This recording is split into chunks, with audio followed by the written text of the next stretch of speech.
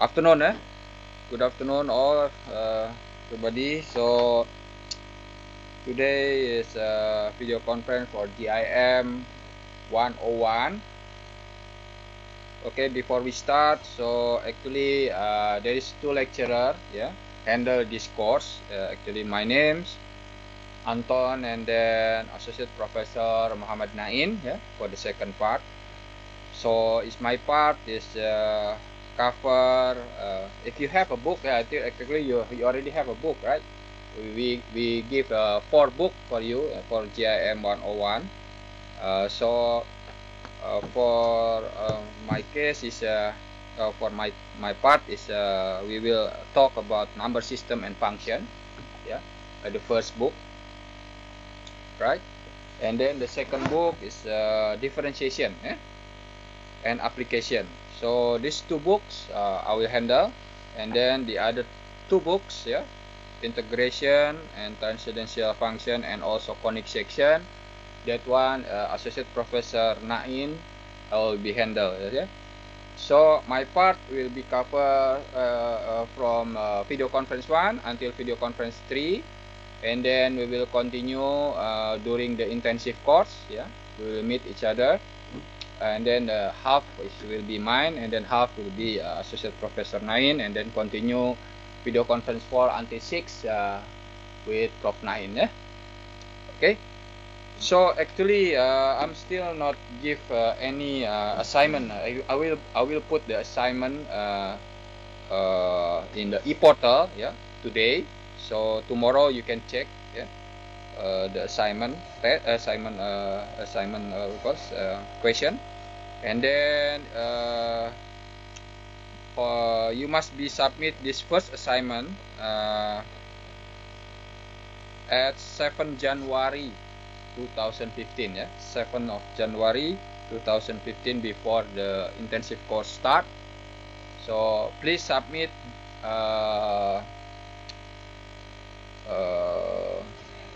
do the deadline, follow the deadline, not submit after that one, because usually my experience, if you submit during some of students submit during the intensive course. So during the intensive course we cannot do anything, because we already marked and we already would like to return to the students, so you cannot submit during that time.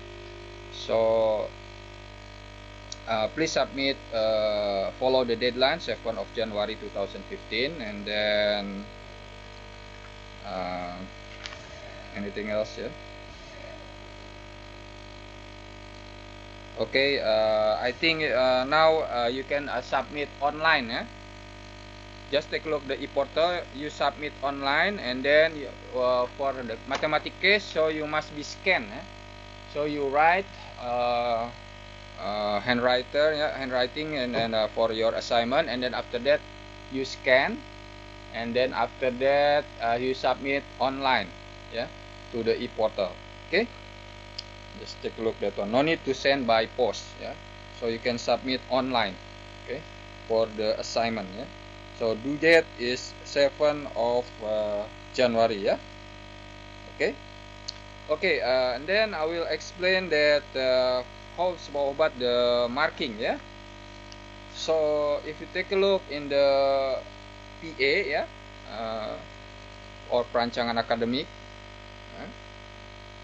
so there is in this course we will give 2 assignment, assignment 1 and assignment 2. Assignment 1 I will be handle. Assignment 2 Prof Nain will be handle.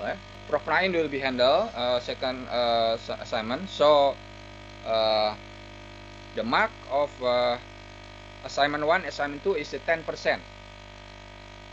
So 10% assignment 1, 10% assignment 2, and 20% is continuous assessment. Continuous assessment will be given during the intensive course, right?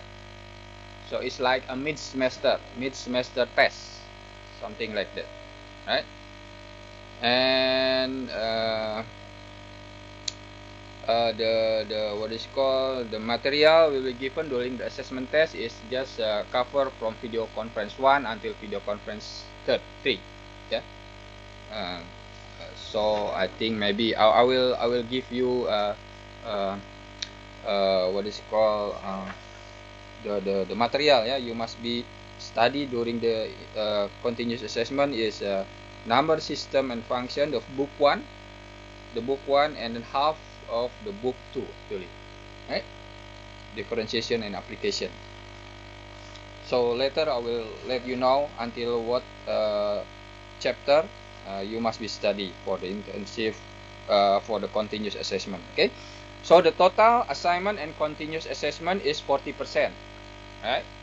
And then 60% is the final exam, right? So please, if you must fight for the final exam. If you can get grade A for the assignment and continuous assessment, at least you can get C for the, if you cannot do anything for the final exam. So fight for 40%. Yeah, if you think it's very hard, but I think everybody would like to get A, right? So study hard to get good mark for assignment, continuous assessment, and then final exam. Yeah. Okay, so before we start, any question for this explanation, right? If not, let's just take a look. I will follow all this book, right? Actually, if you, this book is very easy to understand everything, yeah. And then they will give us exercise at the end of the book, right? So if you take a look after the chapter, there is some exercise, yeah. And then and also we will give also the solution, right? So my advice, you just follow all these things, yeah. Try to understand the theory, because we cannot meet each other like internal student. Internal student, every week we have a normal lecture, and then student every time can meet with the lecturer and ask anything. But your case is different, so you must study yourself, right? So we have a book here, and the book is very I think user friendly. Just we try to give explanation to make it easy for you to understand, and then at the end we give the exercise, include the what is called the answer at the end. So my advice is you just study this one, right? Do the exercise using this book also, yeah. Actually we give 4 books, right? And then during of course during the assignment, maybe we will give another soalan lah, another question, because if we give from the book, it's not fair, right? Because there is the already answer here. We would like to know your kepahaman you, yeah. So never mind, just try, but for exercise, if you don't have time, just try what is in this book, yeah. The important thing you understand the theory behind of this one. That's the important thing, you understand the theory, yeah. Okay, so okay, any question? So study this book, yeah. Study 4 book. We give 4 book, right? So study just this 4 book. Not apa? Don't study any other book, so that will be confusing for you, right? So we give the book, just study that one, right? Okay. Any question? So we can start our lecture now, yeah. So we will take now the first book is number system and function, yeah. Actually this is the very easy book, yeah. So we start with the set. You already know during the SPM or what is the set actually, right? And then at the end you can what we hope is you can you can write the standard notation, and then define empty set, and then draw the diagram frame, yeah? Right? So we can start with definition of set, yeah. Actually this one, all this thing is in the book, right? I just took it a little bit. All right. And then notation, you must know about notation, finite set, and then the way to draw the Venn diagram. It's very easy. Right? Okay, what actually the set? Set in mathematics is a list of collection or group of distinct and well-defined objects actually. Yeah. And set is the basic concept in mathematics. Right? Right? Okay. Object of set may be numbers, people, alphabet, many things. Right? Can be put in a set. Okay. Right?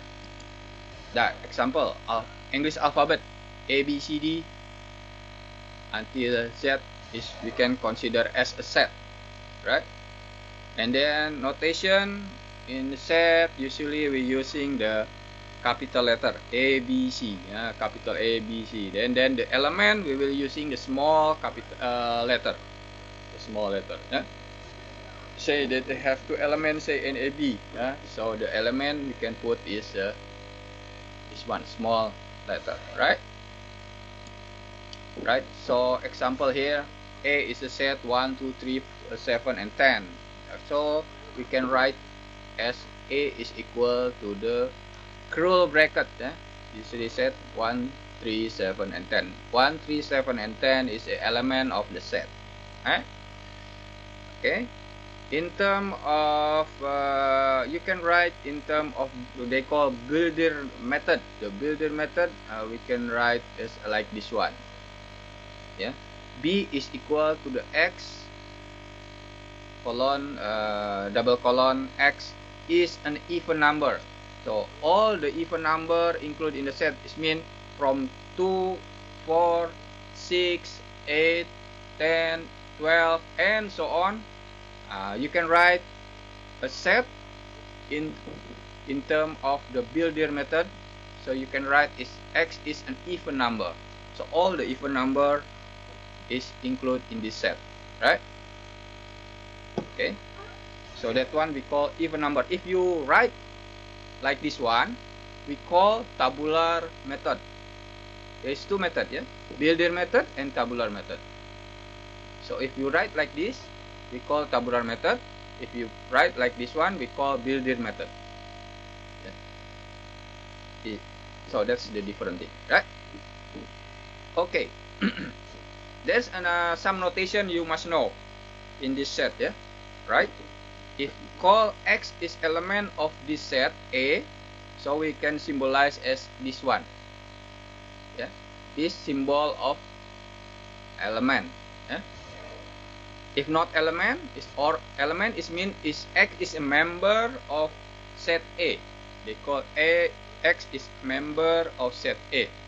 We using notation here element, right? If not, if X is not element of A or not member of A, we can write this symbol, okay? Right? Okay. And set with no element, or empty set or null set, we can symbolize. We can using this symbol or this symbol. Yeah. Okay. These two symbols. Just remember this one. It's very easy, right? Okay. Until this, any question? Clear, right? Okay. It's clear, right? Okay. Now we can continue. There is two types of set actually. One is finite, and the other one is infinite. Yeah. Finite is mean you can count. We can counting. Yeah? And the process will be counting until and then there will be end. Yeah? Infinite, this will be continuous forever. There is no end. Yeah? For example, before that one, this one example, A is 1, 2, 3, 4, 5. This is finite because n here. Yeah? Counting is n till 5. But if B like this, B is this one, see the builder method. X is an odd number. Odd number is mean 1, 3, 5, 7 until continuous. There is no end. So we can call here is infinite set. Yeah. The second one, so this one using the built-in method. Sorry, this one is tabular method. Yeah, the first one is tabular method. The second one is the built-in method. So we can call infinite. Yeah, because the counting process continues forever. No end. Okay. So you know, right, the difference between the finite set and infinite set, right? Okay. Any question until this? So there's another symbol. Okay, there is another symbol for it's called the number. How many the number of order, the order of set. Yeah, it's called it here. For example, here is in the set A. We have the element 5. Yeah, the number of element 5. 1, 2, 3, 4, 5. So this is 5. The number of element inside of this set A, we can symbolize as in A, or using the absolute value, this one, right? So the all is include is 5, right? However, for the second one, B here, right? B is odd number, as I mentioned. If we put in the tabular method, so we will have 1. The element of set B, it will be have 1, 3, 5, 7, 9, and so on, right? There is no end, so we cannot calculate how much the number inside of this element. So we can write is NB is infinity. Okay, it's easy, right? So let's continue. So now just take a look how to write in diagram fan. Yeah. So if you have the set A, B, C, D, for example, like this one, to put in diagram fan, let's say this one, the diagram fan could be like a circle, could be like square, or any diagram. Not necessary like circle like this one, right? But how to write? If we have the set A, so all the element you can put here, or you can also write in terms of the set, the capital this one. No need to put all the element, so you can put also the set A only here. There's two ways to write in terms of Venn diagram. Okay. Okay. So it's easy, right? So any question? Clear, huh? I think it's clear till now. So okay. So now right now we already you know the notation and Venn diagram lah, right? Now we continue after we know already the what we call as diagram Venn or Venn diagram. So we continue now to the what we call is subset. Yeah. So let's say we have two sets A and B. Yeah. And then A is set to the subset of B. We can use this symbol. Yeah. This one is symbol of subset. Right. It means set A is inside of the set B. Like this. Yeah. In terms of the Venn diagram. Okay. Yeah. So if we write in the term like this one, example, yeah, if you have, let's say A is this one in the we write in term of worker. This one is this one we call in the tabular method, in the built-in method. This one, okay.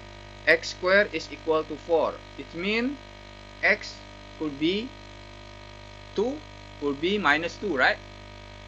So actually here we have the element of set A is 2 and minus 2, and we have the element of B also here minus 2 and 2. So in this case A is equal to B, so we can use equal lah, right? Equal. If for example B is 1 and 2, sorry, it's only 2. Just let's say A is minus 2 and 2, right? And the element B, let's say only 1, 2 only. So it means you can write as this one. Okay. Sorry. Let's changing. This B is become A. In this case, A become B. Yeah. So B is only element B is only 2, right?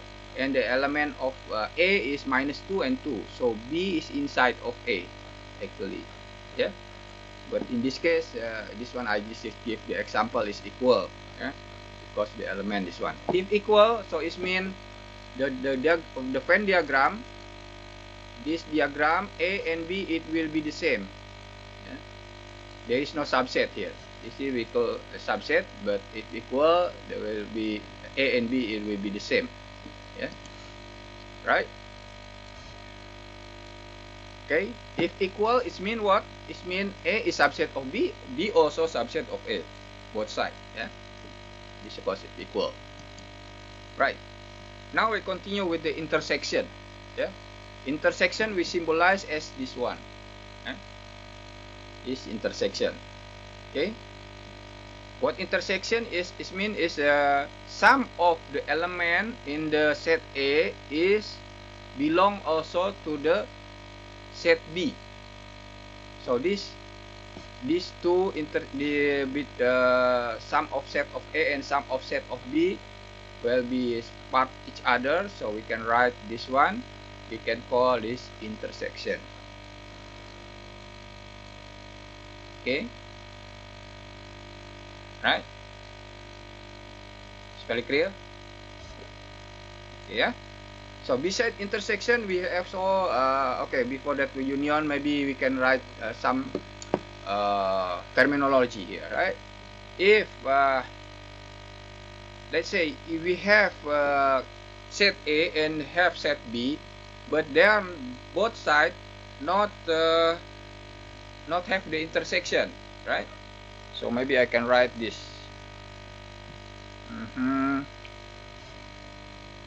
Just write first.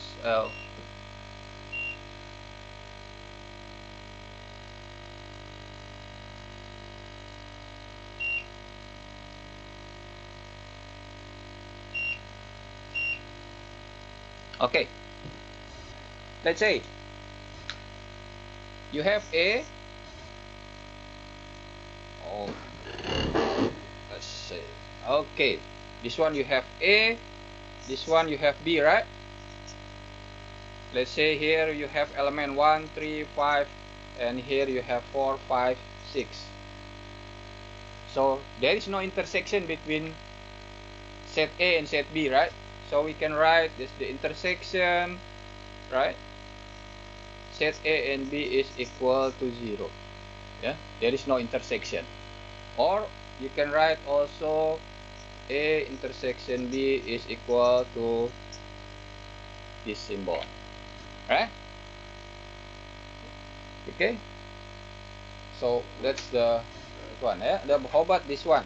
For example, we have set A is 1, 3, 5, and then set B.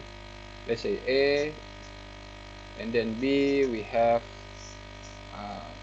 6, 7. So 5 is we call this intersection. A intersection B is equal to 5. Yeah. Okay. So it's easy, right? Okay. Any question? Okay, clear? Huh? So let's continue our lecture. Right? Okay, there is no question.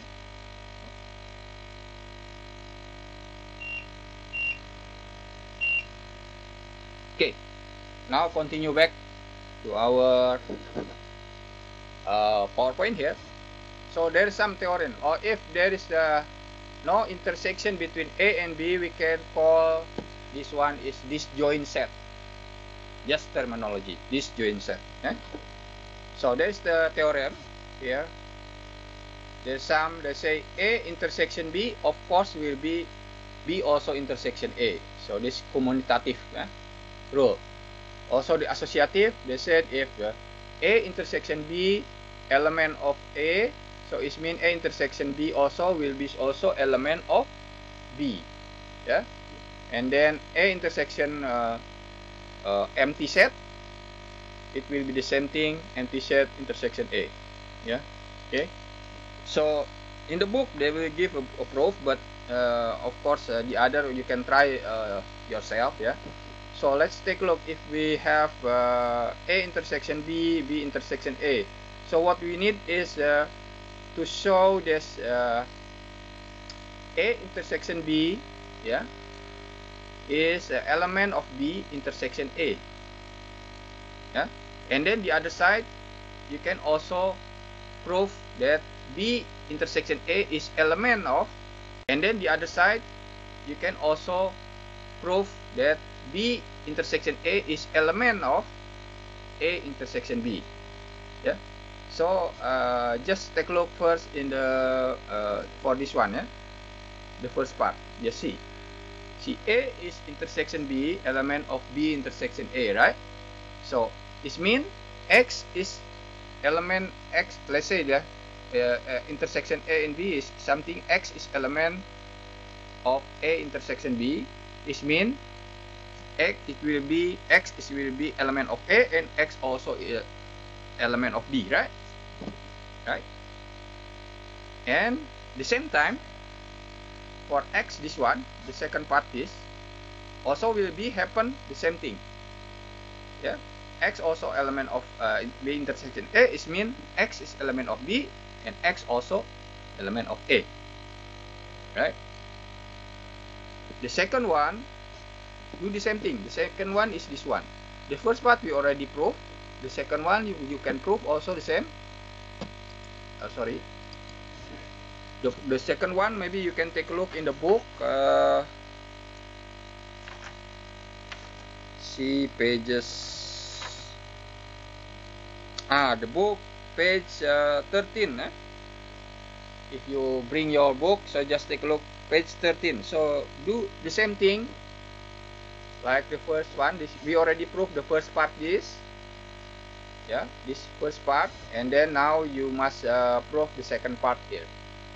So if you prove both sides, so it means we already proved this theorem is true. Yeah. Okay. Why we need to understand and all this theorem, and we need to understand all this proof, because in mathematics, beside you calculating pengiraan, you must understand also to analyze what behind of this theory. Yeah. Mathematics is not only pengiraan, bukan hanya pengiraan sahaja, tetapi you must know also the analysis, or to analyze what happened behind of this theory. Yeah. So in this calculus, beside you pengiraan, you also must know the theory behind of this one. So you also must be understand the proof of the theorem and so on, because sometimes when some of you like to continue master and PhD, when you like to do PhD is philosophy of doctor of falsafah. So you must know, you must derive your own theorem, and then you prove yourself actually, right? So that's one. So you must understand beside of calculation, also the analysis, yeah, the logic behind of the mathematics. Yeah. Okay. Okay. Until this one, there's any other question? Sorry. Okay. Before that one, we already know the intersection. Yeah. Beside intersection, we already also have we call union of set. Union of set symbolized with this. Yeah. X something belong to U, union A then B. So it means all the four element of A, yeah, and all element of B. So A union B is mean all is this element, include the intersection. This is, yeah, belong all these things, right? So example here. So we have element A, set A is element A, B, C, D, E, and set B is C, D, E, F.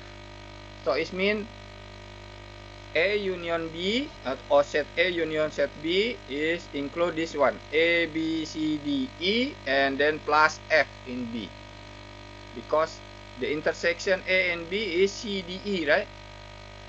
Intersection, but in terms of union, so all is element set in A and element set in B include inside all this union.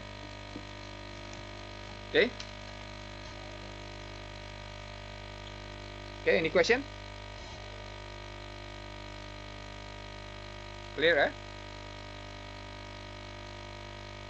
So there is a mic there. If you don't understand, feel free to ask me anytime. Okay. Or if you are malu, you can email me, or you can call me to my office. Yeah. Anything there, so I can explain to you. Yeah.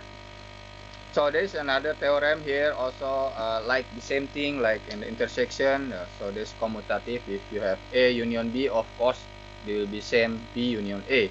This is logic we already know, but sometimes we need to prove. The proof is almost the same like we did in the intersection, but now it's changing with the union here. Yeah. The first part you must prove this one, and the second part you must prove this one.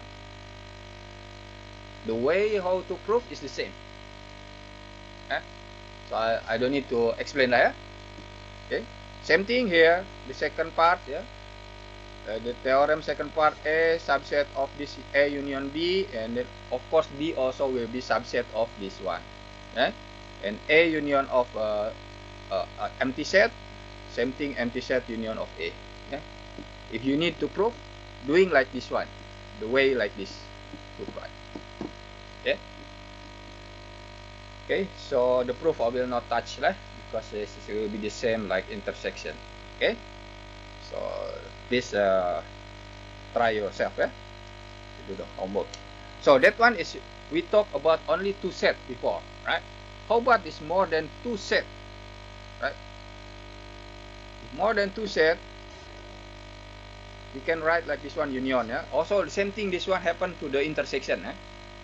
Yeah. So here, usually if more than two, we work with the two set first. Let's say we have 4 here. A union B, union C, union D. So what we do is this: you solve first A union B first, and then we already result from A union B, right? We already know, identified. Then continue with union C. This result of A union B. Then continue with union C, and then the result of this one continue with the union B, one by one. You start from the two set first, right? Same thing for the intersection. Yeah. So this one is 4. It will be can generalize until union N here. So we can use the symbolize in mathematics. Union is this: I start from 1 until N. Yeah, this way called AI. It's just symbol to make easier. Okay, until this one. Any question?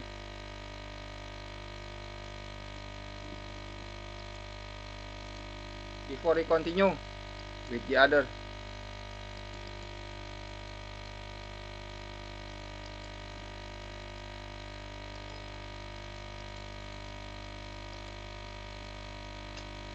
Okay, so you already know the union, you already know the intersection. So now just continue with the different set. Okay, different set. Let's say you have set A and B.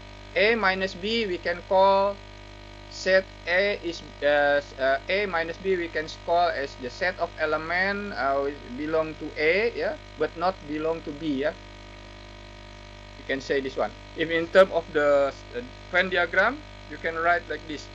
This, the yellow one, we call A minus B. Yeah. all the element belong to A but not belong to B. Some part of the element of A is here. This one is belong to B.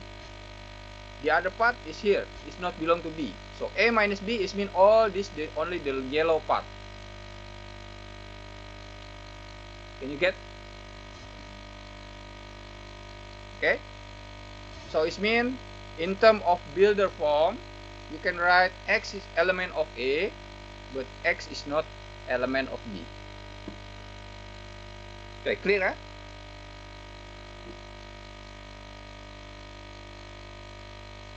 Okay.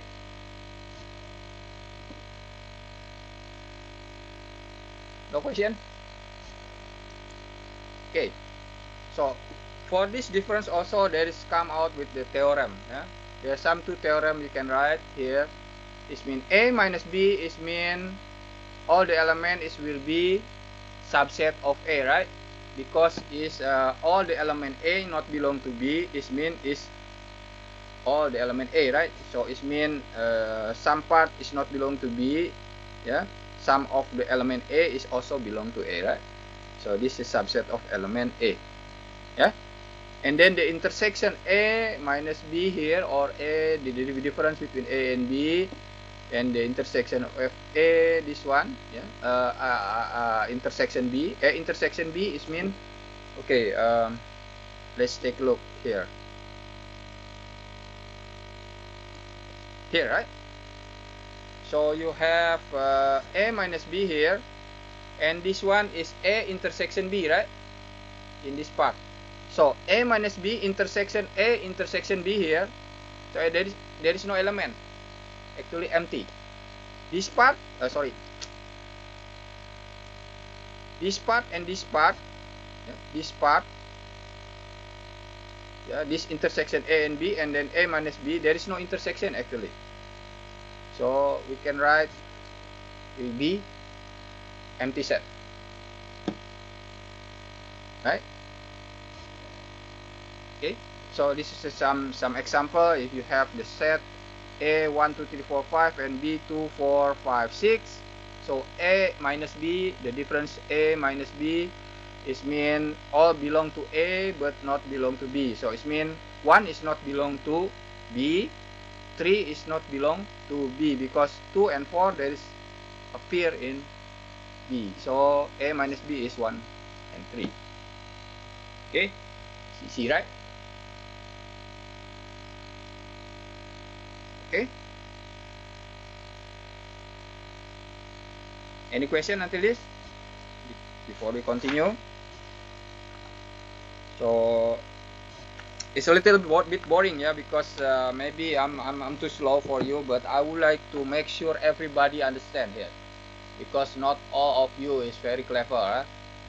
So otherwise I can move faster, right? But some of you will be complain to me, so I don't want to have a complaint. So I make sure everybody understand here.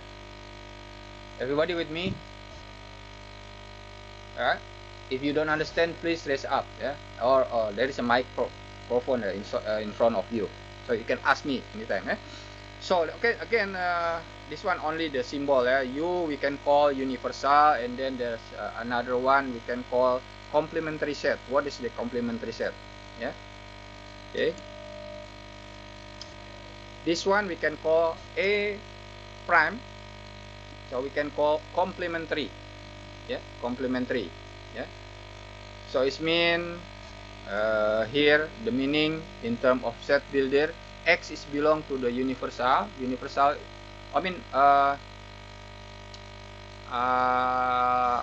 must write the universal is okay. Maybe I can write this.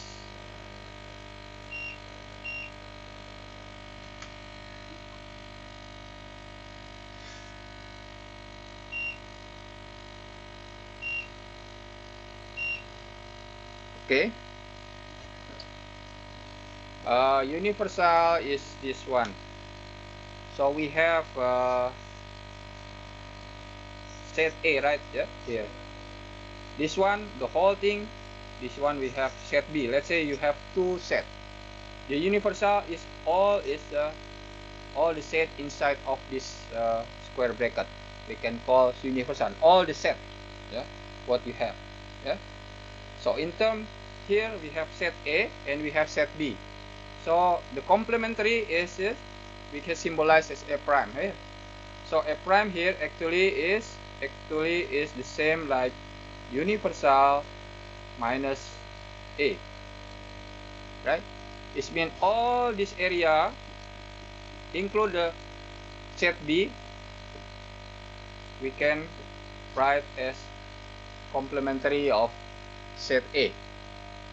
Okay, yeah, beside the set B maybe there is another set here, right? So all this one, so it means we can write this, yeah. Insert the set builder is A prime is X actually is belong to the universal, all this X, but X is not element of A. This inside of this one is not included in this A complement, yeah, right? Okay, so we can write in terms of the set builder is A prime is equal to the X, yeah. X is belong actually to the universal, sorry, yeah, and X is not element of A, right? So it's not element of A here. Okay, okay, clear, eh? Okay, can I continue, yeah? Okay,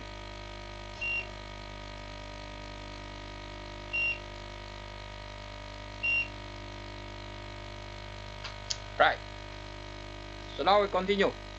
So there's an example here. For example, you have U or universal, set universal is 1 until 8, and then you have let's say set E is 2, 4, 6. So all E complement is all this element, sorry, all the number beside this element E. So 1, 3, 5, 7, 8, yeah, include this one. Okay, okay, there is no question, eh? Okay, so again here there is some theory, yeah, some theorem for the universal set and complementary set. So set A union complementary A, so will be universal set, yeah? And intersection will be empty set, yeah? The intersection will be empty set, and then universal complement here is empty, and then empty complement will be universal, yeah. Okay, and A complement, and then you complement again, you will get the set A, right? And then A minus B, yeah, it mean the same thing as A intersection of B complement, yeah. So let's say the other one just give this in the book, we need to prove the, just focus proof number 5 lah, yeah, number 5. So number 5, what would you need is just to show this A minus B is subset of this one, and the other part also you must prove A intersection B complement subset of this part. So you only need to prove this and this is easy, both sides, yeah. Let's say take a look the first one. Okay, A minus B is subset of A intersection B complement, right? Right, so it means X is a element of this A minus B, right? It means what it means is this X is A minus B. It means X is element of A, right? But X is not element of B. Now just take a look here, A intersection B prime. So it mean there is it mean A also, X also in element of B A, right?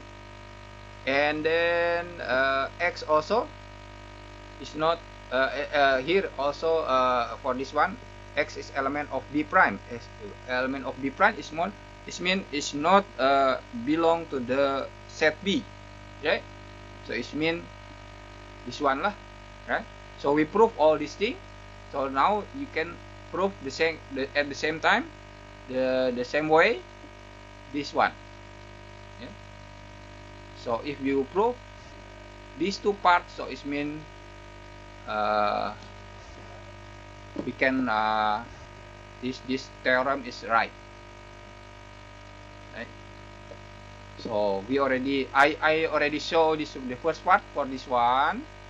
Yeah, in the book also show only this one, and this in the book I think they show both sides. Yeah. So this one, if you take a look in the book, as page. Let me see.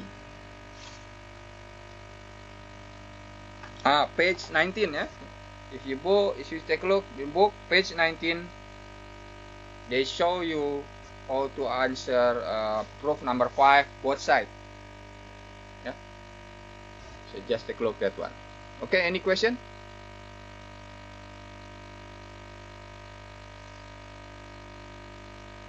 Okay. So if not, so just continue. We also have a rule operation here, right?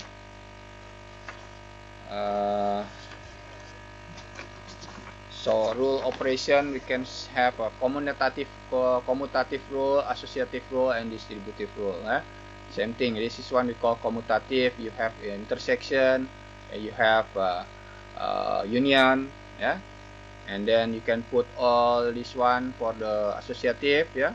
If all union A, union B, union C, you can write as the bracket. This one is the changing the bracket, right? Distributive, there's a combination between union and intersection. Okay. So okay. So okay, and then the identity rule. Identity is mean any operation you make, they will come back to the original set what you set. Yeah, what you want. For example, here A union of A union of the empty set, so it will become the A itself, right? A intersection of union, it will become to A itself, right? So this one we call identity. Yeah. And then you have complementary. Complementary if you using the A prime. Yeah. A prime, all this one prime, complementary. Yeah? And then there is another we can call the Morgan. The Morgan the Morgan rule is mean if you have the we play with the complementary rule, but if you see if you inside the bracket A union B prime, so actually it will be the same is with the A prime intersection B prime. Other side also same thing. If you have intersection, there will be union here. If you have union here, it will be intersection here. This one we call the Morgan rule. Okay. Okay. Any question? So there is a proof lah. A proof. You would like to see this one is associative rule. Yeah. You just prove I just make a random here. For example, if you have A intersection B intersection C, this must be equal to this one. What we need to prove is again, see, the proof is actually easy. You just changing this equal become a subset here, but both sides. This one is for the the left side and the right side, right? Intersection, and then you changing. Now the right side is a subset of the left side, like this one. Yeah, all the proof same. Using the X is element and so on and so on. For the 3b also the same thing, right? 3b, you have the union, the intersection. You need only to prove this one equal, changing with the subset here, yeah. Left hand side subset of right hand side. At the same time, you must put the right hand side element of the left side, yeah, both sides. This element of this one, or element of this one, both sides. That's one how to solve the proof. So it means equal. If we prove this equal, must be both sides. Left hand side is element of right hand side, and right hand side is element of the left hand side. This and this you must prove. Also this one, this and this you must prove. Yeah. The real proof actually you can see in page 21, yeah, and then 22, yeah, in your book. So just take a look, study that one, yeah. I will not go through for this one. Please, after back from this video conference, study that one, right? And then after you understand all these things, please do the self-assessment question here, yeah. There is 4 questions. Please answer that one, yeah? And the solution also at the back. See this one. There is a solution. It's all from all the number. So that's just the end of the chapter 1 lah. Yeah. Any question?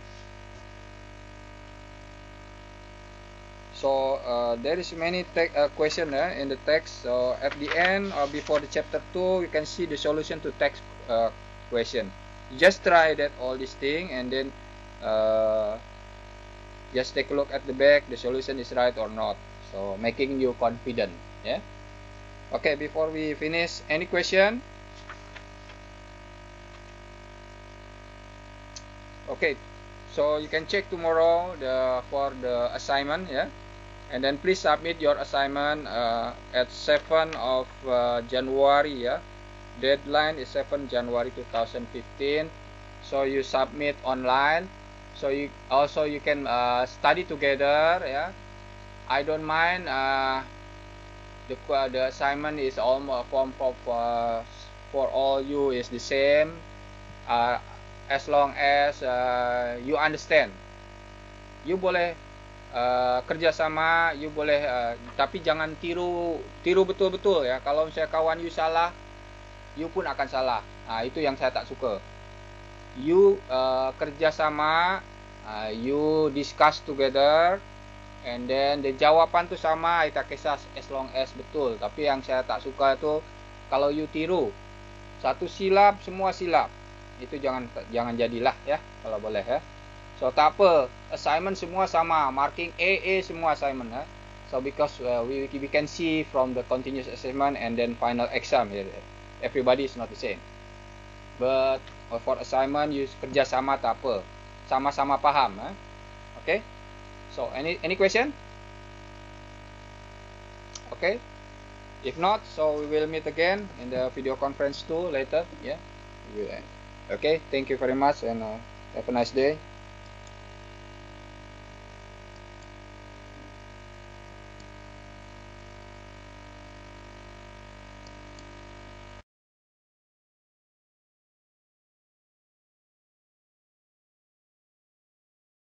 For JIM101 calculus, first of all I would like to apologize that I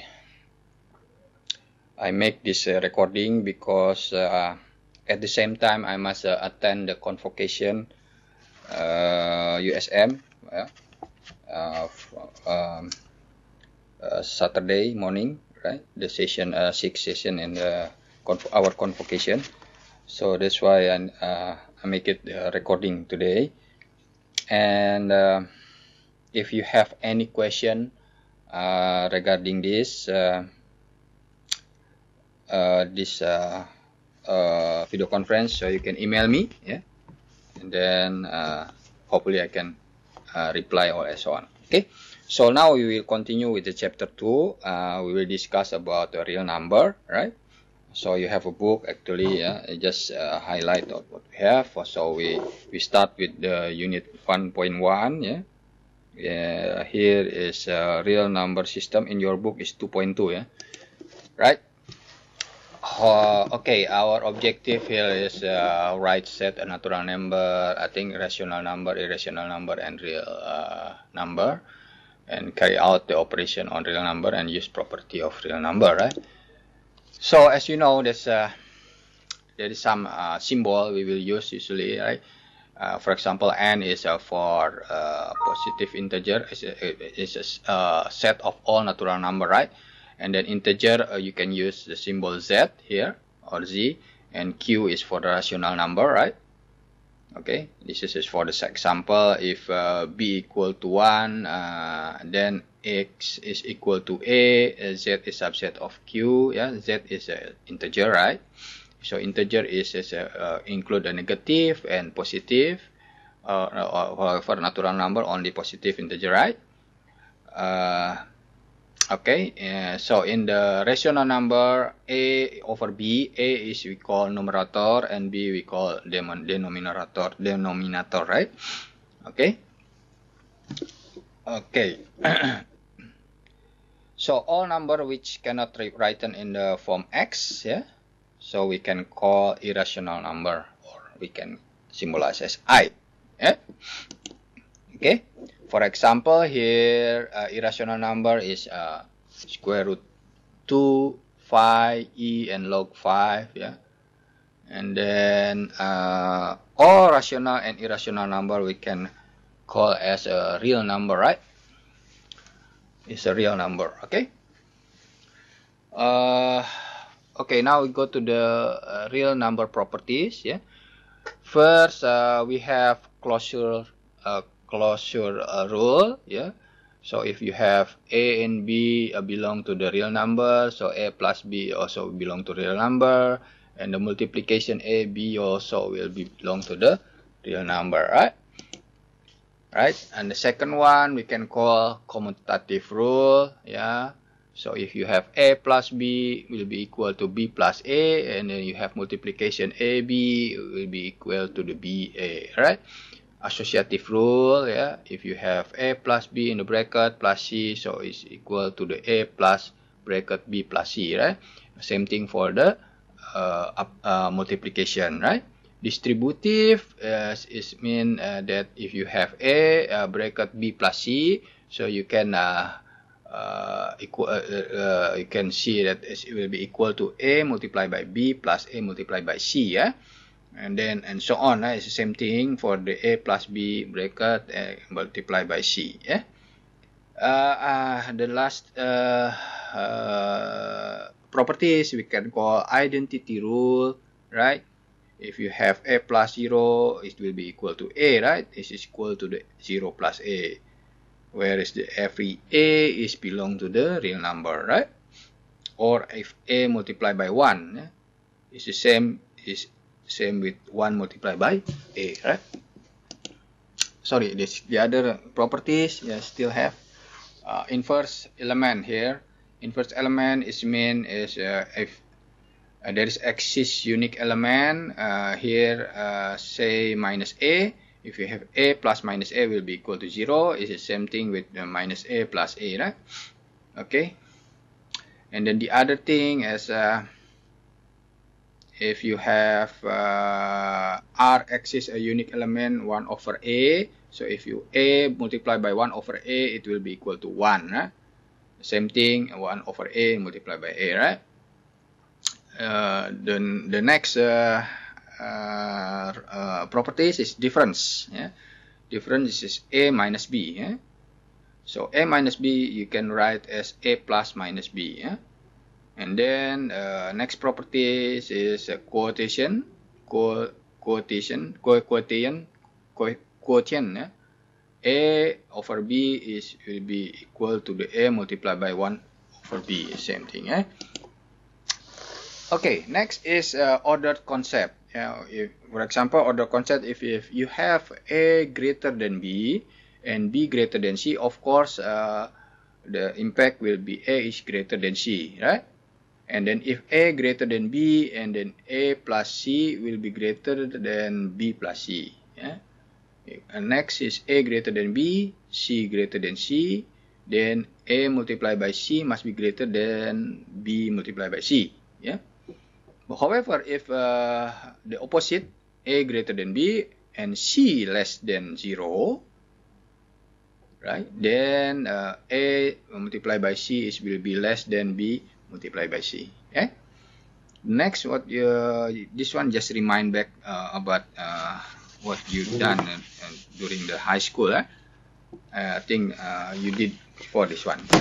So factorization. Factorization. So if you have sequence at A1, A2, A3 until AN, and so on, where is the all is belong to the real number. So A1, A2, A3 until AN we can call factors of A. Yeah? And then some basic identity of the factorization, we can see A square minus B square, it will be equal to the A plus B multiplied by A minus B. Yeah. Second one, for example, if you have A square plus 2AB plus B square will be equal to A plus B square, right? And so on. Yeah. If you have A square, A power 3, sorry, minus B power 3, number 5 here. So you can write as A minus B multiplied by A square plus AB plus B square, right? And so just take a look all these things, right?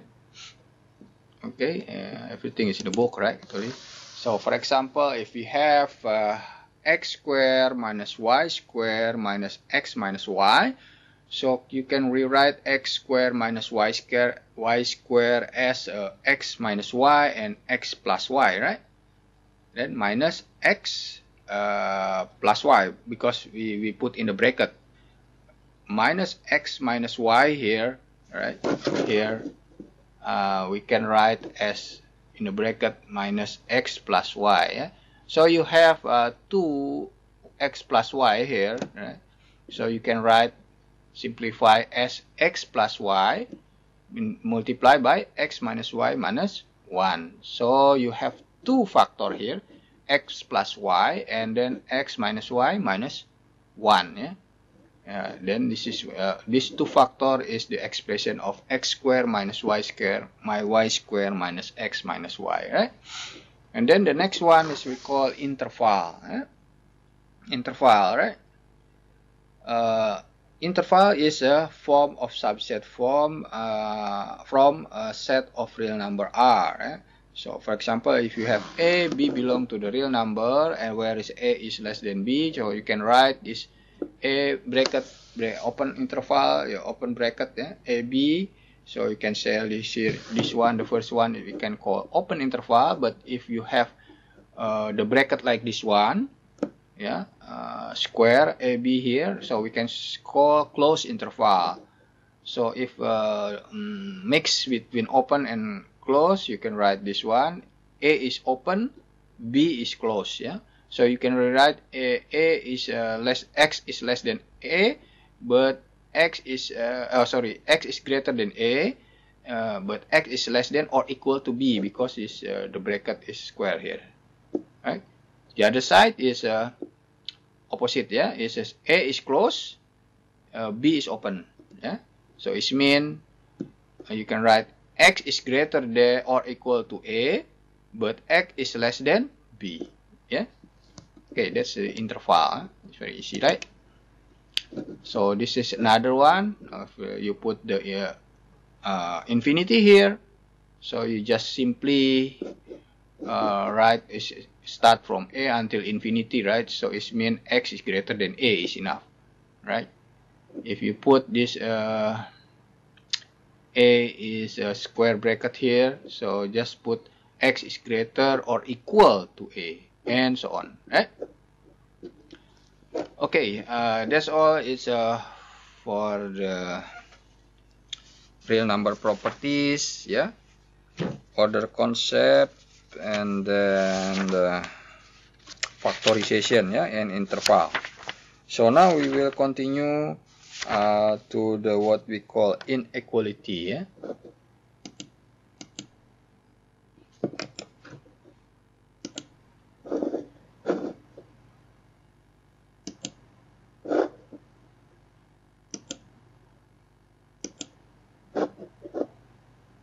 Okay.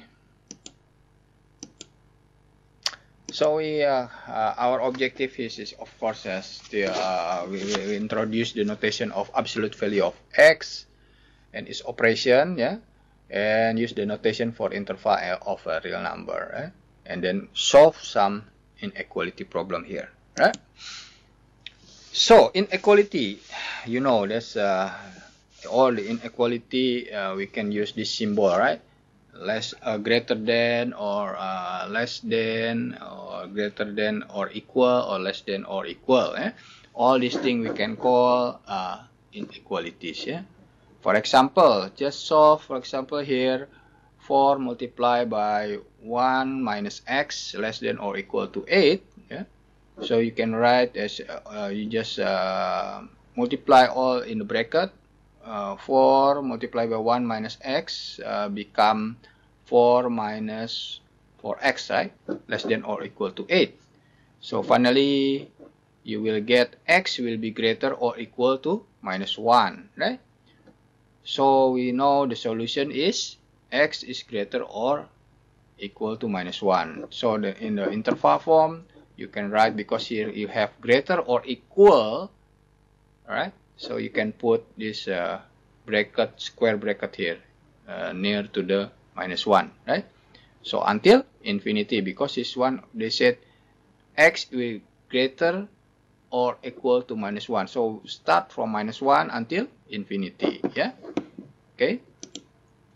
Okay, this what we call absolute value, right? Absolute value is meaning if you have absolute value of x, which meaning they have a three meaning, right?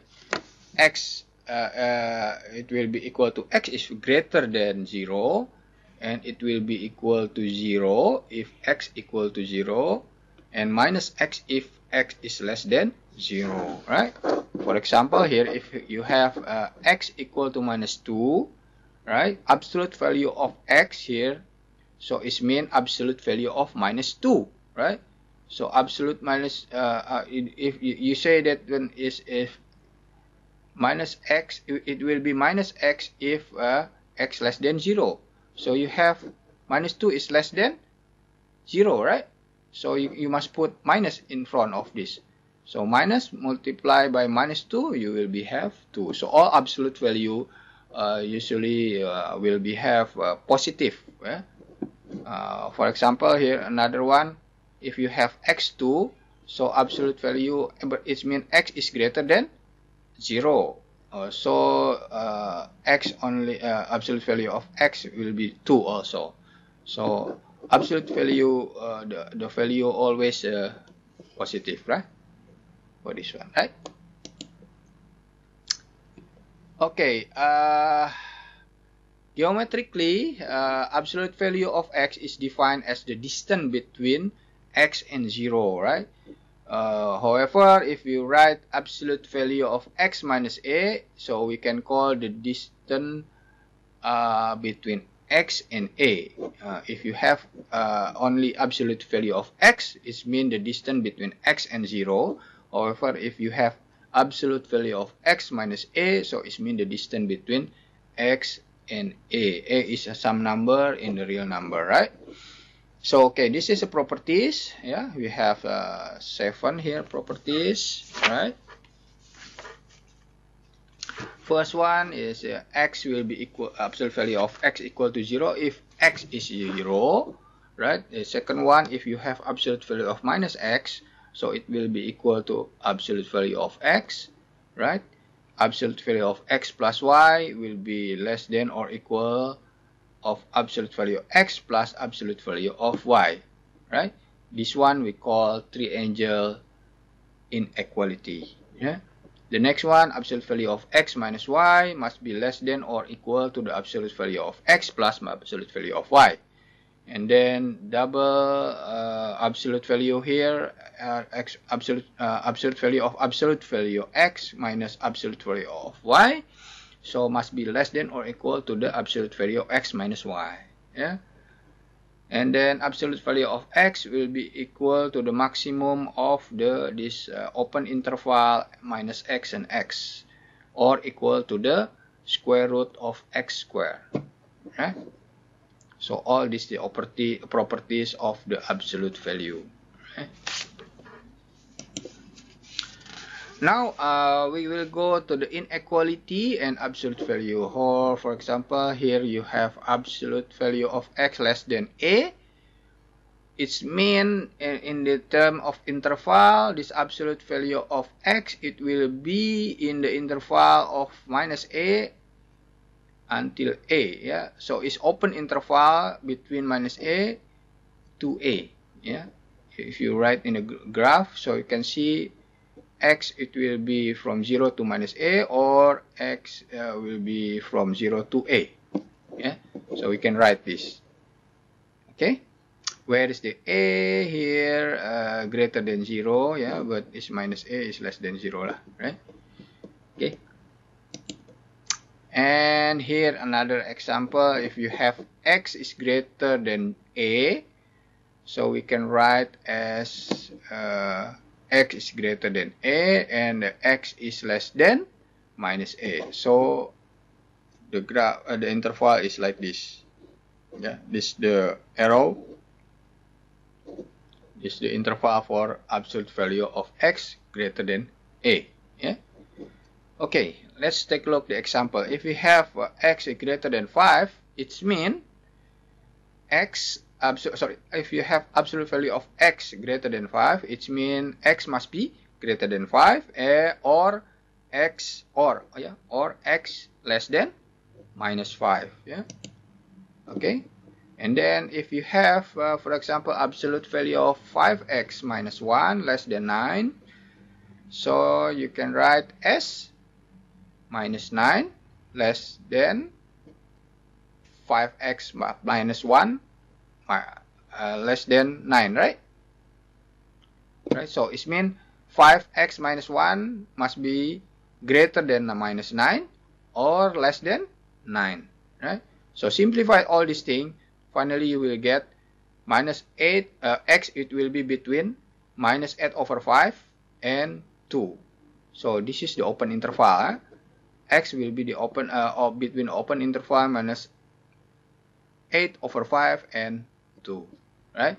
So you can write in terms of the set like this one. Right? So it's simply, right? It's simple, right? Okay. So this is a conclusion. I think it's not okay. Then next we can continue with what we call chapter 3. Yeah. If you have any question regarding chapter 2, so you can email me. Yeah. So now we move to the complex number. What is a complex number? Yeah. Okay, let's consider first, yeah, quadratic equation, right? So if you have ax square plus bx plus c equal to 0, where the a is not equal to 0 and bc is belong to the real number, so to find the x value, so you can use this formula, right? Minus b plus minus square root b square minus 4ac divided by 2a, right? Where is the in the square root here, b square minus 4ac must be greater or equal to 0, otherwise you cannot solve this x, right? Okay, so this is the condition to find the x, right? For example, if we have 2x squared plus 3x minus 5 equal to 0, so you will have here a will be equal to 2, b equal to 3, c equal to the minus 5. Yeah. So check the b squared minus 4ac must be greater or equal to 0. Here you got 49. 49 is greater than 0, so you will get the x, yeah, value. So you will get x value, right, is minus 3 over 4 plus minus 7 divided by 4, right? So you will get x equal to 1 and the other x is minus 5 over 2. Both is belong to the real number, right? It's not complex number, right? Now the question is, if b square minus 4ac less than 0. So this root quadratic equation are not real anymore, right? But we can call not real number, right? But we call a complex number here, right? Let's take a look at the example again. Now we have here, for example, 2x squared plus 2x plus 5 equal to 0. So you will have a is equal to 2, b is equal to 2 also, and c equal to 5. Yeah. If you check b squared minus 4ac, you will get negative, minus 36 here. So it means you cannot get the real number for x. Yeah? So x will be equal to the minus half minus square root minus 36 over 4, and the other x is minus half plus square root minus 36 over 4. So how to solve this one? Because we cannot solve this square root minus 36, right? So okay, so how to do this one? So now what we can do is put what we call the name of complex number, right? So we just put what we call I is imaginary number here, yeah, whereas the I is equal to the square root minus 1, right? So I square is mean minus 1, right? So the square root minus 36 you can write as square root 36 multiplied by minus 1, right? So you can separate because you have I here. I is equal to square root minus 1. So square root 36 multiplied by square root minus 1. Right? So square root 36. So square root minus 1 you can changing with the I here or imaginary number. So the last thing you will get the solution is 6i. Yeah. So this we call complex number. So just put another symbol we call I is or imaginary number, right? To help solve this square root of negative, right? So now let's take a look. If you have in general square root of minus k, yeah, where is k is a real number, right? And k is greater than 0. So same thing like square root minus 36. So you can write as like this one. So finally you will get square root of k multiplied by I. Yeah. Okay. So now let's back to our example here. 2x squared plus 2x plus 5. So we already know that we have x equal to minus half plus square root minus 36 over 4, and the other x you have minus half minus square root minus 36 over 4, right? So how to do this one? So just changing with the square root of minus 36. So you already know that will be equal to 6i. Yeah? So just changing the square root of minus 36 with the 6i.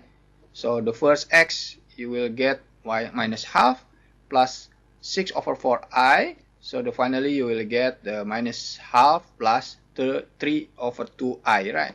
The other x you have minus half minus 6 over 4i, and then finally you will get after simplified you can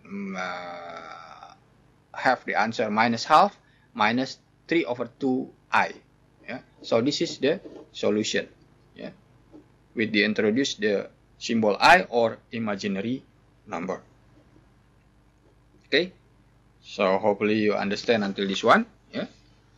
If I'm moving too fast, I think you just take a look back your book. Yeah, because everything is in the book. Yeah, and if you still don't understand, so you can email me.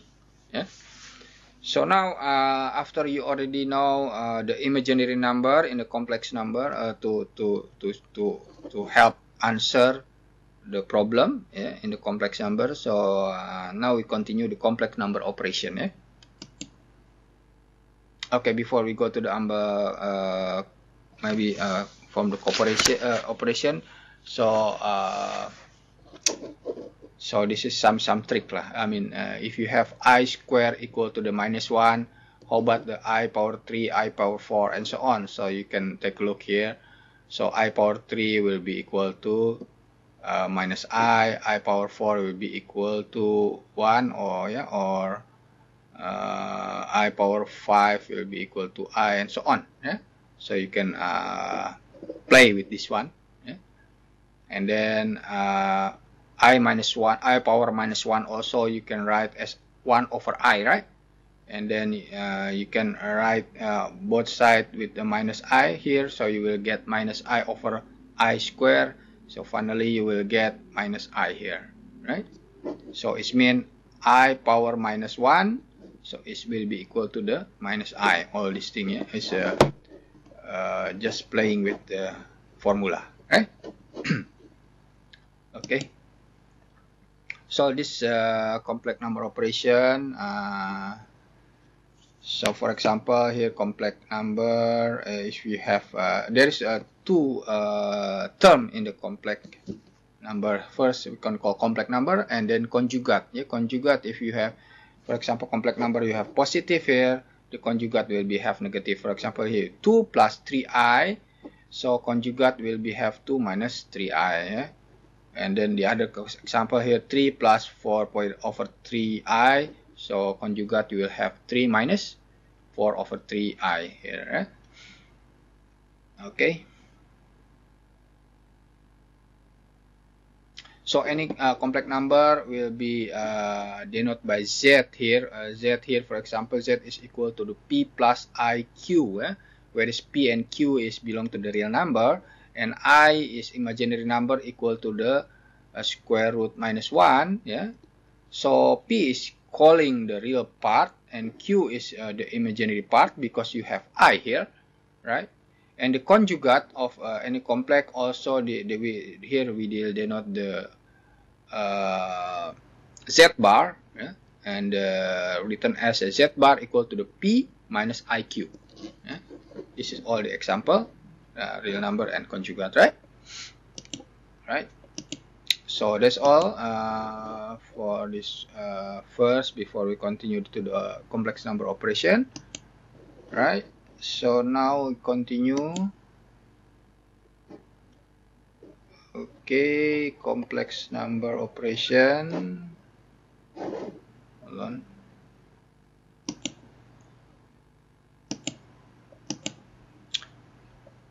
Okay, let's take a look. So in this section, so we will discuss the addition, subtraction, product, and quotation of two complex number, right? So for example, we start with the addition first, yeah, addition and subtraction. Yeah, so you have, for example, a plus bi plus c plus di. So you can rewrite this, the real part is a and c, right here. So you can put all together a and c, and then you put the imaginary part bi and di all together. If you have subtraction, same thing. You have a minus c, for example, here, plus b minus d multiplied by I here. You can put all b minus d multiplied by I here. You can put all the real part in the first part, and then the second part is the imaginary part. Yeah. Okay. And then next is, for example, yeah, you have here 2 plus 5i plus 4 minus 8i. Yeah. So you can simplify 2 plus 4 all in the same bracket, and plus 5 minus 8 for the imaginary part multiplied by I here. So finally you will get 6 minus 3i. Yeah? Right? And then other example, for example, here minus 3 plus 4 minus 2i here. You have two real part, minus 3 and 4, right?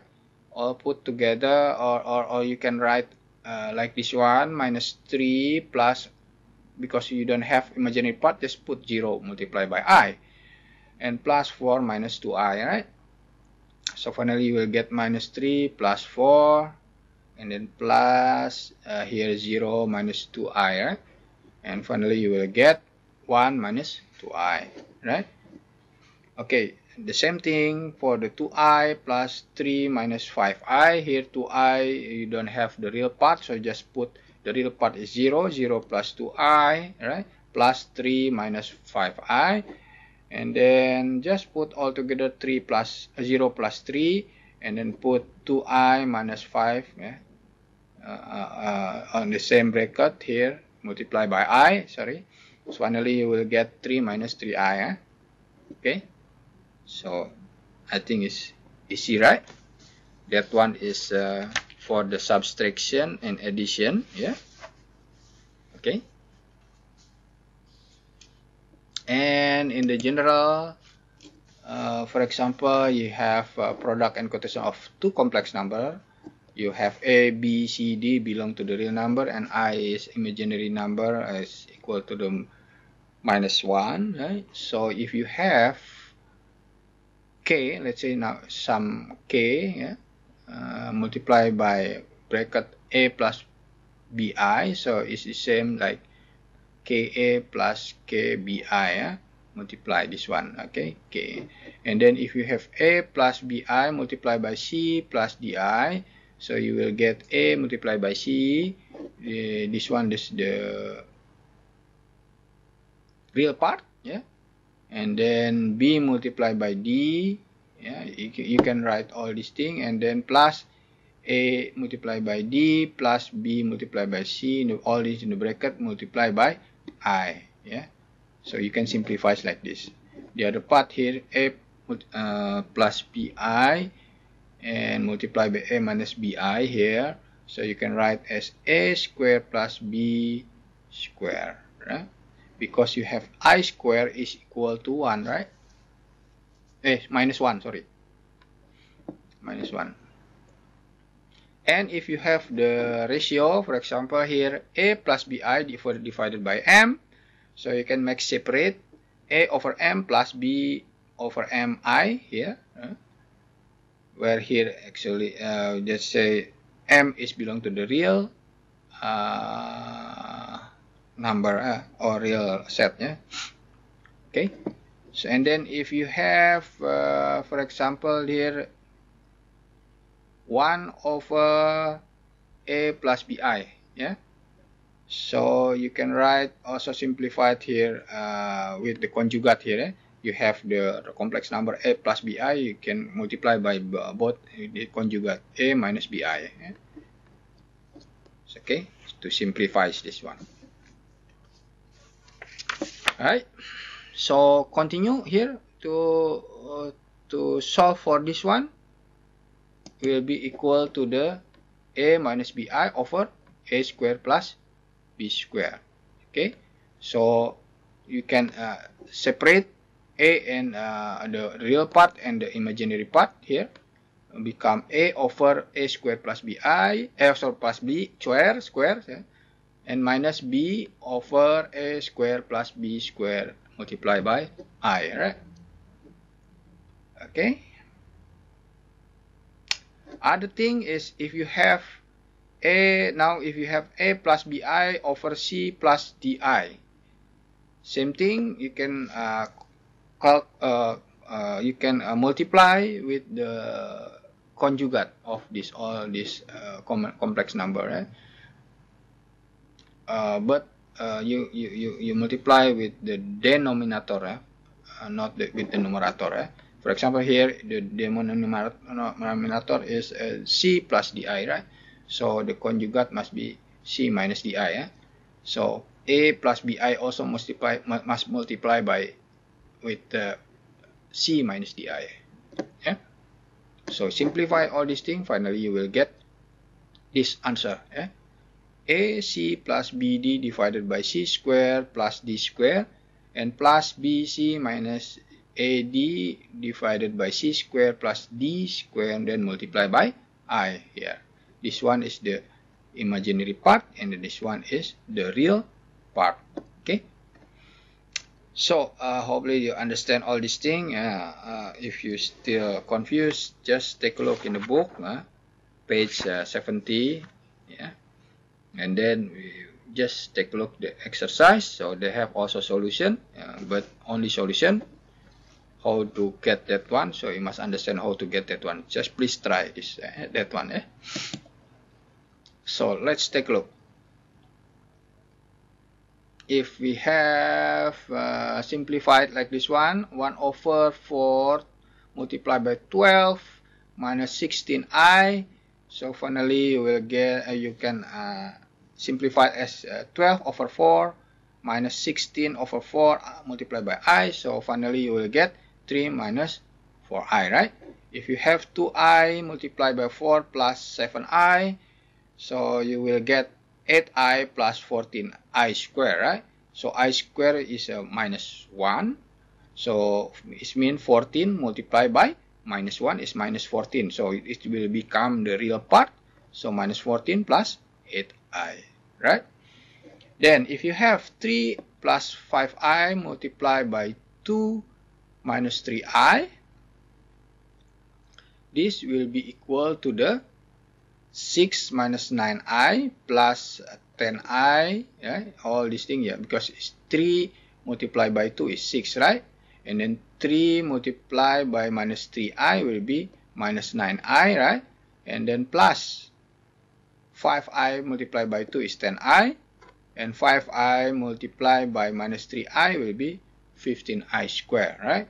So you have 15i square. I square is minus 1, right? So finally you will get positive 15 here, right? And then you have minus 9i, you have plus 10i. Finally you will have positive i, right? So 15 plus 6, it will be 21, and then plus I. This is the last answer. Yeah? Okay, so next example, if you have 5 plus 4i divided by 2i. So remember, you have the denominator 2i here. So multiply by the conjugate. Yeah? Multiply by the conjugate here, minus 2i, and then the denominator also must multiply by minus 2i. Okay, so 10 multiplied by 2i, you will 5 multiplied by 2i, it will be minus 10i, and then 4i multiplied by minus 2i, it will be minus 8i. However, I square is minus 1, so minus 8 multiplied by minus 1, you will get positive 8 here, right? And then 2i multiplied by minus 2i will be equal to the 4 multiplied by minus 4 multiplied by I square. I square is minus 1, so finally you will get positive 4, right? Then this is the answer. The last answer is because 8/4 is 2, and then this is minus 10i/4, so you can simplify as minus 5i divided by 2. Okay, so that's actually some of the example we did. Yeah. And then there is other formula. Yeah. So if we have, for example, the expression a plus bi power n, yeah, or here a plus bi in the bracket all this thing power minus n, for example, where is the n is integer. For example, if you have n2, so we can calculate easily, right? But if the n is greater than 3, so it will be we will be facing the problem. Yeah? To handle this, so we can use the binomial expansion. Yeah? Here the formula.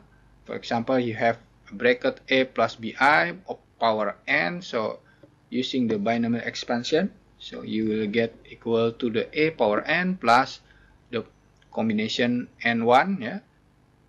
A power n minus 1 multiplied by bi, and then plus combination n2 multiplied by a power n minus 2 multiplied by bi square plus on so on, right? And then where is the combination nk? Here you can write as n power permutation, yeah, divided by nk permutation multiplied by k permutation, yeah. Where is the n here must be greater than k, yeah? Otherwise it will be negative here, yeah? Okay. So hopefully you understand this one, yeah. So we will continue with what we call equality of the complex number. Before that one, maybe there's some example in the binomial expansion, yeah. So here, for example, you have 3 plus 2i minus 3 plus 2i what is called power minus 3. So if you power minus 3, so it means you can express as 1 over 3 plus 2i power 3, right?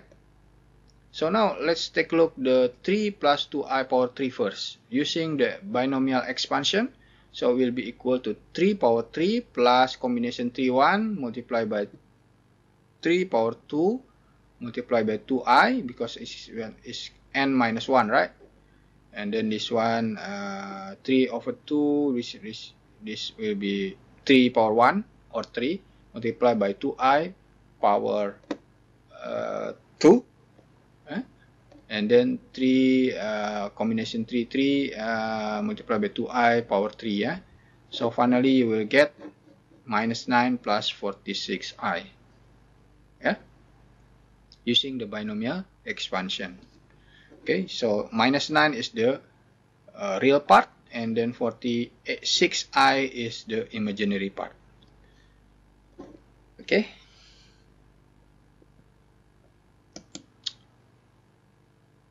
Okay, so now continue because our question is 1 over 3 of 3 plus 2i power 3, so it will be equal to the 1 over minus 9 plus 46i. Yeah? Again, here you have minus 9 plus 46i, so you can multiply with the conjugate minus 9 minus 46 here for the denominator, and then also for the numerator multiply by minus 9 minus 46i. Yeah? So finally you will get minus 9 over 2197 minus 46 over 2197i. So this is the final answer. Yeah. Okay. So that's for the binomial expansion. Yeah. Okay, so now we continue for the last presentation here for the complex number. I still have we just now unit 3.5, yeah, so we call equality of complex number. Okay. So now let's take a look. We have A, B, C, D belong to the real number, and you know, you have imaginary number I is equal to the square root minus 1, right? Okay, let's say A plus BI is in C plus DI is said equal if only if both the real part and the imaginary part are equal. Yeah? So we can say A plus BI equal to C plus DI. It means A must be equal to C and B must be equal to D, right? In this case, right? So now if we have complex number Z will be equal to P plus QI equal to 0. Yeah? So it means P must be equal to 0 and Q must be equal to 0, right? Okay, let's take a look the example here. Right? So for example, if we have P and Q like this one, P plus QI multiplied by 3 minus 4i must be equal to the minus 2i how to answer this. Okay, you simplified all this thing, become 3p multiplied by 3, it will be 3p, and p multiplied by minus 4i will be have minus 4pi, right? Qi multiplied by 3, you will have 3qi, qi multiplied by minus 4qi will have minus 4qi square, right? Equal to the minus 2i, okay? So the real part, here you have 3p and you have, okay, here, because here I square is minus 1, so it's the real part, right? So become a positive 4q. So put all together 3p plus 4q, and then the imaginary part you have minus 4pi, and then plus 3qi. So you can put together 4p plus 3q multiplied by I here, right? Equal to the minus 2i, okay? So you have here the real part actually is equal to 0, right? Because here only minus 2i, you have only the imaginary part. So you don't have the real part. So real part, it will be equal to 0, and the imaginary part, it will be equal to the minus 2. So it means minus 4p plus 3q must be equal to the minus 2, right? So easily for solve these two unknown, so you will get p is equal to the 8 over 25 and q will be equal to the minus 6 over 25. Yeah, so you can solve yourself using the linear algebra here. Yeah, okay. So next question, next example. Yeah, example, you have p plus 2i multiplied by q minus I and equal to the 6 plus 7i. Yeah? Same thing, you simplify, yeah, all this thing, and then put together the real part. The real part, you will get pq plus 2, because here minus 2i square is equal to the minus 2 multiplied by minus 1, right? And then the imaginary part, you will get p plus 2q multiplied by I here, it must be equal to the 6 plus 7i, right? So the real part, you have pq plus 2 equal to 6, and the imaginary part, you have minus p plus 2q equal to the 7. Same thing using the linear algebra, so you will get p and q here. Yeah. First, okay, you can write like this one, pq, because you have plus 2 equal to 6, so it means pq is equal to 4, because 6 of minus 2, right? And then the other part, minus, you have minus p plus 2q equal to 7. So you have this, right? You can solve. So there is two answer actually you can get. First, you can get p minus 8, or you can p, and the other part you can get p equal to 1, and q, and the first part you will get minus half, and the other part you can get 4. So there is two what is called possibility to get the answer for this. Yeah, okay. So the next one, what we call the Argand diagram, how to graph the complex number in terms of diagram, right? So if you have, for example, 3 plus 4i, so just take a look, 3, it will be in the x-axis, and 4 it will be in the y-axis. X is the real axis, and then y we call imaginary axis. Yeah. So 3 plus 4i, it will be in this position, whereas the x is 3 and then y is 4. Yeah. Okay, this we call what we call Argand diagram. Yeah. If you have 3 minus 3i, it means you have 3 in the x-axis and minus 3 in the y-axis. Here, the position, right? And then the other one, for example, minus 2 plus 2i. You have minus 2 in the x-axis. You have 2 in the y-axis. Yeah. So you have minus 2 plus 2i, right? And then the last one you have, for example, here minus 3 minus 2i, so it means minus 3 in the x-axis and minus 2 in the y-axis, so you will get this. Yeah, so hopefully you can get it, right? Okay, the next one we call modulus. Yeah, modulus and argument. What's the modulus and argument? So let's say consider the z, the complex number z, equal to the x plus yi. Okay, so here we can see, yeah, right, if you put in the graph, x is the real number, y is the imaginary axis, x is the real axis, yeah. So if you take the line here, so here we can call z is equal to x plus yi, or we can symbolize as pxy. Yeah, there is the theta here. Yeah, so the x-axis is x, yeah, and the y-axis is y here. Right?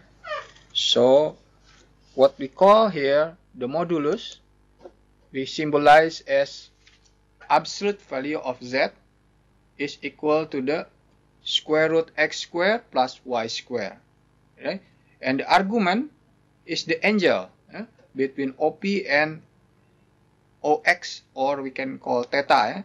So here we can denote, we can call argument, or or symbolize as arg, yeah, argz, argz, yeah. And argz is given by cosinus x and the sinus x. Yeah? So for cosinus x is x over square root x squared plus y squared, and for the sinus x is y over square root x squared plus y squared. So this we call argument or arg bracket z in this one. Yeah? Okay. So we have many theta. I think it's not only theta. Maybe we have also theta plus 2p, theta plus 4p, and so on. Eh? So it means theta can be added by multiply of 2 theta. So it's for 2 theta plus 4 theta plus 8 theta and so on, right? Without changing the position of p. So the p is still there, but the theta maybe they will be vary, right? So and then normally theta will be in the interval of minus v and v, right? Okay. So this one we call the principal value of argument. Yeah. So based of this interval theta in between minus v and v, so we can say that for complex number which are situated in the first and the second quadrant, their argument are positive. Yeah. So we can say theta it will be 0 until 5. However, if the complex number situated in the third and fourth quadrant, so the argument will be negative. So theta it will be start from minus v until 0, right? So maybe you can write as like this one, yeah, this is the graph, right? This one, the first diagram, the first quadrant is positive, theta positive will be 0 until theta. Yeah? If the third and the fourth, it will be negative. Yeah? The first and the second one, it will be positive. Yeah? This we can call angles in the quadrant. Yeah. Okay. So this one is an example. Yeah. So I think we are running with the time. Yeah. Just try to find a modulus for this one. Yeah? Let's say we have the complex number z equal to 3 plus 3 multiplied by 3i, yeah? Square root 3i, sorry. So you can find the modulus with find the absolute value of z, square root of 3 power 2 plus 3 multiplied by square root 3 power 2. So finally you will get 6. Yeah? And then so we already know the modulus here 6, and then for the argument you have cosinus theta and sinus theta. So cosinus theta you will get half, and then cosinus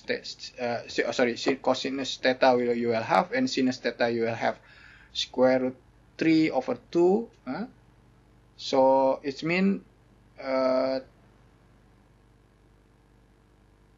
if you get if you find for the theta, so it means if cosinus theta is equal to half, so it means cosinus theta must be equal to the cosinus 5 over 3, yeah? And then so you will get theta is equal to 5 over 3. Okay, right? So I think for today, so we learn for the complex number to find the complex root and quadratic equation, and then also we study to find the modulus and argument, right? Okay, so there is still other thing, polar form of the complex number here, right? So please read that one, right? So we will continue what is called for the section 3.8 for the next video conference, polar form of the complex number, right? And then continue with chapter 4, right? So any question, please email me, yeah? So thank you and have a nice day.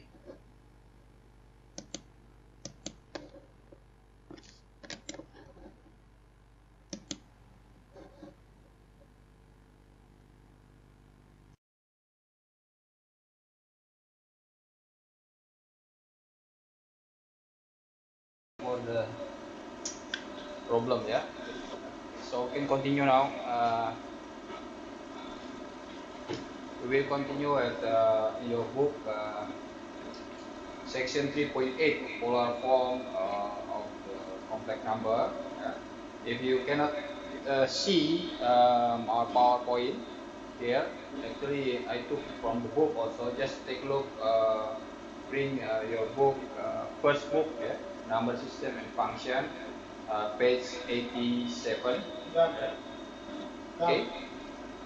So if you take a look there, we would like to put complex number defined in the term of polar form. So in this polar form, we will have the modulus and argument actually. Yeah. So we put modulus is r, and then argument is theta. If you take a look here, in the graph, yeah. So you can see there's two complex number can be made. First is x plus yi, and the second one x minus yi. Yeah. So x minus yi usually we use as conjugate. Yeah. Okay. So you have this r, you have this theta. Yeah.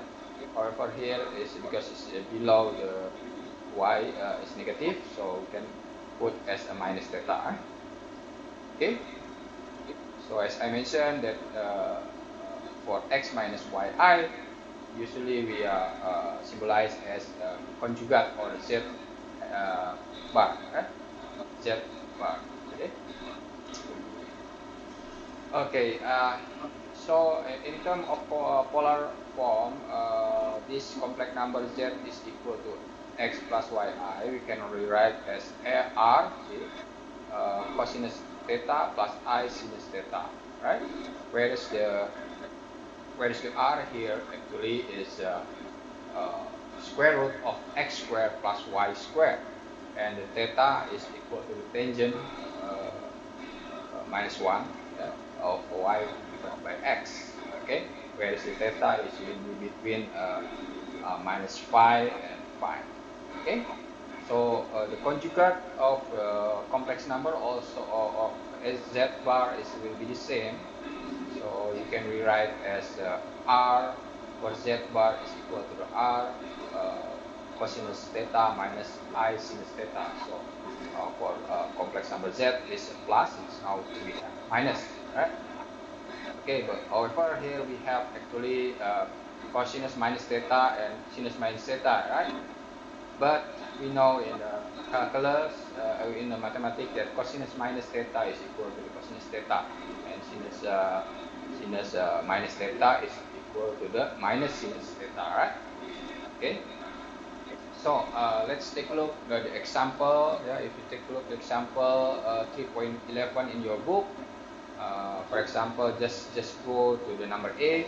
So we have complex number 2 plus 2i. Yeah, let's symbolize as z. Okay, so just focus to the number A. Yeah? The rest you can do yourself. Actually, we can write in the polar form. You just put the r is x square root of x squared plus y squared, right? So x squared is 2, y squared x is 2, y 2. So finally you will get square root of 8, right? Is equal to 2 square root 2, right? And then argument theta is given by sinus and cosinus. So finally you can got theta, the tangent minus 1, right? Y divided by x. So finally you will get 5 over 4. Okay. So this one is the, if you take a look at the picture, right? So you can check this modulus and argument. Modulus, you have 2 square root 2, right?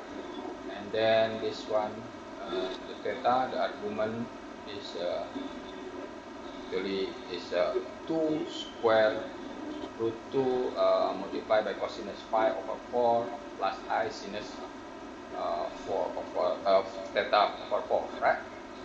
Okay.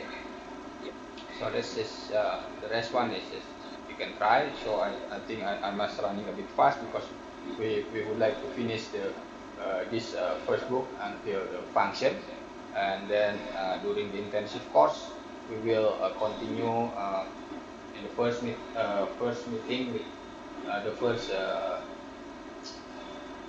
in the first intensive course class.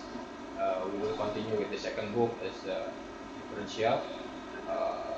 Then, however, unfortunately, our PB, our continuous assessment is at 27 of January. The second meeting it will be PB. So I think I don't have time to explain all about the second book during that time. However, please read yourself and then study assignment given to you. So I think if you understand and you can answer all the assignment, so you will have no problem during the continuous assessment or PB. Okay. Okay. So according to the example A, actually, yeah. So you can rewrite here. In the polar form, yeah, as this one, 2 plus 2i equal to actually r cosinus theta plus I sinus theta, yeah? And then if we put the square root of these two parts, so finally you will get r is equal to 2 square root 2, right? Which means this one is r is greater than 0, right? And then the theta you will get 5 over 4 actually, yeah. And then this 2 plus 2i, the complex number 2 plus 2i, you can rewrite in the polar form as 2 square root 2 multiplied by cosinus 5 over 4 plus I sinus 4 as 5 over 4, right?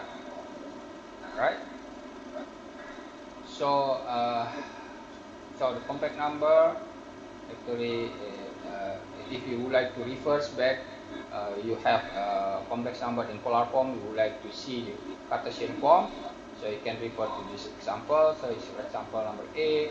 You have for polar form 3 cosinus phi over 3 plus I sinus phi over 3. So you can rewrite like this one. Cosinus phi over 3 you can have half, and then sinus phi over 3 is equally is square root 3 over 2. Yeah. So finally you will get the answer in form and Cartesian form. Yeah. Okay.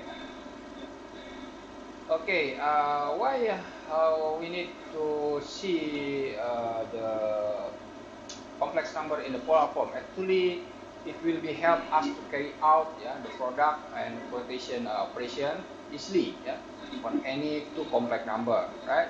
So if you have multiplication but with two complex number, so it's easy you write in the polar form, right? So here, for example, consider two complex number. You have Z1 and Z2, right? The product of these two complex number, actually you will get R1, R2 multiply the cosinus theta 1 plus theta 2, right? Plus I sinus theta 1 plus theta 2. And then if you have Z1 divided by Z2, right? Okay, before that one, maybe just take a look. Here you have Z1 in the form of polar form, Z2 and then Z1, Z2, you will get this one, right? So, and then absolute value of Z1, Z2, actually you can rewrite as absolute value Z1 multiplied by absolute value Z2, so you will get the modulus R1 and multiplied by R2, right? Okay, so the argument Z1, Z2 is actually is theta 1 plus theta 2. So the next one, if you have Z1 divided by Z2, finally you will get the answer is what? R1 divided by R2, R1 divided by R2, yeah. So cosinus theta 1 minus theta 2, I sinus theta 1, theta 2. So here the argument actually is, if you have multiplication, you will have argument theta 1 plus theta 2. And if you have the division, so the argument will be theta 1 minus theta 2. Okay, just remember the difference of theta 1. Yeah. Okay, so here if you put in the term of the figure, so Z1 and Z2 and Z1 over Z2 will be in between, right? And then maybe I'm too fast, yeah. Actually this one is the for what is called multiplication Z1 and Z2. So you can see here is Z1 theta 1 and Z2 theta 2. Actually the Z1 multiplied by Z2 is Z theta 1 plus theta 2. So it's the angle is more, right? Okay, so that's the difference between that one, right? Okay. Okay, and then we move to the next one.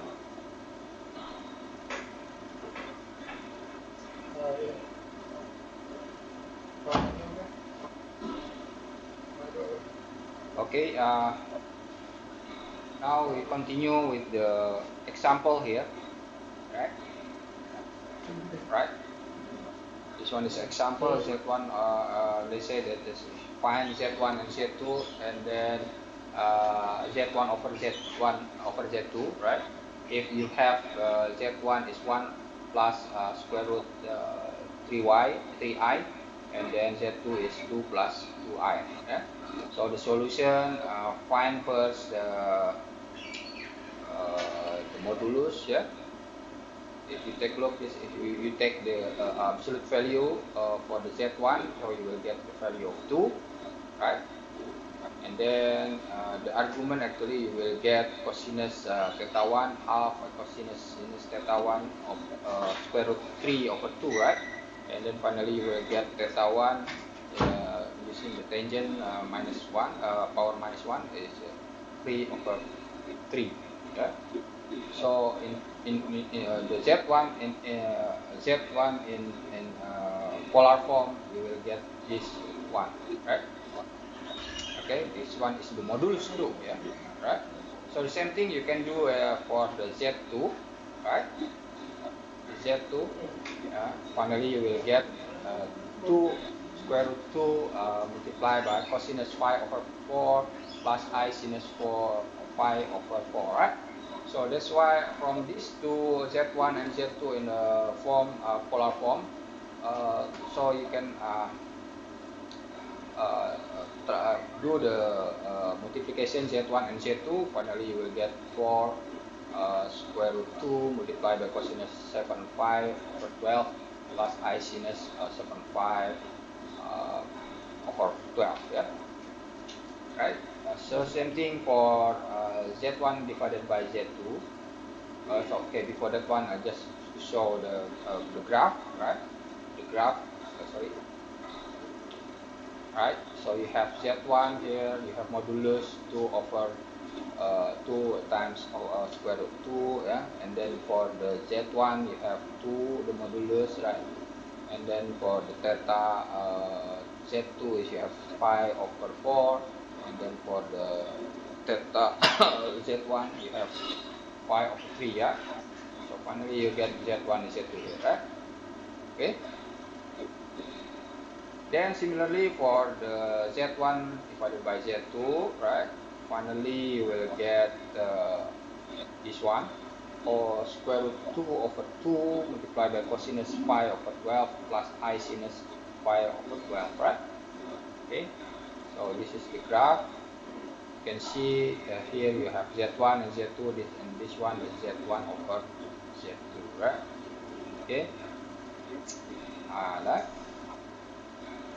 So now we will discuss the product of the same complex number. Okay, that if you have Z is R cosinus theta plus I sinus theta. So if you have Z square, so finally you have R square cosinus 2 theta plus I sinus 2 theta, right? If you have Z power 3, it's easily you just multiply Z squared by Z. So finally you will get R power 3 cosinus 3 theta plus I sinus theta, right?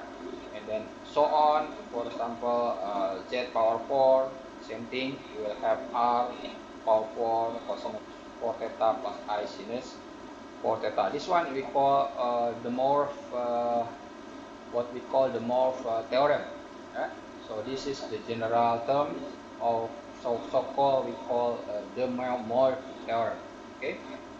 So here just take a look. For example, in this example 3.15, we would like to simplify cosinus phi over 3 plus I sinus phi over 3 power 8. So just put in the term here, just using the morph theorem, it's easily. So you will get actually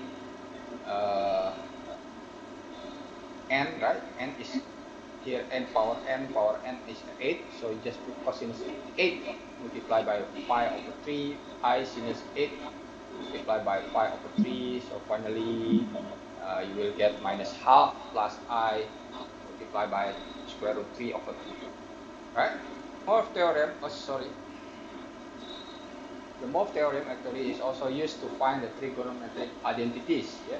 In spite of finding the complex number of integer of exponent. Yeah? So let's take a look. Yeah, if you have Z R is cosinus theta plus I sinus theta here, and then Z squared is R squared multiplied by cosinus 2 theta plus I sinus 2 theta. So 1 over Z here you can rewrite as Z power minus 1, right?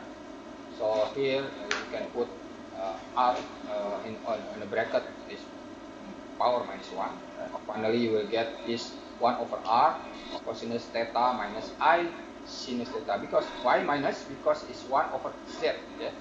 It's the division, yeah? Okay. So if you put, if you like to have 1 over Z squared, similarly you just put here Z power minus 2. Okay. So same thing, if you would like to have another one, Z plus 1 over Z, Z squared plus 1 over Z squared. So you can modify. Finally, you will get this one. From all these things, we can make a generalize of the formula. Yeah, become like this. Become like this. So Zn is equal to the R power n cosinus n theta plus I sinus theta. That's on the Morse theorem, right? And then for 1 over Zn, you become 1 over Rn, of R power n, sorry. Cosinus n theta plus minus I sinus theta. And for Z power n plus 1 over Z power n, you can rewrite as like that one.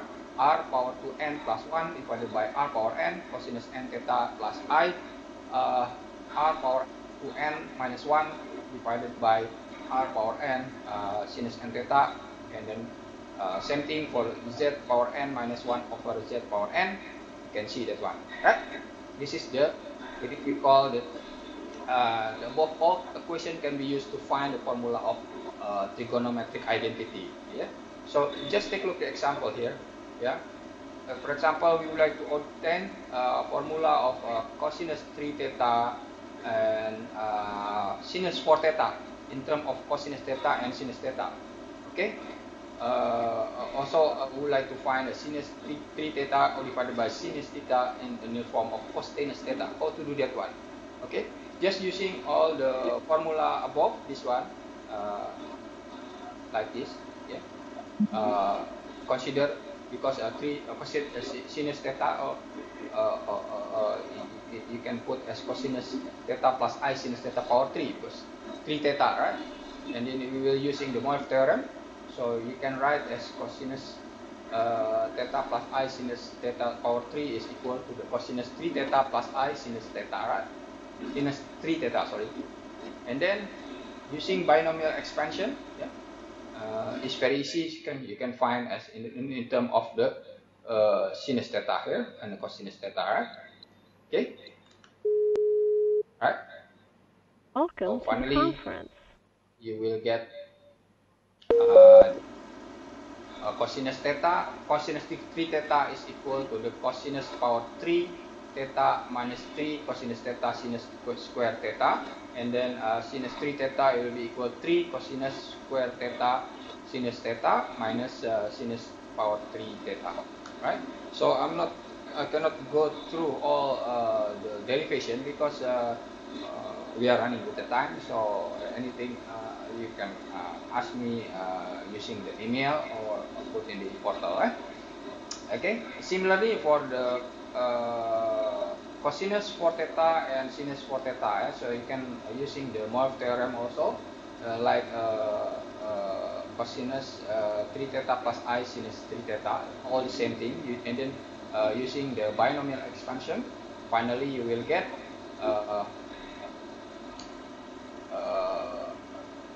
sinus 4 theta in the term of theta, right? Okay. And then for division, sinus 3 theta divided by sinus theta, right? So using the above answer, so finally is actually you will get 4 cosinus square theta minus 1, right?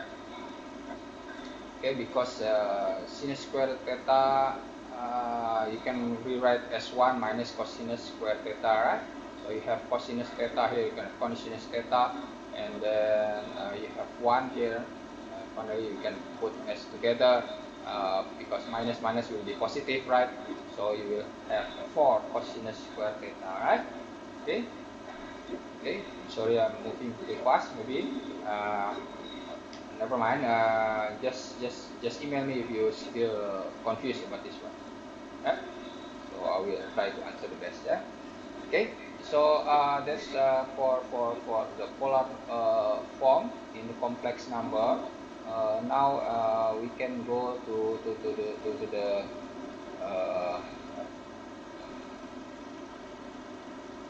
chapter 4 is function. Yeah. Chapter 4 is function.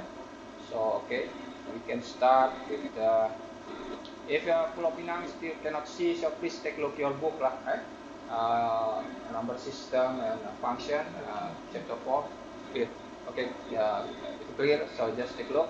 So for function, we can start with the order pair. So in the order pair, for example, you have two set, let's say A and B. The element of AB is not equal to the BA actually, yeah. So we can order pair. Yeah? So for example, if you have set A, let's say you have 0, 1, 2, and B 3, 4, 5. So to make it the possible order, you will become, for example, 0, 3, 0, 4, 0, 5, 1, 3, 1, 4, 1, 5, 2, 3, 2, 4, and 2, 5, right? Because you already put as A and B, so actually this is we call ordered pair. Yeah? Okay. And another thing, important thing is what we call Cartesian product of A and B. So we can read written as A cross B. Yeah? This one, A cross B. Yeah. So actually A cross B is equal to the A and B, whereas the A is belong to A and B, small b is belong to the capital B. Right? Okay. So let's take a look at the example here. Find the A cross B and B cross A. If A is 0, 1, 2 and B 3. Take a look at the example here. Find the A cross B and B cross A. If A is 0, 1, 2 and B 3, 4, 4, 5. So if A cross B, you can start from A first. Right? So A is 0, 0, 3, 0, 4, 0, 5, 1, 3, 1, 4, 1, 5, 2, 3, 2, 4, and 2, 5, right? That one is Cartesian product start from A. If B is cross A, so it means that you can start from the element in B. So you can start from 3, 0, 3, 1, 3, 2, and so on until 5, 2. Right? Okay.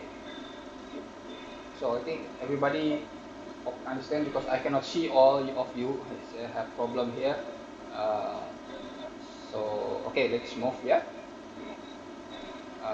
So the next one, so what we call relation, yeah, in the function. Okay, what is the relation? Yeah. Actually, it's the process of assigning the element of A onto the corresponding element of B. Let's take a look at the example 4.4, 4.3. Sorry, if you have, let's say, A, the element A, B, C, D, E, B 1, 2, 3, 4. If you take a look, this A is going to 1, B going to 1, C going to 2, D going to 3, E going to 4. So this one we call relation. Yeah? Relation. The arrow we show we call assigning to, right? We call assigning to. For example, A is arrow 1. It means A is assigned to 2. Is assigned to 1, right? Okay. And the name of operator we can symbolize as F. F is a function actually. Yeah. So we call as a function is a relation from set A to set B. Yeah. So you can rewrite as F as A arrow to B. Right? Okay. So here, if you take a look, what's called the the cross product here, Cartesian product, the product here, you can write as this one, yeah, A1, A2, and so on, right? Okay. Okay. The next one. Now you already know the relation, yeah. You already know the what is called the pair order, yeah, ordered pair, yeah. So now we go to the what is also called, we call the function. Yeah? Before that one we call relation. Yeah. Now just call the function. Okay. So if you have A, B, C, D, E, B is 1, 2, 3, 4. Yeah. Okay. Both is not empty set, right? So we can define the relation as F A going to B, for example, A going to 1, assigned to 1, sorry, B assigned to 2, 3 assigned to 3, B assigned to 4, E assigned to 1. So here, as every element of set A is being related by F, right? With only one element of set B, means the relation F we call is a function. Okay, so this one we call a function. Okay, it's very easy. However, in the case of 2 here, A is assigned to 1 and assigned to 2. So this cannot be called as a function, yeah? because a function only assign 1 from the domain to the range. Yeah? Domain is A, range is B. Yeah? Okay. Or in this call, F is called the domain of F, the set of element of the second component. It is called range. Yeah? So this one we call domain, and the second one we call range. Okay. Okay, if you take a look at the figure 4.1, this is the fx, this one is x. You have only one value of fx. So this called figure 4.1 we call function. However, in figure 4.2 here, in the fx have two value, positive and negative, right? So this one is we call non-function. Yeah? Okay, so that's the difference. Okay. Okay, so now let's take a look at the example. You have the relation f satisfy this function fx squared plus x squared equal to 1, where x belong to the closed interval 0 and 1. If you see like this one, the solution is a function or not. So just take a look here, fx squared, so is this a function? Yeah? So put the x squared in the right hand side, so you will become 1 minus x squared. So because this one fx squared, the function is square, so make it as a function. So become in the right hand side, sign, you will become what is called square root, right? Square root of 1 minus x squared. So square root here, because the x squared, because of the function x squared, so the function, if the square is mean can be positive, can be negative, Welcome right? to the So there will conference. be have two value. Value is mean is not a function. Okay, it's not a function, right? Okay, now I can see you. Okay, if you have any question so far until now, for that one I cannot see you. Okay, Saya tak ada masalah, tak nampak baru ada. Pardon? I cannot hear you. Tadi dia disconnected.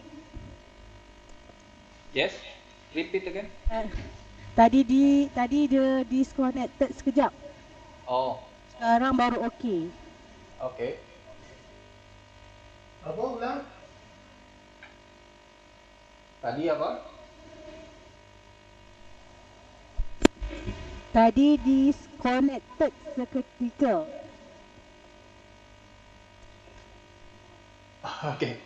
Anyway, saya pun tak boleh dengar. I cannot hear you. Never mind. If you have any problem, you just email me, right?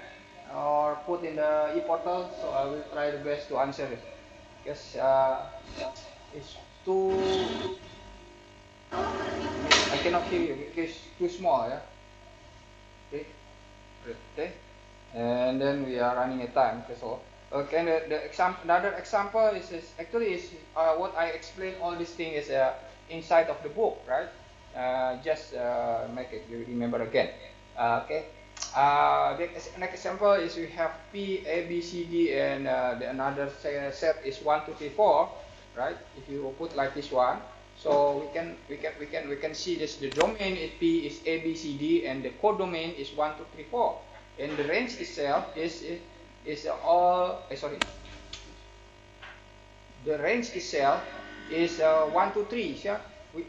Even we have codomain 1, 2, 3, 4, but we only use 1, 2, 3. There is no 4 here, right?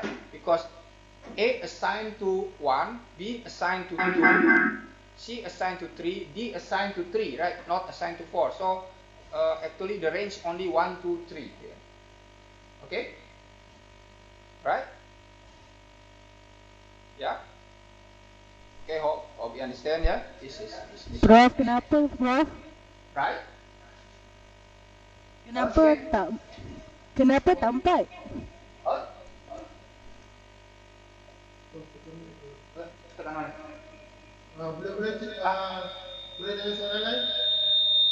Try kan? Dia punya function D tu bukan 4. Yes. Bukan 4. Di 3 kan? Ini contoh saja. This one is only example. So you in this example, 1 assigned to 1, B assigned to 2, 3 assigned to C assigned to 3, D assigned to 3, not assigned to 4. This one is given in the problem. So it's what is the mean of this one? So we have domain A, B, C, D, right? And codomain, of course, codomain is 1, 2, 3, 4. But the range here, because A assigned to 1, D assigned to 3, C assigned to 3, so the range only 1, 2, 3, not 1, 2, 3, 4. Faham tak? That's it. Yeah. Okey Prof. Okay, yeah? Faham ya? Okay. This one is written in terms of a graph, so it's not so important, right? So, okay. There's another, so what we call one-to-one, right? One-to-one function. One-to-one function. One-to-one function is from one function to another function. It means here actually A is equal to B for all A and B is in the domain F. Yeah. So maybe for the graph this is very easy. Here example 4.12 lah. Just take a look 4.12. So we have two functions here, A, B, C, D, E, and then 1, 2, 3, 4, 5. Yeah. So let's take a look. If A we assign to 1, B assigned to 2, 3, C assigned to 3, D assigned to 4, E assigned to 5. This means from the domain to the codomain is we assign all the same, right? So it means codomain and the range is the same, right? So call this one is one-to-one function. We call one-to-one function because the domain itself and the range itself and codomain is the same. Yeah, codomain and range is the same. So this one we call one-to-one function. Okay. If not one-to-one, so you just call onto function. Yeah, onto function. So it means the onto function is not assigned like this one, right? Okay. Just take a look here. Example. So here, for example, we just assign A to 1, B to 1, and then C to 2, D to 3, E to 3. So you can see in the codomain they assign in codomain there is some element of set assigned again, right, from this one because the form from the set A and the set B also is not the same what is called it's not the same like here. This one the sum of the element all the set is the same, right? This A, B, C, D, E is 5. 1, 2, 3, 4, 5 is 5 also, and then they assign one by one all the element in the first one A, B, C, D all using, and then and the element and the second set 1, 2, 3, 4 also we will use. Yeah? But here for onto function here, take a look. The set of A is not the same as element of B, right? Set of element A is 5. Set element of B is only 3. So of course some of the element of A will be assigned to element of B, and maybe there's element B will be assigned 2 or more than 2, 3 for example. In this case, for example, A assigned to 1, B also assigned to 1, and then D assigned to 3, E also assigned to 3. So 1 become twice, also 3 become twice here, you see. So this one is not 1 to 1, but we call onto function, right? So that's the difference, right? And then the range here, because involve all the element here, we can put the range is 1 to 3. Okay? Okay. So can you understand what's the difference between onto and then 1 to 1? Okay? It's easy, right? Okay. So okay, the next one, the last one, I think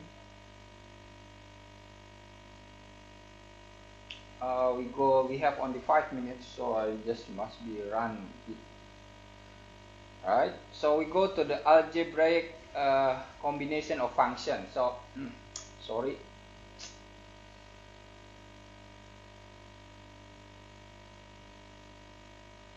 Algebraic function of function, right? So there is what's so called the properties, yeah, of the function. If you have two functions, let's say function f plus minus function g, so you can rewrite as function f plus minus function gf. And then if you have multiplication fx fgx, so you can write separately fx multiplied by gx, yeah. Also same thing for the division, you can rewrite fx divided by gx, yeah. If you have constant alpha here, you can put constant outside of the function, and so also if you have two constant here, also do the same thing, right? For number 5, okay. This one, for example, how to do this one? For example, you have two functions fx and gx, yeah. Okay, if you put properties 1, for example, f plus gx, yeah, so you can write as fx plus gx here. So the function 1 is x power 3 plus x squared minus 1 plus 2x plus 3, or finally you will get this, right? Also the same thing for if minus multiplication, yeah. So you can do yourself this one, yeah. And then this division, and then this, if you have alpha constant, put outside of the function, multiply by the function, and so on, right? So I will not go through detail. So now we go to the linear and quadratic function, right? This is the general of the function actually, yeah. So fx is equal to the an x power n plus an minus 1 x power n minus 1 plus blah blah blah until a null here, and an here cannot be equal to 0, right? So here actually this function we call polynomial function, yeah, of degree n. N is this one, yeah, power n. So n is called the degree polynomial, then an is called leading coefficient, yeah, right? If you have n equal to 1, so finally you will get function of fx is a1 x plus a null. So this one actually, if n equal to 1, usually in the statistic, for example, in the introduction to statistics, you will study regression. So we will using the fx equal to ax plus b actually. So this we call linear function. Yeah? If n equal to 1, we call linear function. Why linear function? So just take a look this graph actually, right? If you take a look the graph, this is linear. This function is linear, ax plus b. So if you put x0, so you will get 0b here, right? If you put b is 0, so finally you will get minus b over a here, right? Where is it b? Where is fx0? Sorry, where is fx0? Right? Right? So this is the graph of the linear function. Okay. Now, if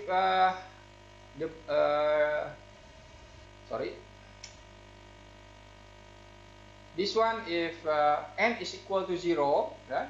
So finally you will get only the constant a0 here. If you constant a0, so fx equal a0 here. Okay. So this is constant. Just mention b is equal to 0, right? And then this one is just example for the linear function, right? So here we can have A3 is B is -4. So finally, if you draw the graph, you can find the linear function like this one, right? So just take a look, right? Because we are running fine time, so I just put. If you have n is more than 2, right? So for example, if you have n2, right? So you will find this function, yeah, the polynomial function like this one. So usually we can call this one is quadratic function, and then you can write as ax squared plus bx plus c, right? So okay. So for here to have the graph, so there is a three three possibility here. So if b here, b square minus 4ac is greater than 0, and if b square, it will be the graph will be cut the x-axis in two places. Yeah, if b is greater than 0, and if b square minus 4ac is equal to 0, this one they will cut only one axis, and then if b square minus 4ac, so the graph will not cut, yeah, the x-axis. Yeah. So just take a look. See here you have the graph minus x squared minus 2x, right? If you take a look, this solution, just go to the here. So finally we'll get you here set one b squared minus 4ac. So you will get 4. 4 is greater than 0. So it means they will cut in the two places. Yeah. For example, this one they will cut in this x is equal to 0 and x is equal to the -2. Right? Okay. So this one, right? Just the example of the all the important this one b squared minus 4ac. Yeah. Just take a look at that one. Okay. See this one they cut they cut axis x in the 2 point. Right? Okay. Okay. Yeah. So another one we call a composite function. Yeah. Composite function is symbolized as dot here. So you can write as this one. F dot gx is equal to the f bracket gx here. Right? Okay. So this one is for example. You have a function gx, you have function fx, so you can put as a composite, it's like this one. Okay. And then next one is the inverse function. Yeah. Inverse function. So sorry, I go run for a while. Symbolized as f minus 1 here, right? Okay. So okay, inverse. Right? Just go to the example here. You have function x power 3 plus 1. The inverse function. How to find inverse function? You just make it like y here. So finally, you will get this x minus 1 power 1 over 3. Okay? Welcome to the conference. Right? Okay. I think all for me for now. So we finish the first book, and then during the intensive course we will continue with the differential equation, yeah, limit, and so on. Okay. So please study the assignment because the assignment will be help a lot for your continuous assessment. Yeah.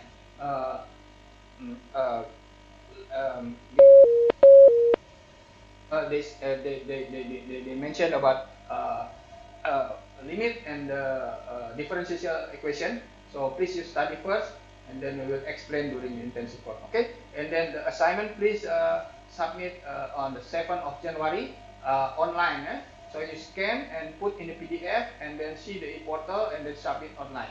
Okay. Thank you very much for your attention. Prof, Yes. Please. Yes. Putus ah?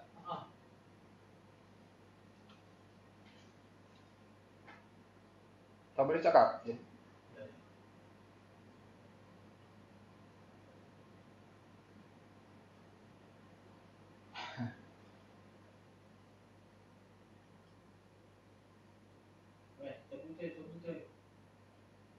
Nak tanya soalan. Okey. Oke. Ada orang lain lah. Orang lain yang masuk nih. Ada. Orang udah tunggu di luar. Tadi problem jadi lambat-lambat. Dia jadi lari pontang-panting. Oh, ini tak boleh masuk lah. Orang tanya. Tak apalah, suruh. Nanti tolong mention. Kalau nak tanya suruh email saya. Baik. Hah? Baik. Yes.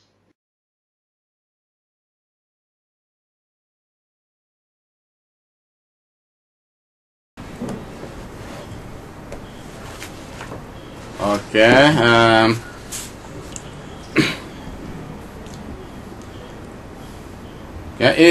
If you refer to video conference 4 question, I just upload video conference 4. Okay. And I have also upload assignment 2. Okay.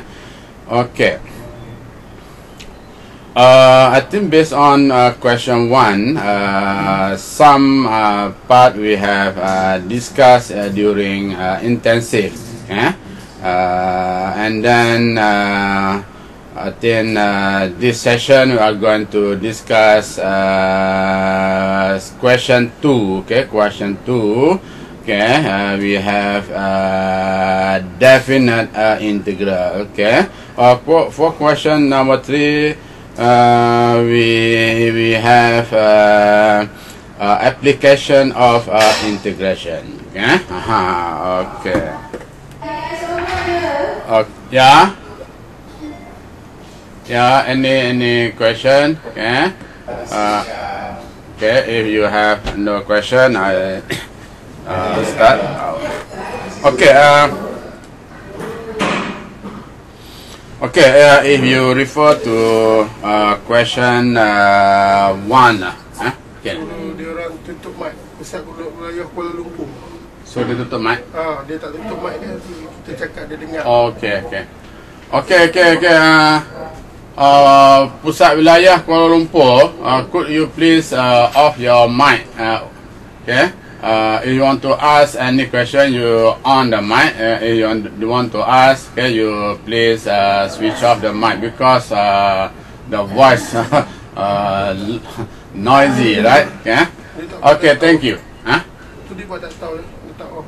Okay. Okay. Pusat Wilayah Kuala Lumpur, sila offkan mic. If you want to ask any question, you can on the mic. Otherwise, the situation. Merah. Okay. Merah. Okay. Okay. Okay. Thank you. Okay.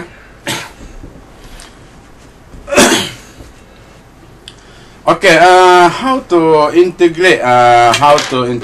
Actually, we have discussed how to integrate our rational function using partial fraction. Okay.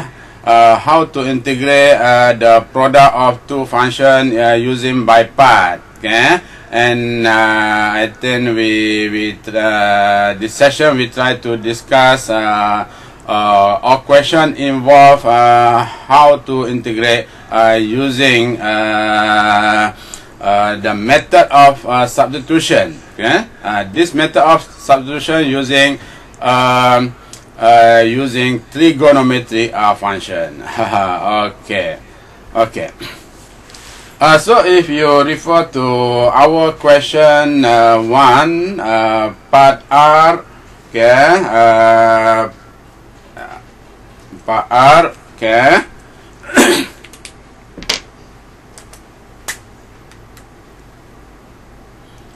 Okay, how to integrate our function dx, okay? Dx, let's say over 2 plus sine x, or dx over, let's say 2 plus cos x. Okay. Okay. And if you refer to question ini 1 part R, if you refer to question 2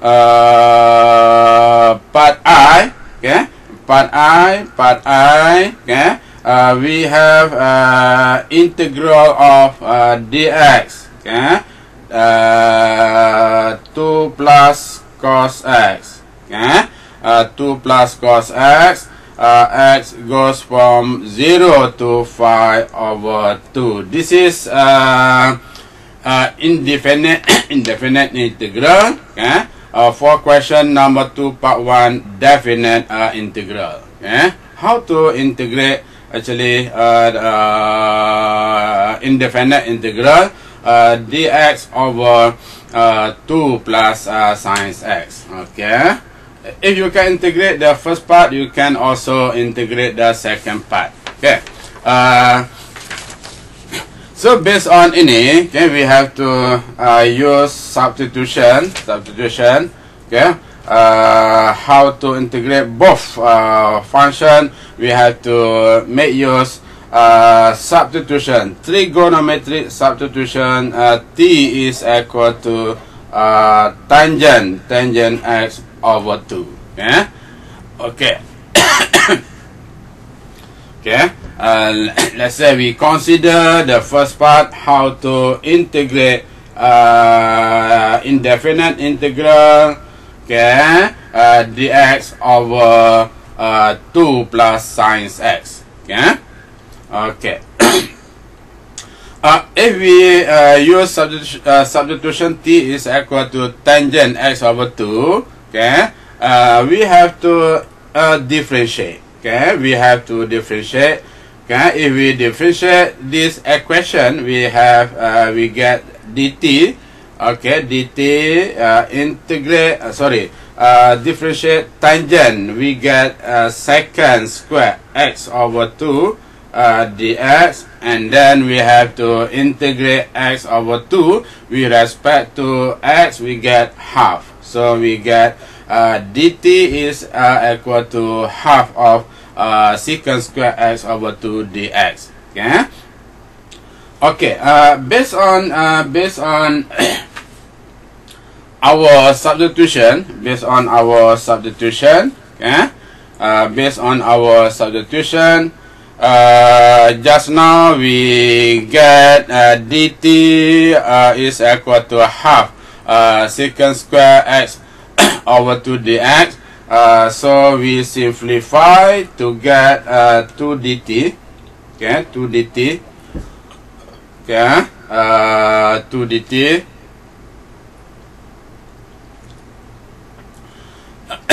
Okay, equal to secant square. Okay, secant square x over 2 dx. Okay, using trigonometry identity, secant square is given by 1 plus tangent square x over 2 dx. Okay, so just now we substitute tangent x over 2 is equal to 3, so we have 1 plus t square dx. So in this case, we are going to transform the variable x to variable t. So in this case, we get dx is equal to 2 dt over 1 plus t square. So our our dx is given by 2 dt over 1 plus t square. Okay? Based on our function, the denominator, we have 2 sine x. Okay? So we have to transform sine x in terms of t. How to transform? Okay? We consider our substitution. T is equal to tangent x over 2. Okay, and then we try to sketch. right triangle. Okay, to satisfy our substitution, t is equal to tangent x over 2, and then we try to get sin x in terms of t. Okay. Okay, based on our substitution,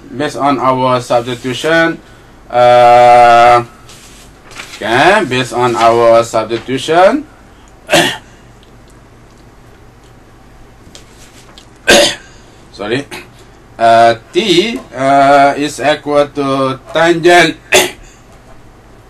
x over 2. So we sketch a triangle. Okay, we satisfy this equation. Tangent x over 2 should be here. Angle x over 2. Yeah, and then if we have tangent x over 2 is equal to t. If our angle x over 2 here, okay, so we have tangent ni, so we have t over the 1 over ni. Okay. Jadi suara tak kuat tak? We suara pakai ni lah tu. Oh pakai. What? Suara tak kuat. Right? Okay, try to adjust the okay. Okay. Okay, so based on our substitution, t is equal to tangent x over 2. We sketch a right triangle to satisfy our substitution. So we get a triangle such that over here x over 2. So this part, this length should be t, and this length should be a 1. So we have tangent x over 2 is equal to x over 1, right?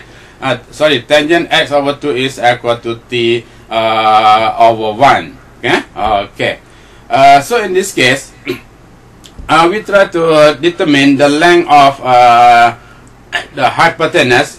The length of the hypotenuse should be 1 plus t square root. So in this case, we have sines. X over 2 is given by hypotenuse. Okay, hypotenuse t. Okay, sorry, opposite. Okay. Over hypotenuse t over 1 plus t square root. Okay. So based on our denominator of our integration, okay, we have sin x. Okay, we have sin x. Sin x using identity trigonometric, we have sin x is given by 2 sin x over 2 cos x over 2. So if we have sines to x, we get 2 sin x cos x. If we have sin x, we have 2 sin x over 2 cos x over 2. Okay? So in this case, 2 sin x over 2, we get t over 1 plus t square root. Cos x over 2, cos x over 2 is given based on our right triangle. Okay, we have 1 over 1 plus t square. Okay, so if we simplify, we get 2t over 1 plus t square. Sin x in terms of t is given by sin x is equal to 2t over 1 plus t square. Yeah. Okay. So if you refer our integration, okay, we have the denominator 2 plus sin t. Okay. So in this case, the given integral, we have dx 2 plus sin x. Okay. So dx is given by 2 dt. okay, 2 dt over 1 plus t squared ini dx, okay, and 2 plus sin x, okay, 2 plus sin x, sin x is given by 2t over 1 plus t squared. Okay. Before we integrate our function on the right, we have to simplify. If we simplify our function on the right, we get we simplify on the right the denominator. We get integral of dt over t squared plus t plus 1 plus 1. So we have the denominator, okay, an expression in terms of quadratics, okay. So before we integrate, we have to simplify such that we can use the formula, or we can also use substitution again to get the answer. So in this case, I use the formula. Okay, we have to satisfy, okay, our formula. We have to simplify the denominator, okay, using the method of completing the square. So in this case, we try to use completing square to get t plus half, okay, square plus square root of 3 over 2 square. So from this stat to that stat, we use completing the square, t square plus t plus 1 to get ini, okay? And then based on ini, we use our formula, or you can also use the method of substitution again, okay, to get the answer. So based on our formula, we get 2 over 1 over a, 1 over ni, we have 2 over square root 3, okay, tangent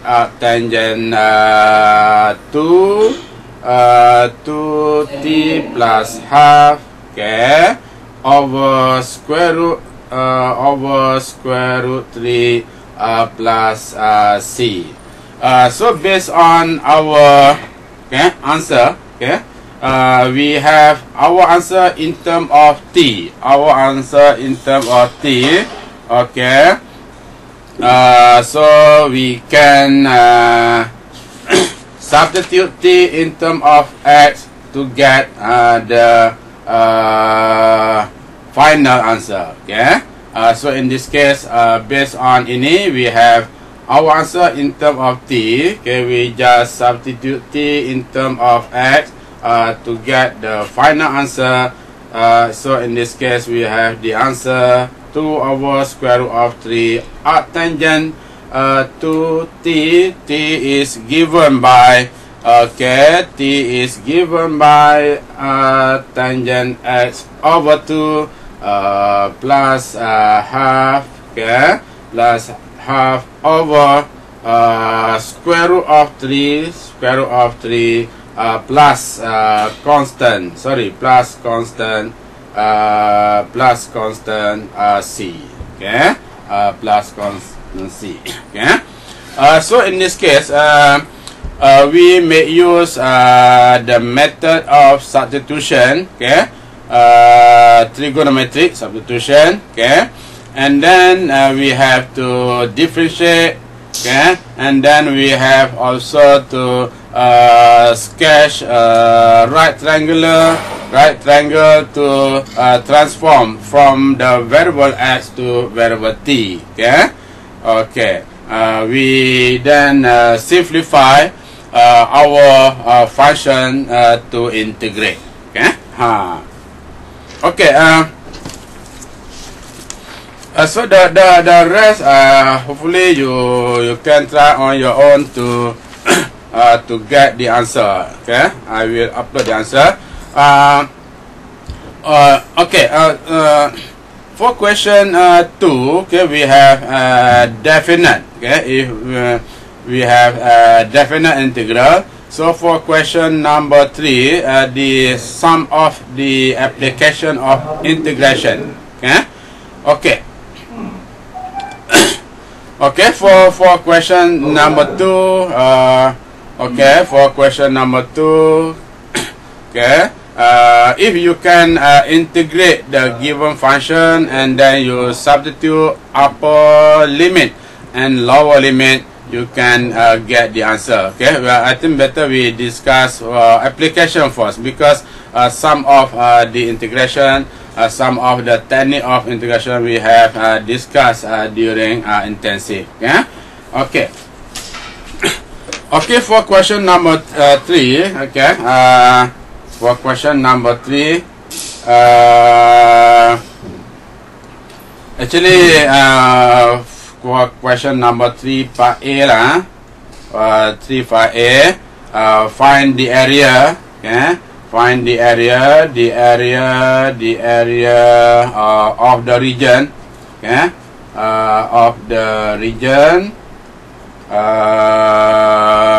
bounded by the curve fx. Fx is equal to x squared minus 2x, okay, and then x-axis, and then the lines, okay, the lines x is equal to 0 and x is equal to 3, okay. So in this case we have to sketch the region bounded by fx, x-axis, the line x0 and x is equal to 3, okay. So, in order to sketch our region, okay, we have to sketch, the curve fx, okay. How to sketch the curve fx, okay. Okay. So we try to sketch the curve fx.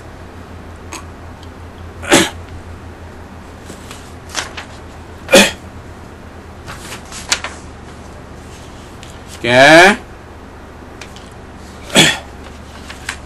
We try to sketch the curve fx.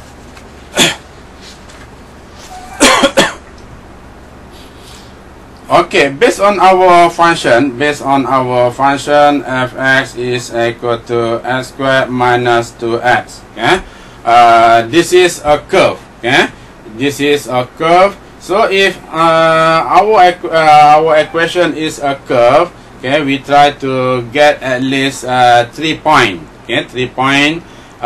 So in this case, if we let's say x0, y, f of 0 is equal to 0. So we have 1 point, 0, 0. Okay, and then if we have let's say x is equal to 1. Let's say if x is equal to 1, if f is equal to 1, we have f of 1 is equal to 1 plus 2. 1 plus 2 is equal to negative 1. We have, let's say, our second point, 1, negative 1. Okay, x1. Okay, okay. X3, x is equal to 3, let's say, x is equal to 3, f of 3 is given by 9 minus 6 is equal to 3, okay, so we have our point x3, y3, okay. We can also determine the intersection point, okay, y-intercept or x-intercept, okay. So based on our equation, so just now we have 3 point. Okay, we try to determine y-intercept. Y-intercept. Okay,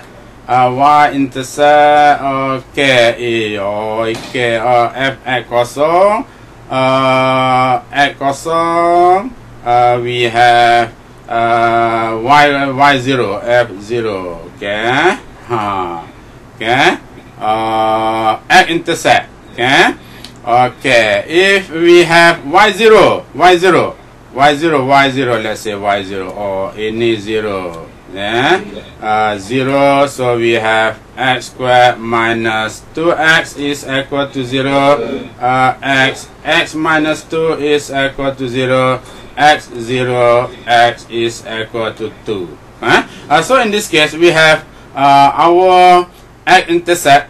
Okay, x-intercept is given by x0, x2, x0, x2. So our function will intercept the x-axis at 0 and 2. Okay, and if we consider x is equal to 1, x is equal to 1. Just now we have a y negative 1. So our function intercept at 0 and 2, and if x is equal to 1, we have y is equal to negative 1. So our graph should be okay.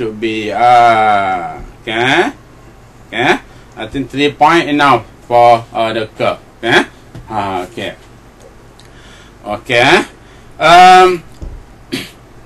So based on our question, okay. We have to consider the line x start from 0 and x is equal to 3. So 0, 1, 2, 3. If x is equal to 3, 3 we have y is equal to 3. Also we have our region in A, okay, bounded by the curve x-axis and x start from 0 to 3. So our region should be in a shaded part. Okay, shaded part. Okay, okay, shaded part. Okay, that's why you have to sketch the region first. Make sure that the region is correct before you integrate. Okay, make sure that the region is correct before you integrate. For the curve, you have to determine I think 3 or 4 point enough. Okay? For the straight line, I think 2 point is 2 points enough. Okay. Okay. So based on our region, so area. Okay, area we consider. This area negative and that area positive. Okay, so in this case we have to or we can also apply modulus for the negative part. Okay, or absolute value for the negative part. Okay, or you can also write area is equal to negative of negative part, negative of negative part from 0 to 2, our function x squared minus 2x dx. For the negative part, we have to put negative, or we can also use modulus of our integral. Okay, and then for the positive part, we have positive part for this region. Okay, our integral goes from 2 to 3.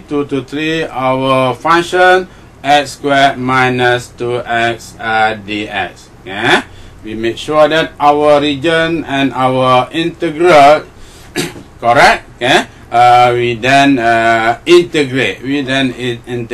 So if we integrate our function x to the power 3 over 3 minus 2x squared over 2. Okay. Okay. limit lower 0, upper limit 2. Okay, for the second part, okay, x to the power 3 over 3 minus 2x squared over 2. Okay, okay, lower limit 2, upper limit 3. If we substitute, okay, if we substitute lower and upper limit, we get the final answer should be 8 over 3. Okay. So I show you how to sketch the region. Okay. In order to sketch the region, we have to sketch the curve, or we have to sketch the straight line. If limit lower 0, upper limit 2. Okay, for the second part, okay, x to the power 3 over 3 minus 2x squared over 2. Okay, okay, lower limit 2, upper limit 3. If we substitute, okay, if we substitute lower and upper limit, we get the final answer should be 8 over 3. Okay. So I show you how to sketch the region. Okay. In order to sketch the region, we have to sketch the curve, or we have to sketch the straight line if relevant. Okay. So in this case, we have to sketch the curve. To sketch the curve, we try to get y-intercept or x-intercept, or we try to get at least 3 points for the curve. Okay. Okay. For question, okay.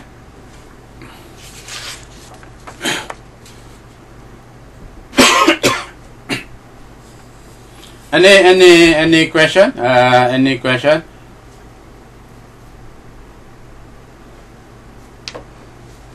Any question?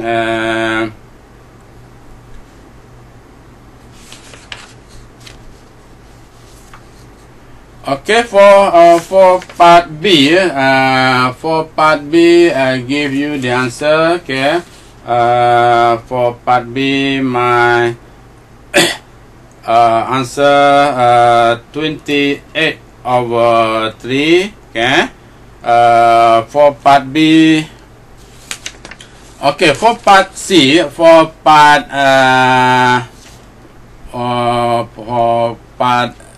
C, okay, part C, part C, the curve, okay, the curve, find the area of the region bounded by the curve. Our curve y is equal to x squared over 3. Okay. And the line, okay, the line y is equal to x. Okay. Okay. How to sketch the curve y? Okay. How to sketch the curve y? Okay.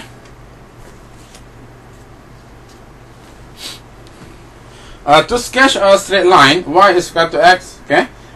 We try to get at least 2 points. 2 points is now. Okay. 2 points is enough to sketch the straight line. Okay. Okay. How to sketch y is equal to x squared over 3. Okay. X squared over 3. Okay. So you can also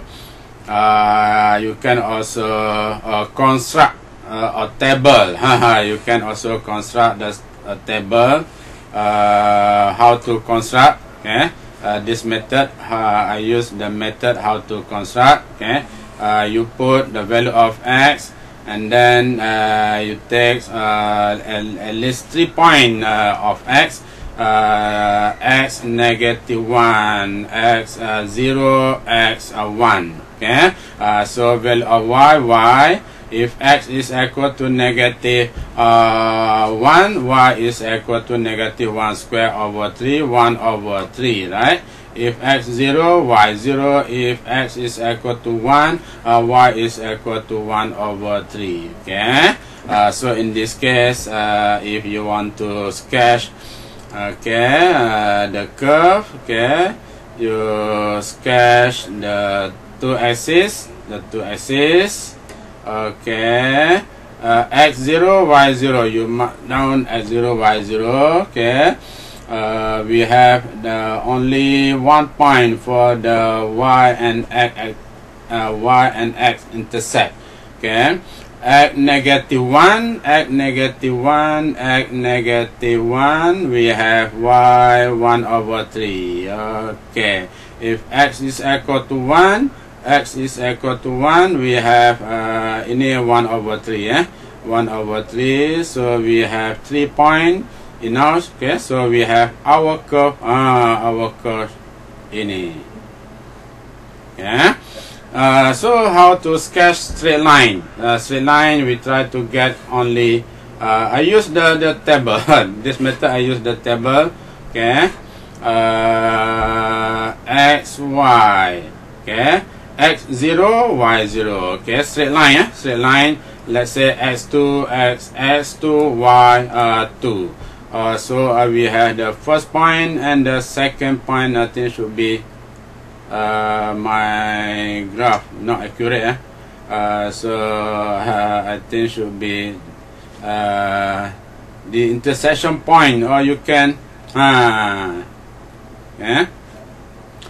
you have to determine the intersection point between the curve and the straight line. Okay, ini how to determine y. X is equal to y. You use the two equation.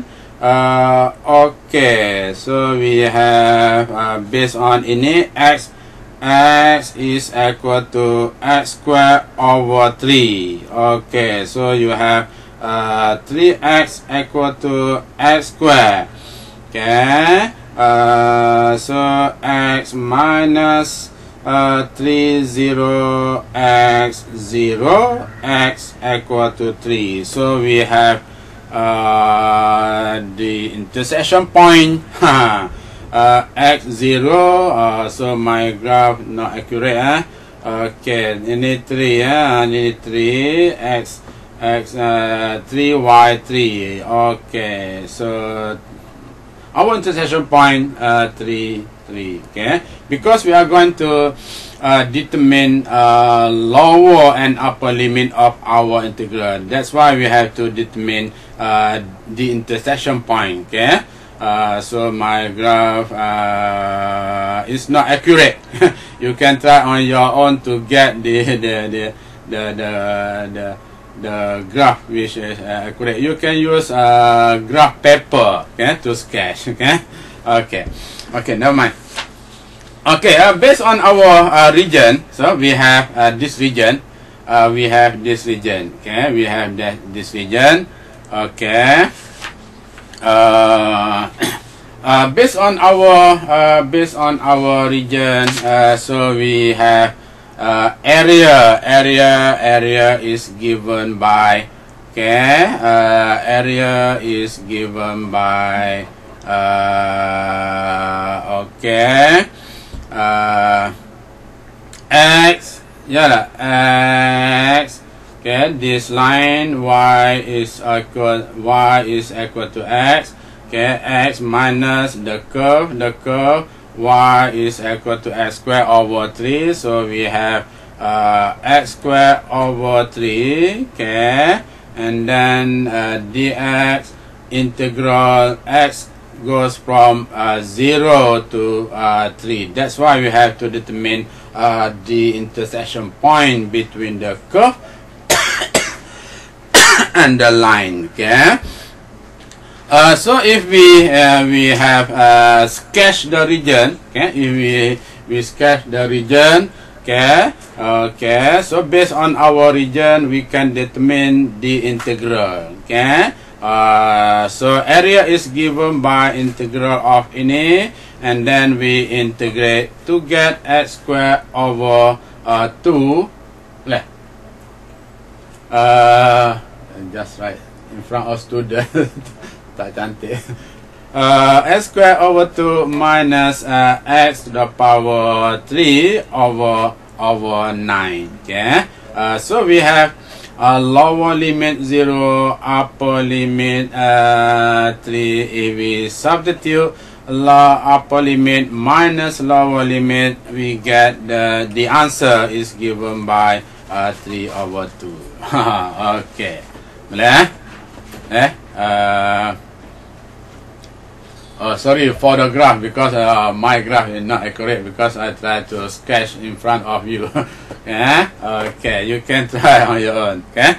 Okay. So how to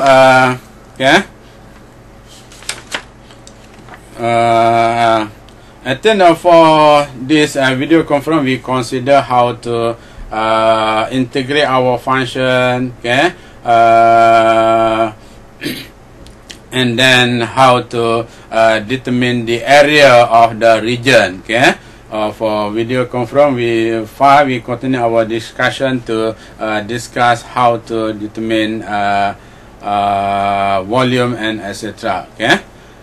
So I'll show you how to sketch the graph, because some of you I think don't know how to sketch the graph. Okay. Repeat, to sketch a curve, we try to get at least 3 points. I think 3 points is now. Okay. To sketch a straight line, you try to get 2 points. 2 points is enough. Okay. Okay. Okay. Based on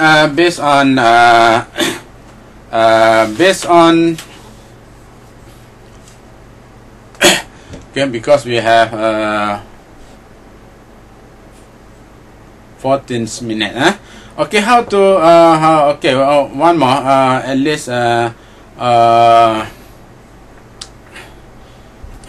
you can sketch, and then you can okay, you can determine the area of the required region. Okay. For question D, we have the curve. Y is equal to 9 minus x squared. Okay? And the line y is equal to x squared plus 1. X between the lines x from 0 to x is equal to 3. In this case, we have our region bounded by the two curves. So we have to sketch the first curve, y is equal to 9 minus x squared. Our second curve, y is equal to x squared plus 1. And for the value of x, start from 0 to x is equal to 3. Okay. Okay. So how to sketch? Okay. How to sketch the curve? Okay. Okay. For the first curve, if we consider, you can for this case, for this part, okay, we try to get the intersection point first. Okay, so how to determine the intersection point? Okay, so based on our curve, ini and ini, okay, we have y 9 minus x squared, y x squared plus 1. Okay, so based on our curve, we have x squared plus 1 is equal to 9 minus x squared. We are going to determine the intersection point. Okay, so we have, if we simplify, we get 2x squared is 2x squared is equal to 8. Okay? So x squared is equal to 4. So if x squared is equal to 4, we have x is equal to plus minus square root of 4 is given by 2. Okay? If x is equal to 2, y is equal to 5. Okay? If x is equal to negative 2, y is also 5. Okay. We have intersection point. Okay. And then we try to get y-intercept and x-intercept based on ini. Okay. Y is equal to 9 minus x squared. Okay. If x0, okay, x0, y is equal to 9. So we have y-intercept or intersection of the curve with y-axis. We have 0, 9. Okay, and then we try to get x-intercept. y0, x squared is equal to 9. X is equal given by plus minus 3. We consider x positive, so we take x equal to 3. So in this case, ini x plus minus 3, 0. Okay. We can sketch, actually we up to this stage we can sketch the first curve, right? We can sketch the first curve to get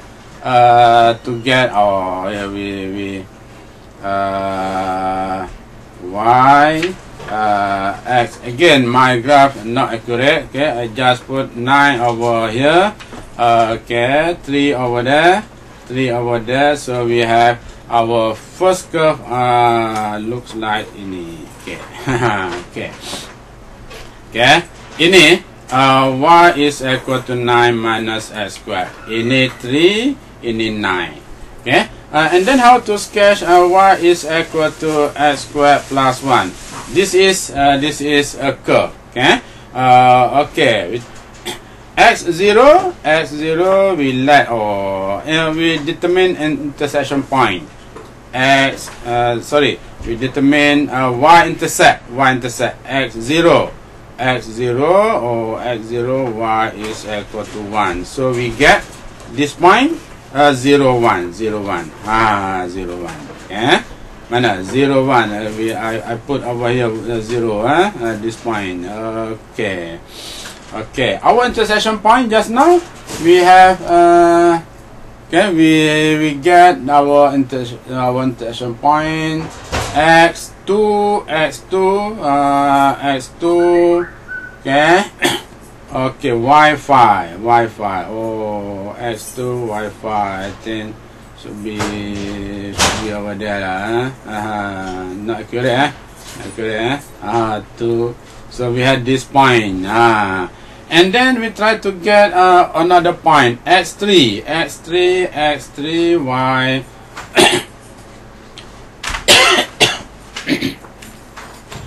x3 or x3 y10, right? x3 y10 or x3 y10. If x is equal to 3, y is equal to 10. We have 3, 10.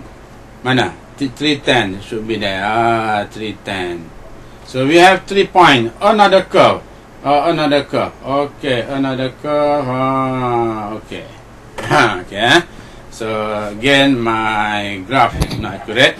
So our region ini. Our region ini. Okay, our region ini. Okay. Yeah. 30 and 310. 30 mana? Oh, 3 wait. Mana pula 30? X equal to 3, right? X equal to 3, y 3 square or plus 1. 10, based on this graph, right? Betul? Ini based on this graph. Not that graph. Oh. Betul tak? Sikit tak nampak. Based on, okay, sorry. Oh, sorry. Based on second curve. Yeah, based on second curve. Okay. Ini first curve. Ini second curve. Second curve based on our second curve. Ini second curve. Okay. Okay. Because we have two curve. The first curve ini, the second curve ini. Okay. Sorry, betul lah? Betul. Ini dia punya 310 ni 310. So again saya punya graph not accurate. You can try to sketch on your own. Okay, you use a uniform scale. Okay, to get the correct region, the exact region. Okay, because I try to sketch in front of you to, okay, such that you can, yeah, you can start from where? Okay. So based on the region, we have two region, both are positive region, right? Both are positive region. So up to this stage, we have sketched the region. We have determined the intersection point between the two curve, and then so up to this stage, we can determine lower and upper limit of our integral. Okay. So based on our region, the first region, ini the first region. Okay, with the first region we get area is given by, sorry for a y, area is given by integral of 9 minus x squared, our first curve minus our second curve, y is equal to x squared plus 1. Okay, dx limit x start from 0 to 2 okay, and then plus our second region we have based on our region, based on our graph, this graph minus that graph. Okay, so we have x squared second graph minus our first graph, second graph ini minus our first graph, 9 minus x squared. Okay, dx, and x goes from 2 to 3, right? 2 to 3. Okay. So if we have determined the region, intersection point, and we have determined the lower and upper limit of our integral, we integrate. Okay, we integrate. So we integrate our first part. Second part, we try to substitute this answer. You try to get the answer is given by 46 over 3. Yeah, you can integrate. I think you can integrate the first part, 9 minus. Okay, or you, before you integrate, you can you simplify first. So up to you.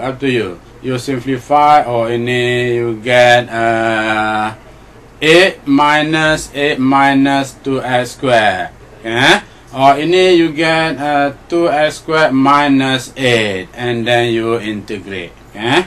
Okay, before you integrate, if you want to simplify, 0 to 2, 8 minus 2x squared dx plus from 2 to 3, okay, 2x squared minus 8 dx. Okay, I think from okay, this part, I think you can easily integrate to get 8x minus 2x to the power 3 over 3, and then you substitute lower and upper limit to get the answer. Okay. Okay. Okay. Okay. We have 1 more minutes to go. Any question? Okay. We have 1 more minute to go. Okay. I will upload the answer. Okay. Boleh. So the basic idea, you have to sketch the curve, okay, and then you have to determine the intersection point, okay, and then you have to determine area, okay, based on okay, the region, yeah. Itu the basic idea, okay. Walaupun pun you don't know how to sketch the graph, itu ada masalah. Okay, so I think I have to go. So okay, I have to end our session. Okay, okay. Thank you very much for coming.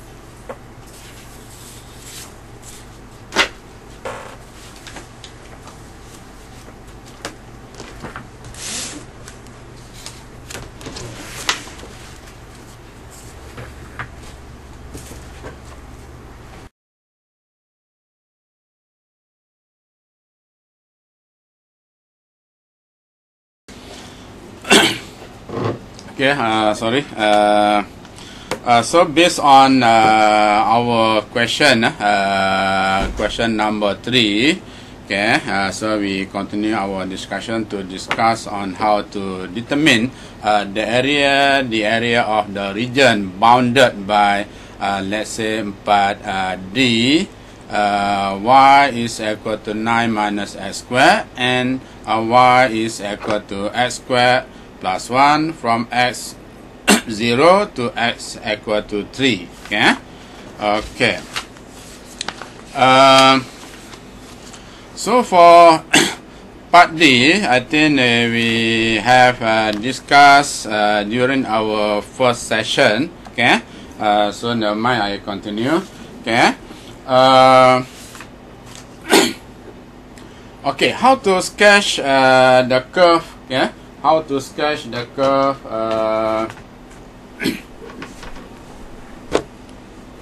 Y is equal to y is equal to 9 minus x squared.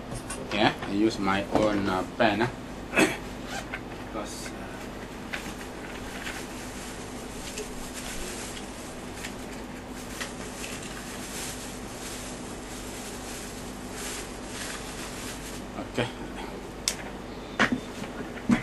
okay, y is equal to 9 minus x squared. Okay. So in this case, if we let x 0, okay, x 0, okay, we let x 0, okay, we have y is equal to 9, okay, and then if we let y 0, okay. Y0,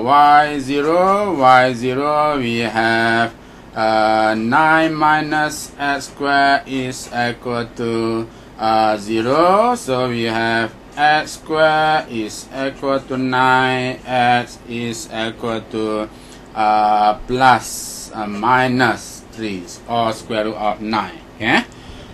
Okay. So based on our value of x and y, and we have the first point, let's say x 0, y 9, our second point y 0, x 3, and the third point y 0, x minus 3. Okay, we sketch the curve based on that point, based on the 3 points we have discuss. Okay. Y x, okay. Y 9, 9, 9, okay, 3. Okay, so we have this curve, huh? Okay. And on the other part should be okay, 3. Okay. Okay, what happened to another curve? Let's say y is equal to x squared plus 1. Okay. So in this case, if we let x 0, y is equal to 1. Okay. Y is equal to 1. Okay. X 0. Okay. Okay. If we let x is equal to 2, y is equal to 5. X is equal to 2, y is equal to 5. 5. Okay. 5 some. Okay. Let's say over here. Okay. So we have this point, and then we try to determine the intersection point between the curve 9 minus x squared and y is equal to x squared plus 1. Okay? How to determine the point of intersection? Okay? So we let we equate y is equal to 9 minus x squared, and then y is equal to x squared plus 1, x squared plus 1. Okay? Our first curve, y is equal to 9 minus x squared. Second curve, y is equal to x squared plus 1. Okay? So if we simplify this equation, we have 2x squared. 2x squared is equal to a, and then we get x squared is equal to 4. X is equal to plus minus 2. Okay? So we have the intersection point x.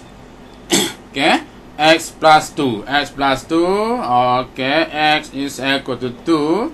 Okay. If x is equal to 2, y is equal to 5. Y is equal to 5.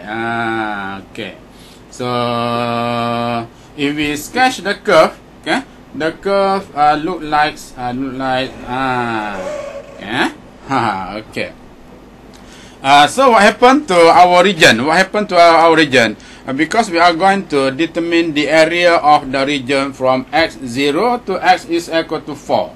Okay? Or x is equal to 4. Okay? Based on our region, or let's say we have x is equal to 4 over here. Okay? Okay? Sorry. Not 4, 3. Yeah? 3. Okay? X is equal to 3. Okay, we have based on our curve, based on our region, we have two regions. The first region ini, and the second region ini. Ini x is equal to 3. Okay. Okay. So based on our region, we try to determine the area of the region. Okay. So if you refer to our region, we have based on our region, we have area. Okay. Area is given by our formula. Okay. From x from 0 to 2, we have the first region 9 minus x squared minus x squared plus 1 dx. Okay, x goes from 0 to 2. Okay. Based on our second region,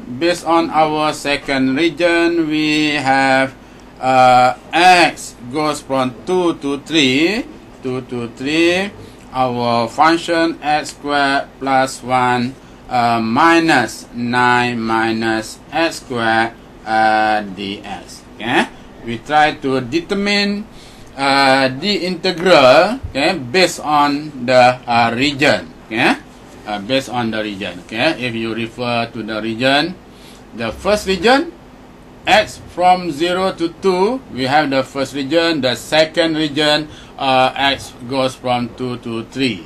Okay, so based on our first region, okay, we have this curve. Okay, we have this curve. Not y is equal to 9 minus x squared, and this curve x squared plus 1. Okay, based on the first region. Based on the second region, we have okay, x squared, this curve, y is equal to x squared plus 1. Okay, and this curve, y is equal to 9 minus x squared. Okay, so we fix, we determine the region. Okay, we determine the integral based on the region, and then we integrate. Okay, be careful if you want to integrate. Before you integrate, I think better you simplify the function. Okay, so if we simplify, the first region, we get a minus 2x squared dx. Okay, from 0 to 2. Okay, and then for the second region, region, if we simplify, we get from 2 to 3 to x squared minus a dx. Okay. Okay. And then we try to integrate integral of a dx. We get ax. Integral of 2x squared over 3. Okay, and then a lower limit 0, upper limit 2, plus, okay, plus integral of 2x squared minus 8, we get 2x the power 3 over 3 minus minus 8x. Okay, minus 8x. Okay, and then our limit 2 to 3. Okay, and then if we substitute lower and upper limit, we try to get this answer 46 over 3. Okay, 46 over 3.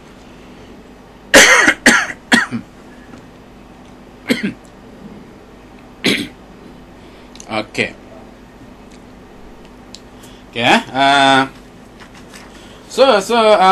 Because actually sometimes you have to sketch the region before you determine the area. Okay. Okay. What happened to part E? Part E, the curve. Okay. The curve y squared equal to 8 minus x, and then y squared is equal to x. How to sketch? Okay. Okay. So for part E, we have the two curve, y squared is equal to 8 minus x, and the second curve y squared is equal to x. Okay. Hopefully you can easily sketch the simple curve. Okay. Let's say y squared is equal to x, or x is equal to y squared. Okay? The simple curve, so we can say that y squared is equal to 8 minus x is a simple curve. Okay? Okay? As usual, how to sketch? You let all you let x 0, you find value of y, or you let y is equal to 0 and then you find value of x. Okay. Anyway, you can also determine the point of intersection first. Okay. How to determine the point of intersection? Based on our curve ini, based on the second curve ini. So if we equate y square equal to 8 minus x, we have y square 8 minus x for the first curve. For the second curve, y square is equal to x. Okay? This is our first curve. This is our second curve. Y square 8 minus x. Y square is equal to x. Okay? And then we simplify to get the value of x. In this case, value of x, we get 2x is equal to 8. We have x is equal to 4. Okay? If x is equal to 4, okay, if x is equal to 4, okay, if we substitute x is equal to 4, we get y square equal to 4. So followed by y is equal to plus minus 2. Okay. Okay. So in this case, we have the intersection point at the point x4 y2 and then x4 y negative 2. Yeah? Okay, you can see that. Okay, you sketch the curve. You sketch the curve. I sketch in front of you. Okay, okay. Okay, we have x equal to 4. Let's say you just jot down x is equal to 4 over here. Okay, and then x is equal to 2. Okay, y is equal to 2. Yx. Okay, so our and y is equal to negative 2. Y is equal to negative 2. Intersection point. Okay, intersection point. Intersection point. Okay, okay. For the first curve, if you let for the first curve, y square is equal to 8 minus x. If x 0, if x 0, y square is equal to 8. Y square is equal to 8. Y is equal to plus minus square root of 8. Square root of 8, I think, should be here. If y0, x is equal to 8. X is equal to 8 should be here. 8. So if we sketch the curve, so if we sketch the curve, yeah, we sketch the curve. Okay, for the first curve. For the second curve, okay, this is y square is equal to 8 minus x. Okay. Okay, for the second curve, y square is equal to x. This is our function y square is equal to x. You can say that if value of y positive, negative, x always positive. Okay, x always positive, right?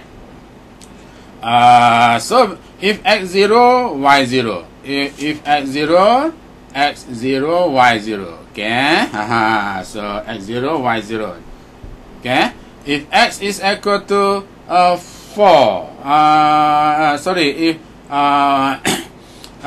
okay. If x is equal to 1. If x is equal to 1. Okay. Y is equal to plus minus 1. Okay. 1.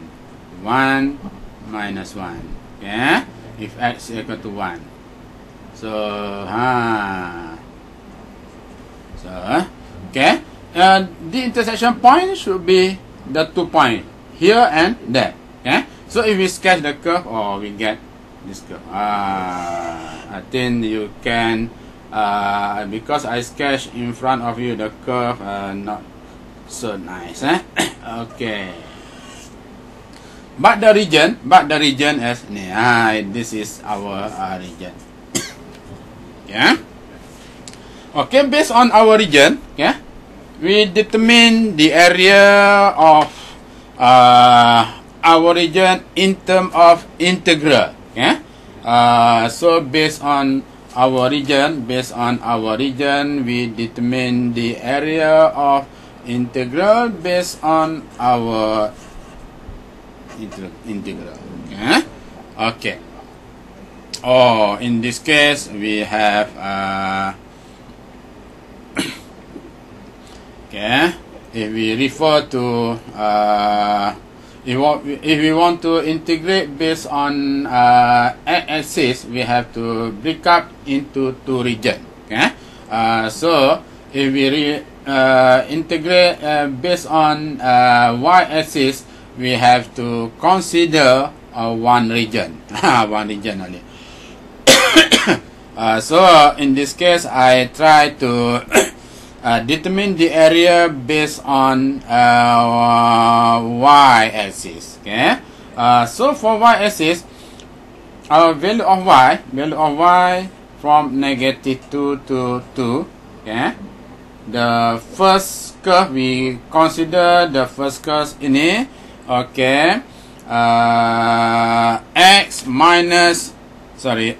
our formula x dy dx, right? Okay, minus x1 minus -2 to x2 dy, or you can also write x1 minus x2 dy.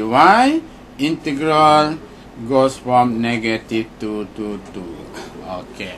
Yeah. So based on our curve, x1 in terms of y, or sometimes we just drop down x only to differentiate x1 and the two curve. We over here we use x1, x2. Yeah. Okay. X in terms of y for the first curve, we have 8 minus y squared. And then based on second curve, x in terms of y, we have y squared. Yeah. So if we integrate based on y-axis, okay, we have to consider one region. If you are going to integrate using x-axis, you have to consider based on two regions. Okay. So in this case, I prefer to use y-axis because we have to consider only one region. Okay. So before we integrate, we simplify our function in bracket to get 8 minus 2y squared, okay, dy, y -2 to 2, okay, and then we can easily integrate 8 minus 2y squared with respect to y to get 8y minus 2y squared over 3. Okay, lower limit -2, upper limit 2, and then as usual, if we substitute upper limit and minus lower limit, we get the answer. The answer is given by 64 over 3. Yeah? So in this case, make sure you sketch the region, you sketch the curve correct, and then you determine the region, and okay? And then you try to determine the area based on the region in terms of integral, okay? And then you simplify the integral and then integrate. Okay. So in this case, you have to know how to sketch the simple region. I think you can easily sketch the straight line, or you can easily sketch the simple region. Let's say y square is equal to x, x is equal to y square, and etc. Simple region. Okay. So for part F, if you have any question, you can interrupt me. Otherwise, I proceed, because we have only 1 hour. If you have any question to ask, you can proceed. You can interrupt me. Otherwise, I continue our discussion. For part F,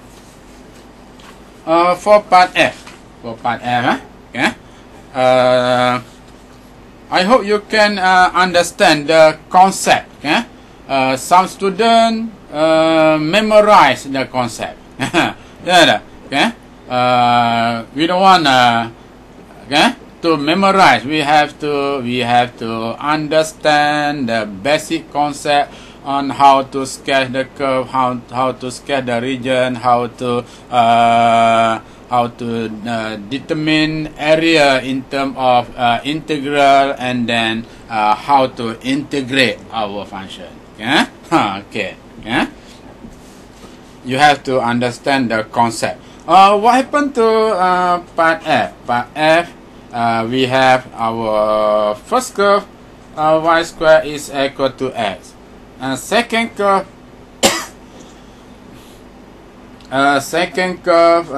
second curve, y is equal to x minus 2. That's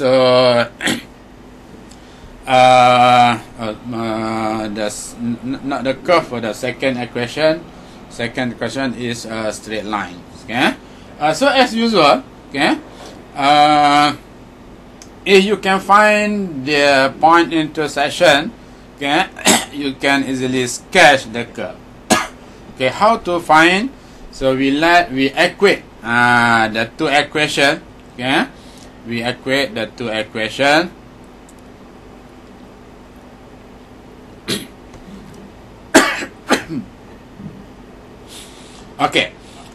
Y square is equal to x, y is equal to ni.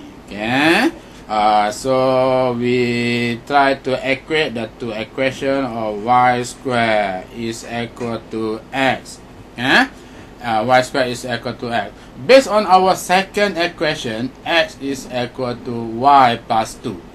Y plus 2. So our equation, we have a quadratic equation consists of variable y. So based on variable y, we try to determine the value of y. We have y square minus y minus 2 equal to 0. We factor this equation to get y plus 1.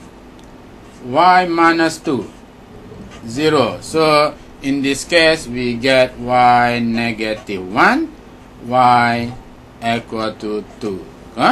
So we have the intersection point, and x y is equal to negative 1, y 2. So if y is equal to 2, if y is equal to negative 1, y is equal to negative 1, we get x. X is equal to 1. So our first point of intersection, 1, negative 1, right?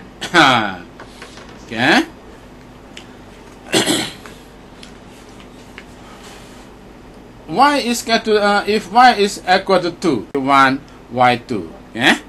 So if y is equal to 2, if y is equal to negative 1, y is equal to negative 1, we get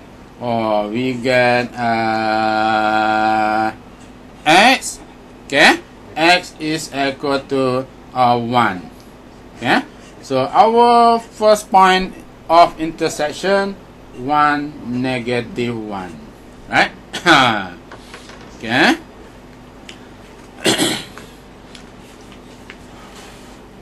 Y is equal to if y is equal to 2, if y is equal to 2, yeah, y is equal to 2 based on our first or second equation. Y is equal to 2. We get x is equal to 4. Yeah. So our second point of intersection, we have x4, y2.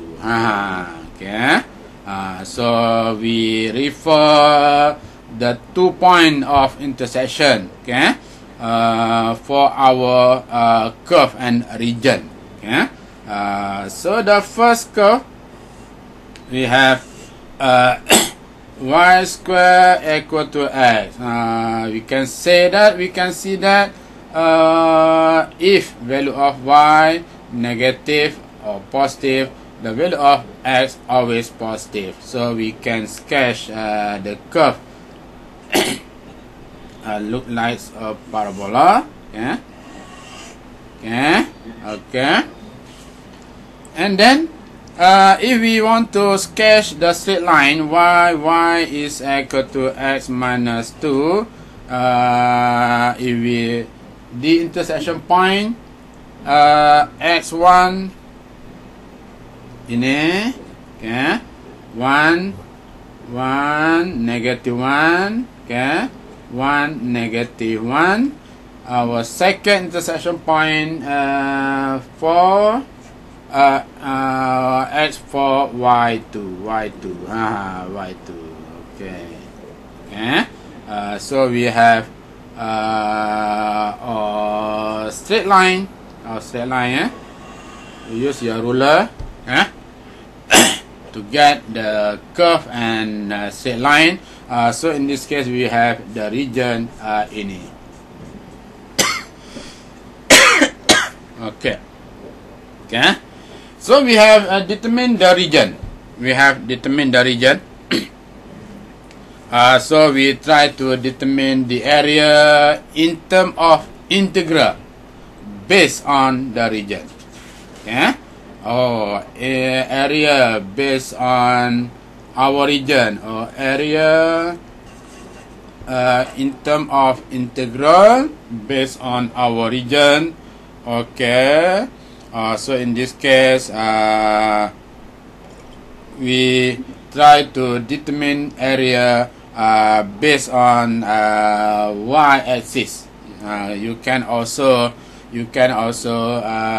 determine the region based on x-axis. Yeah. Okay. So based on our region, okay, based on our integral. Our integral based on y-axis. Okay, our formula actually. I just put x1 minus x2 dy. Okay, y goes from -1 to 2. Okay. So based on our curve, x1 in term of y, x1 in term of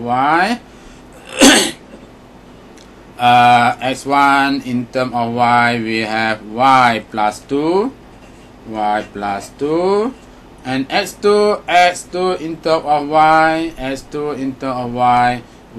x is equal to y squared. So we have our second function y squared dy.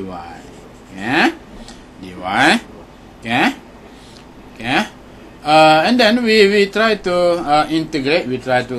To get y squared over 2 plus 2y minus y to the power 3, y to the power 3 over 3, lower limit -1, upper limit 2. You have to be careful when you integrate and then substitute the limit, okay? Because sometimes we do a stupid mistake. Sometimes let's say if you determine y to the power 3, y to the power 3, you did a stupid mistake. Y is equal to power to 3 is equal to 4. Or 2 is equal to 2 to the power 3 is equal to 4. Sometimes if we rush to finish our solution, we make mistake. That's why you have to be careful. You have to be careful. Okay. So if we based on our integral, if we substitute upper limit and lower limit, you try to get this answer. Okay, this answer is 9/2. Okay. So the first part, you have to sketch the curve or straight line, and then you have to determine the region, and then based on the region you have to determine area in terms of integral, and then you integrate integral and then substitute lower and upper limit to get the final answer. Okay. Any question? Any question? Any question? Any question? If you have no question, I continue to discuss video conference 5 or 6. Okay. Any question?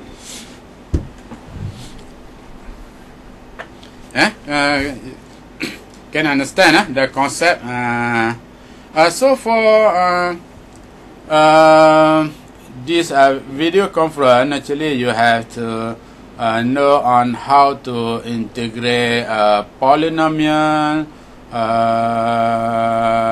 trigonometric function, exponential function, okay, logarithmic function, as well as the technique on how to integrate the integral using by part, by partial fraction, by simple substitution, and then by the substitution, trigonometric substitution. Okay.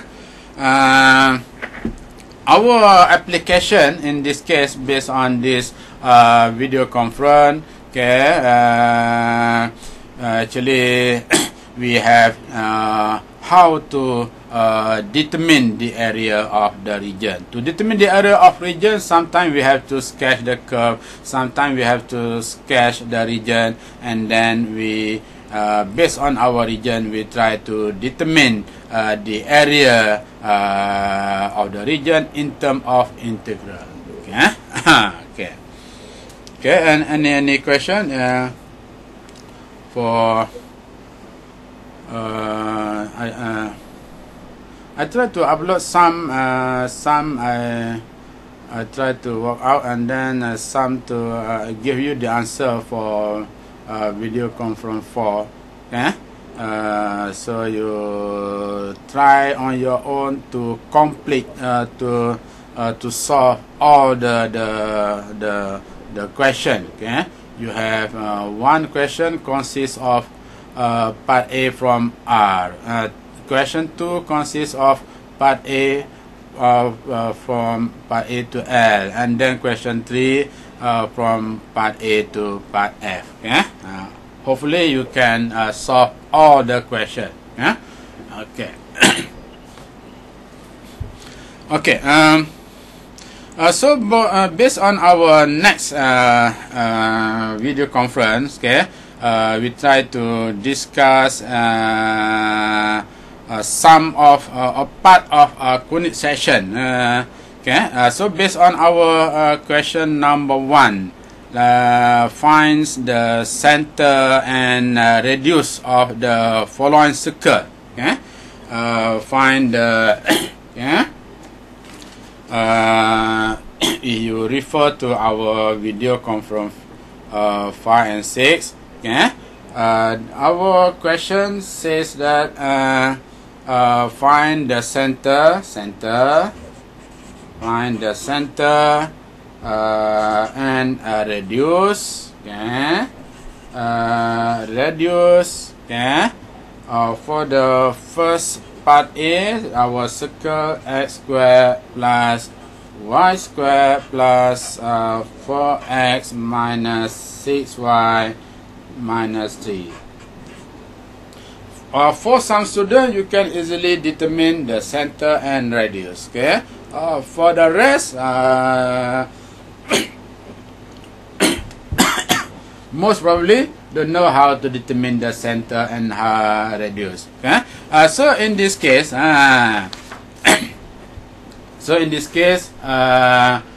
based on our equation, based the given equation, you have to simplify the given equation using completing the square to get the general form of the equation. Okay. The basic, our objective, we try to make use completing square for the given equation. Okay, to transform the given equation in the form of general equation for the circle. Okay. So based on our equation s squared, how to make use completing the square. Okay.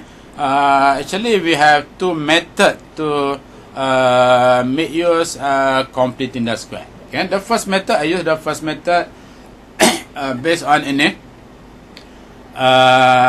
x squared plus 4x. Okay. I jot down in front of you. Okay, plus y squared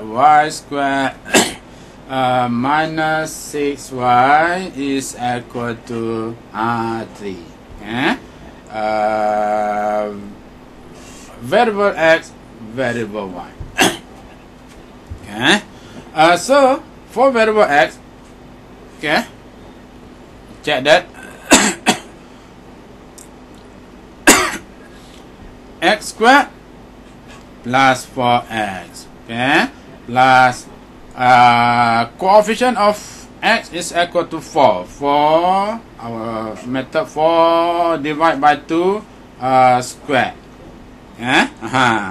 plus y squared minus 6y, coefficient of y negative 6, plus negative 6 over 2 square equal to 3.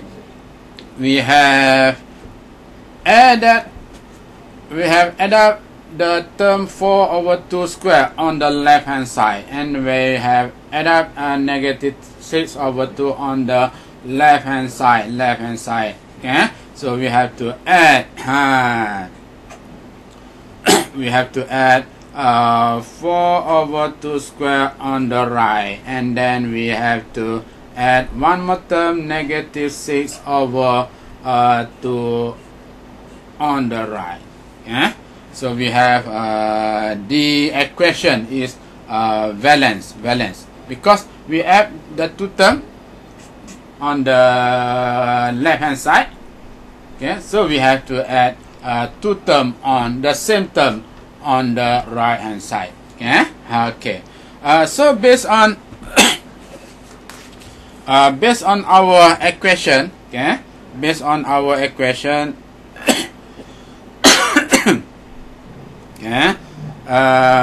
squared plus 4x plus 4. Okay. Y squared minus 6y plus 9. And then on the right, 3 plus 4 plus 9 is equal to 16, right?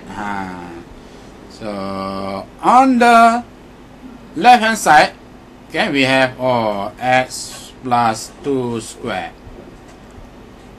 okay, plus y minus 3 squared, and then 16 we have 4 squared.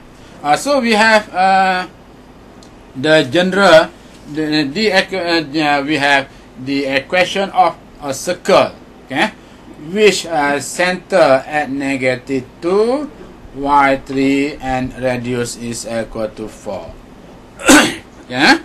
So if we compare this equation with the general equation, we have the center of the circle, negative 2, 3. Okay, radius is equal to 4. So in this case, we have to understand on how to make use completing the square to convert the given equation, okay, into the general into the equation of the circle. Okay. This is one of the method using completing the square. Okay. You can also use the other method. Okay. You can also the other method. Okay. Okay. You refer to textbook or etc. Okay. Okay, for part B, boleh boleh? You can try on your own to get the answer. So, any question? Can you? Okay. So based on our equation ini, okay, x minus 2, y is equal to 3. We get the center of the circle, negative 2, 3, and a radius of 4. Okay. Okay.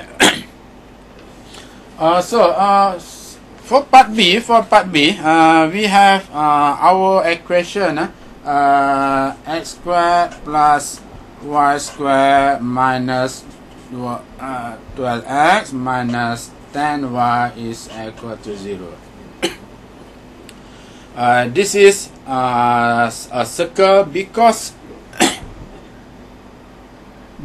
why actually? How to differentiate circle and ellipse? Okay, circle and ellipse. Oh, ini based on our equation. Coefficient of x squared and coefficient of y squared are the same. Okay, coefficient of x squared 1, coefficient of y squared 1. This is a circle, and then we have no term. Okay, no term consists of xy. So based on our characteristic of the circle, we can say that this equation is a circle. Yeah? Okay. So how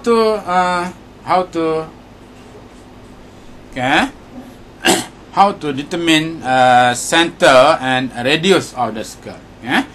So if we try to simplify x squared minus 12x plus y squared minus 10y is equal to 0.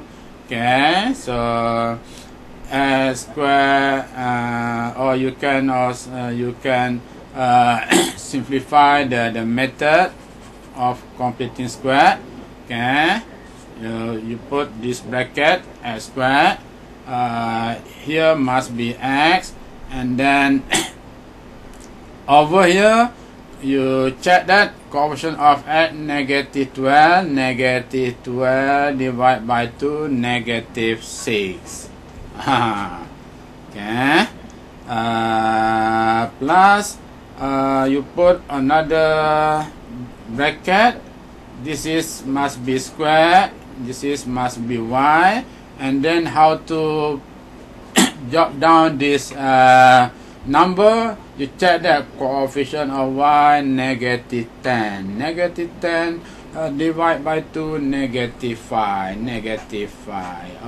Okay. And then on the right hand side,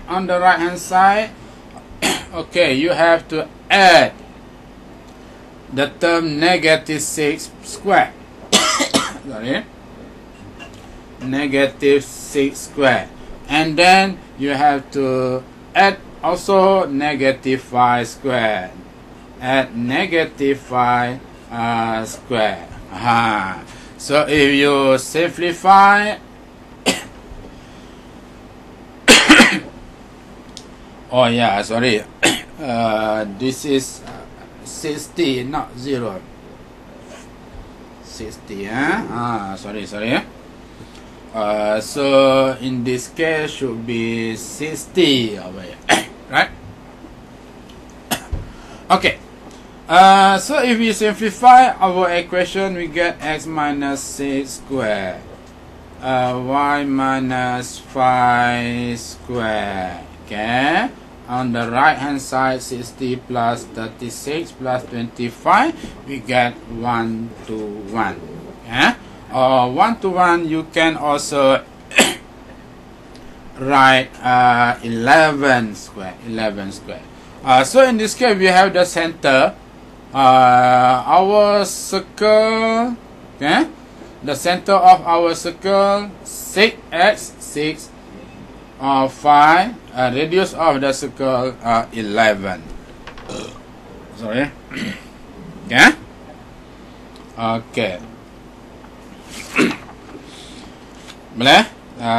The center of our circle at x is equal to 6, y is equal to 5, and radius of our circle is equal to 11. Okay. Okay, for question part 2. Okay, ada soalan?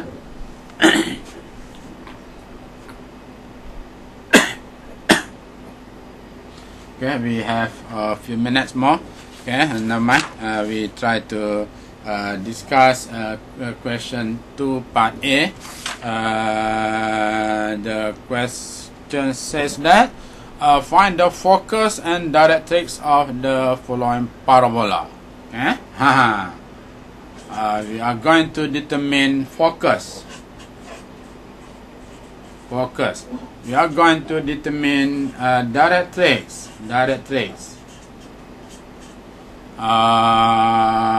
Parabola A, y squared minus 6y plus 8x minus 23 equal to 0. Yeah? So in this case, we try to simplify the given equation in the form of in the general form of parabolic equation. Okay? So we try, our equation consists of variable y squared. Okay? So we just simplify our equation. We put down variable y on the left hand side, okay, and variable x on the right hand side. Okay.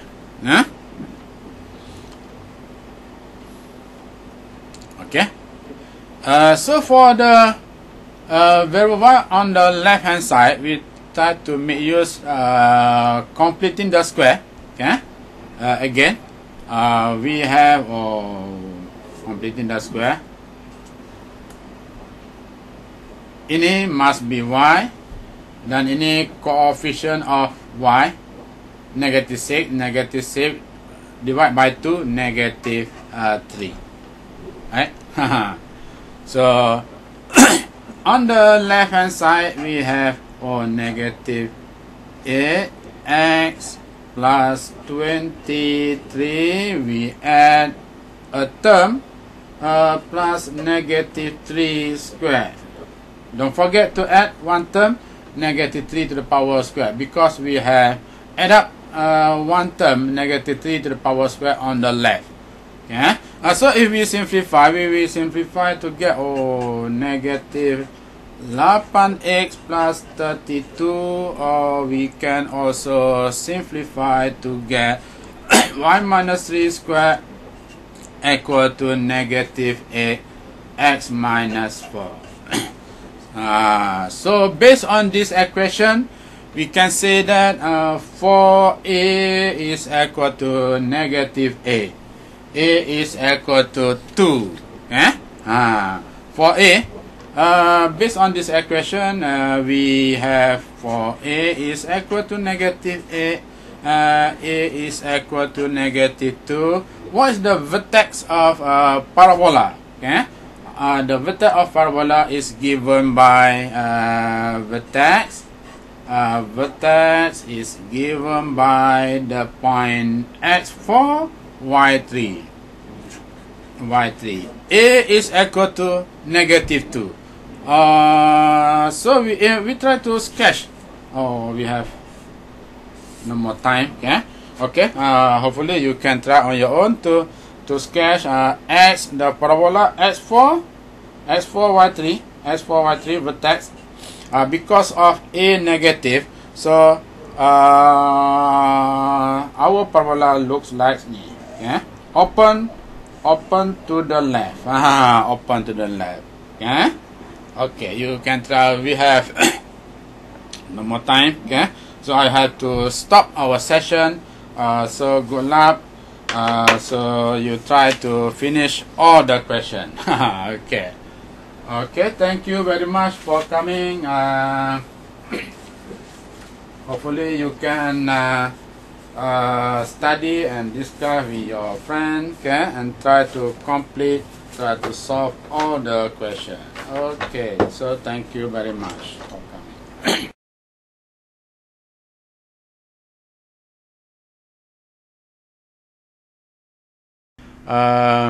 We discuss on circle, on how to find the center and radius of the circle, given that the equation a and b. For part B, we are going to determine focus and directrix of the parabola. So before we start before we start our discussion, if you have any question, you can ask. For your final exam, you are given 5 questions, and you have to answer all the questions. That means you have to answer 5 out of 5 questions. My part 2.5, and Prof Anton part 2.5. So I think hopefully you can, if you study and you understand the basic concept, you can answer all the questions. Okay. Any question? If you have any question, you can ask. Otherwise, I continue. You can also interrupt me at any time to ask any question regarding academics, JIM101. Okay. For question number 1, actually find the center and radius of the following circle. So for number 1, we are given the first equation. The first equation.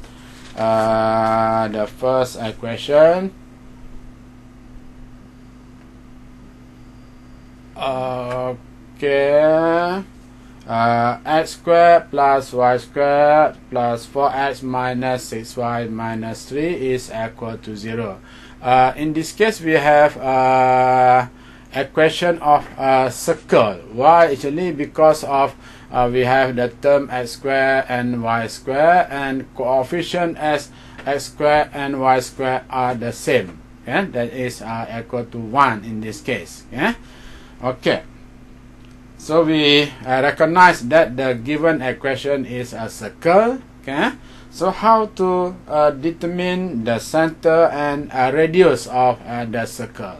Okay. Okay. So in this case, we try to make use completing the square. Okay. To determine center and radius. Okay. How to make use? How to apply completing square? There are two methods. Okay. For completing the square. So in this method, I use this method, one of the method. Yeah. Okay. You can see that for our second line, x squared plus 4x plus y squared is equal to 6y is equal to 3. Okay. For the term in x, in term of x, we have x squared plus 4x. So we add a coefficient of x is equal to 4. Divide by 2 squared. Yeah? That's why we have the third term 4 over 2 squared plus y squared minus 6y. Coefficient of y is equal to negative 6. Negative 6 over 2 squared. So we have add two terms on the left hand side. 4 over 2 squared. And plus negative 6 over 2 squared.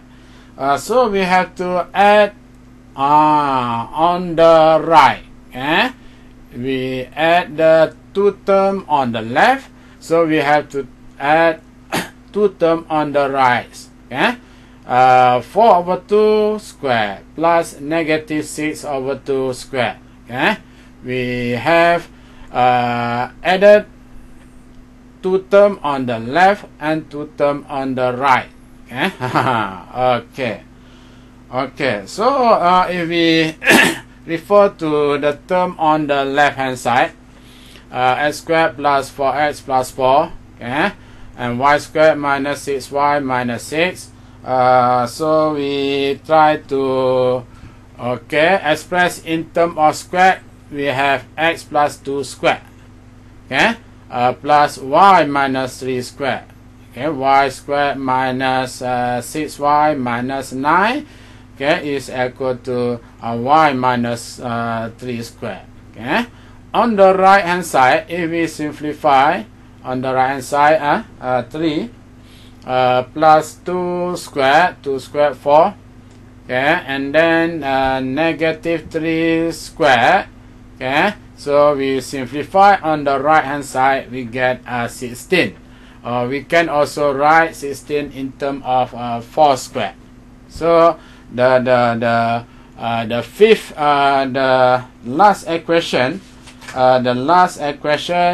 in terms of squared, okay? X plus 2 squared plus y minus 3 squared is equal to 4 squared. Okay? So in this case, if we compare our equation, okay, with the general equation, okay, of the circle, okay, so we have the center of the circle, x negative 2, y x negative 2, okay, because of ini, y is equal to 3. So we have the coordinate of the center, okay, negative 2, 3, x negative 2, y 3, and the radius of the circle is equal to 4. Okay? We can compare with the general equation of the circle. X, let's say x minus a squared plus y minus b squared equal to r squared. So based on our equation, we have center negative 2, 3, radius 4. So before we determine the center and radius, you have to be careful when you make use completing the square. Okay. You can also use the other method for completing the square. Okay. So I use this method because of, I think this method, I think quite easy to get the answer. Okay. Okay. Ada soalan? Kalau tak ada, I continue. Okay. You can ask, you can interrupt me at any time. Okay. Okay. For question part B.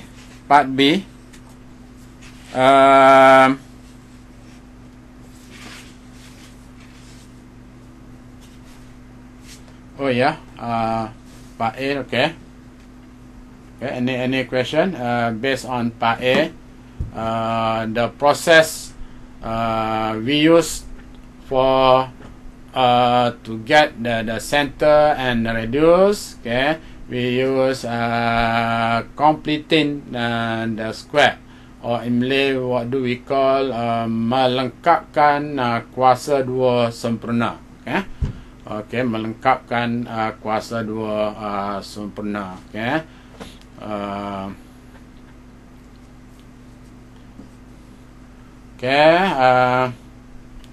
Okay, for part A. For part B, hopefully you can, if you understand part A, you can also understand part B. Okay, so we try to we try to arrange our terms such that we have first and second term in term of x, third and fourth term in term of y, and the term independent of x and y we put on the right hand side. Okay, we put on the right hand side. You can also put on the left hand side, but make sure that you minus. Okay. Okay. For okay, next equation. Okay. We have our term in term of x squared minus 12x. Okay, we can see that coefficient of x is negative 12. Okay, negative 12. Negative 12 divided by 2, negative 6. That's why we put negative 6. Actually, why we put negative 6? Why we have negative 12 divided by 2? Because our method, okay, coefficient of x have to divide by 2. Okay. Okay. Okay, for y, you refer to term y. Coefficient of y negative 10 divided by 2, negative 5. Okay, so if we use the correct method, okay, we can simply write. On the left hand side for x term, x minus 6, x minus 6 bracket square. Okay. For y term, y minus 5 square. So we observe that we have add negative 6 square and negative 5 square on the left hand side. So we have to add negative 6 square and negative 5 square on the right hand side. Okay? Such as our equation, okay, is what do we call identify. Okay? Identify. Okay? So on the left hand side, x minus 6 square, y minus 5 square, okay, is equal to 1 to 1, 1 to 1, or we can write 11 square. Okay, 11 square. So based on our equation, we have center of a circle is given by x 6, y 5, and a radius of a circle is given by 11. Okay, 11. Senang boleh. Make sure that you add on the left and you add on the right. Okay, the same term. Okay, and then you try to get center and then radius. Okay, hopefully you can understand on how to make use completing the square.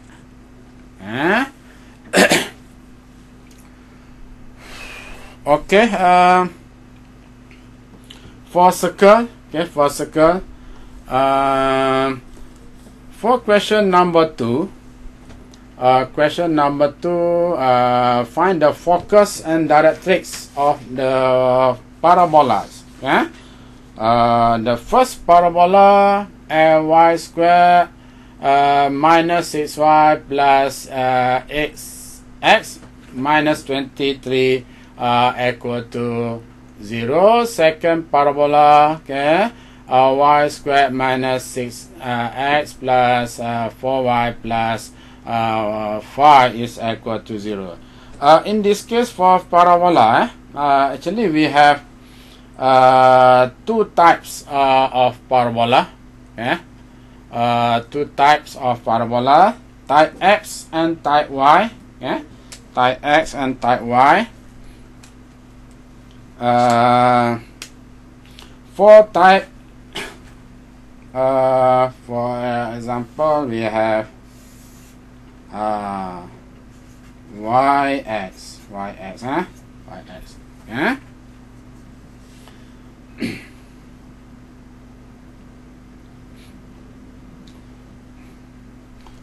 The first type we have the parabola open to the right. Okay, open to the right. Okay, if A positive. Okay, and if A negative, our parabola open to the left. Open to the left. Yeah, open to the left. Yeah. Okay, for this type, okay, we have y. Okay, we have y.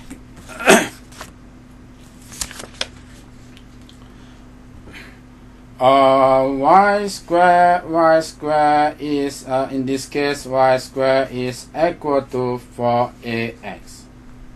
Okay, 4ax. If A positive, open to the right.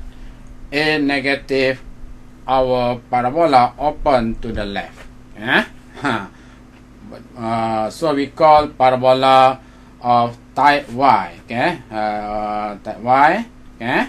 Because in this case, for our value of y positive and negative, x always are positive if A positive. Okay. Okay. One more type of parabola. We have type X. Okay. Type X. Okay. Type X. Y-axis, x-axis, type X. Yeah, type X. X squared equal to 4ay. Yeah. If A positive, our parabola open upward. Okay. If A negative, our parabola open downward. Okay. Ini A negative. Yeah. Yeah. So you have to be careful because we have two type of parabola. Yeah. Okay. For question number 2, part A. Number 2, part A. We have our equation y square minus 6y plus ax minus 23 equal to 0, because of we have y square. Okay, so in this case our parabola is of type y. Okay, type y. Okay, so we try to arrange such that, based on our equation, we try to arrange such that the term consists of y on the left hand side, macam ni. The term consists of x and independent of x and y, we put on the right hand side. Okay, ini the term consists of y, ini the term consists of x and independent of x and y. Okay, on the right hand side. And then we try to apply completing the square for the term on the left. On the left.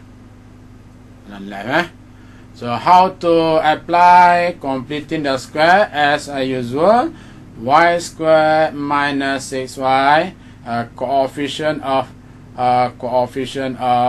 y negative 6. So we have to divide by 2. We add negative 3 squared. Okay? So we add one term on the left hand side.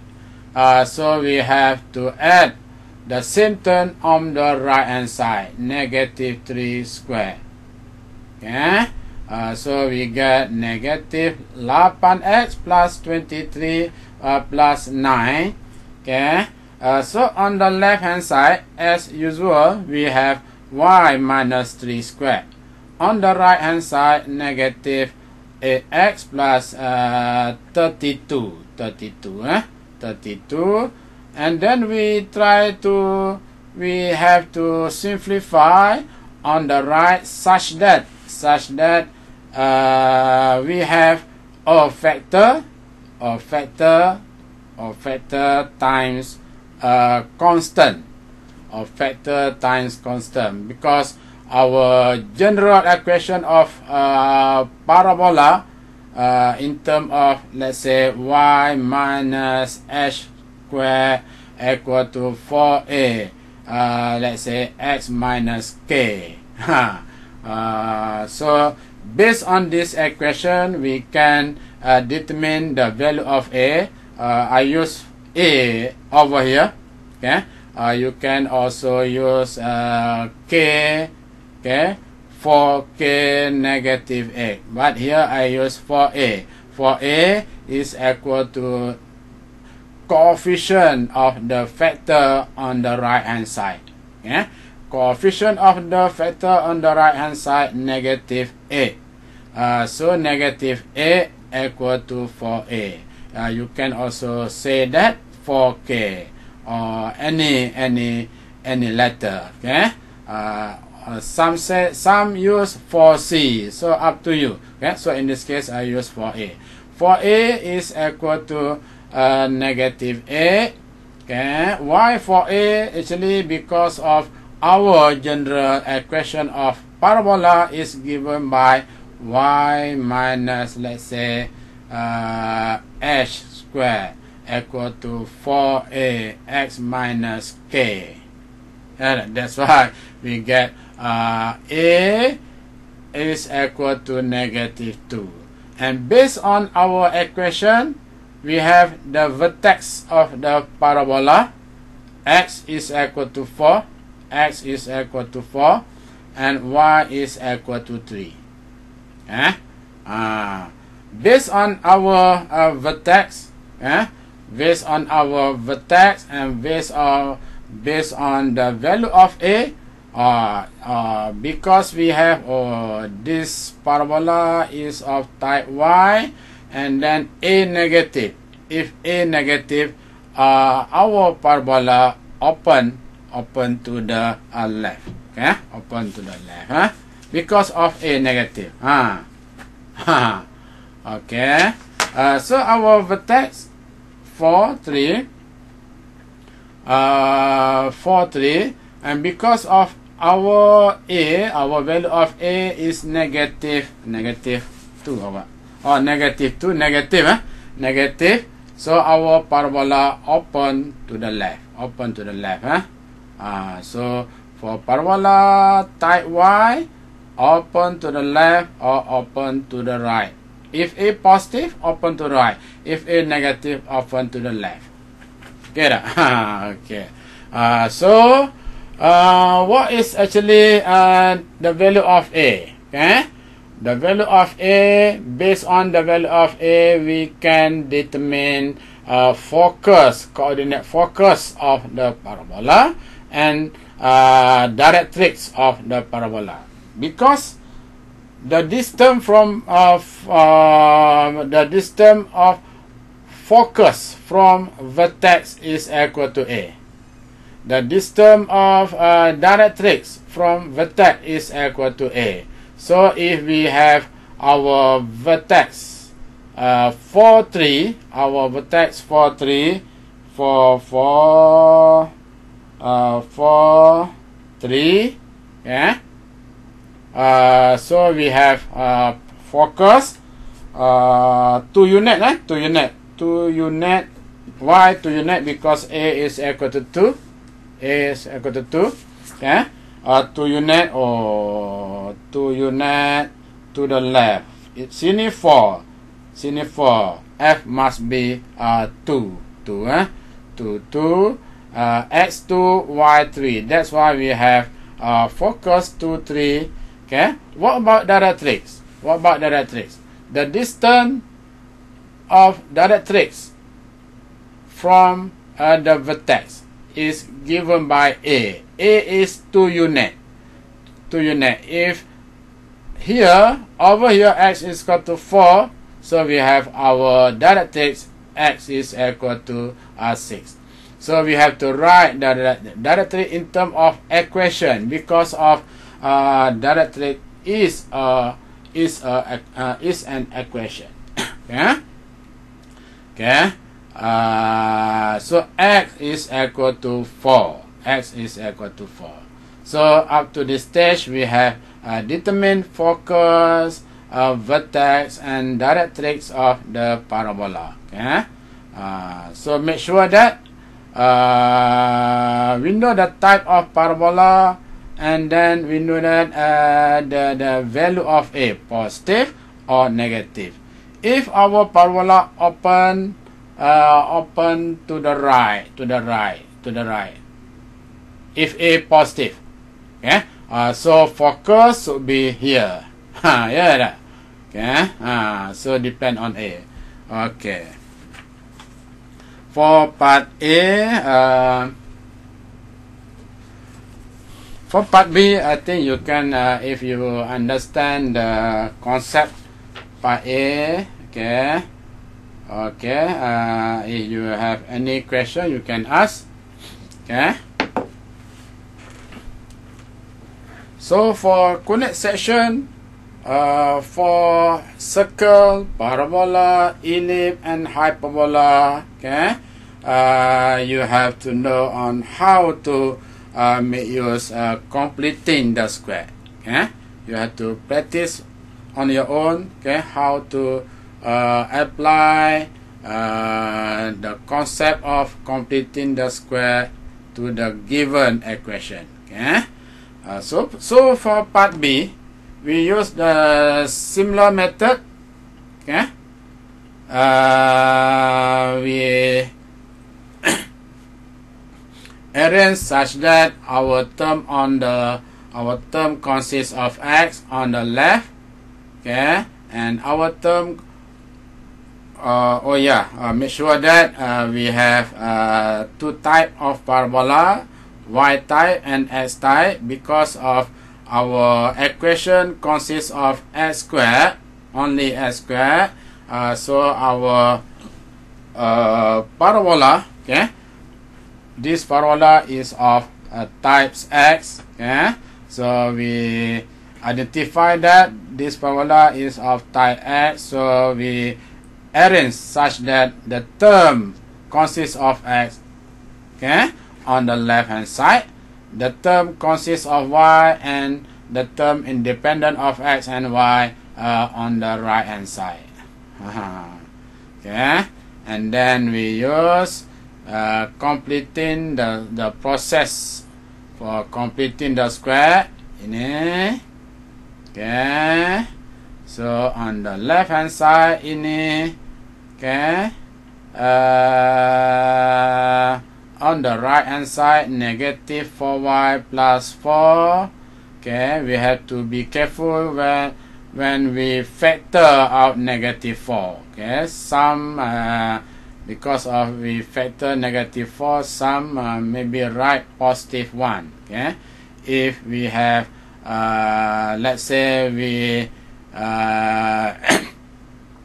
we have y plus 1, let's say, okay, or we get the value of y is wrong. Okay, so we get the vertex, our vertex of parabola is wrong, our vertex is wrong. Okay, our focus and directrix are also wrong. Okay, so you have to be careful when you factor ini. Okay. Okay, so based on our equation for a negative 4, okay, I use the letter A. Okay, so again a negative 1, a negative. Okay, so our vertex of parabola 3, 1, x3, y1.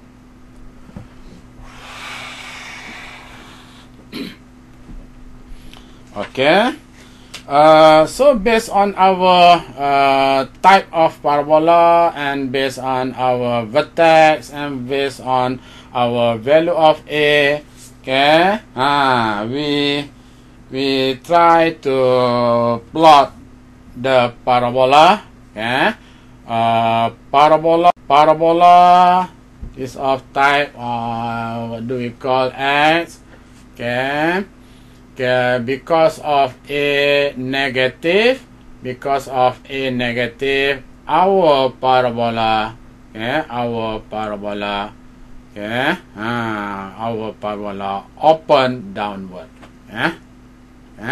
open downward, okay. You can see that major axis of parabola, okay, parallel to y-axis in this case, okay, or major axis of parabola, okay, is given by the equation x equal to 3. That's why I call this parabola type or is of type x. Yeah, okay. So we have the vertex of our parabola x3 y1. Okay, so A is equal to 1. Magnitude of A is equal to 1. That means the distance of the directrix from the vertex is 1 unit. The distance of the focus from the vertex is also 1 unit. Okay, so based on ini, we have our focus ini 3,1, vertex 3,1, so our focus 3,0. Why? Because of distance of focus from vertex is A is 1 unit. Okay. What about directrix? Directrix is given by y is equal to 1 because of the distance of ini from the vertex is equal to 1 unit. Okay. That's why. Let's now. Okay. Okay. Let's now.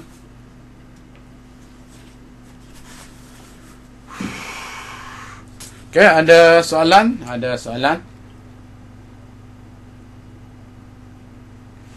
Okay, kita tengok pula ellipse.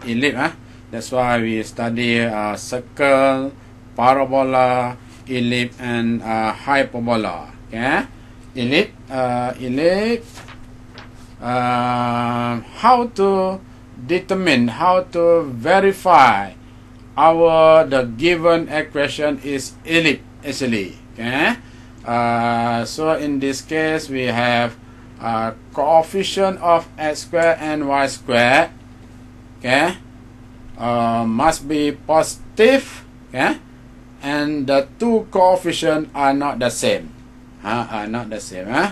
If the two coefficients are the same, let's say 6x squared plus 16x squared plus 16y squared, or 25x squared plus 25y squared. The two coefficients of x squared and y squared are the same.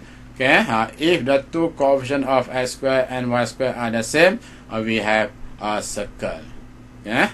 If the two coefficients of the x squared and y squared are not the same, okay, we have ellipse. Ellipse.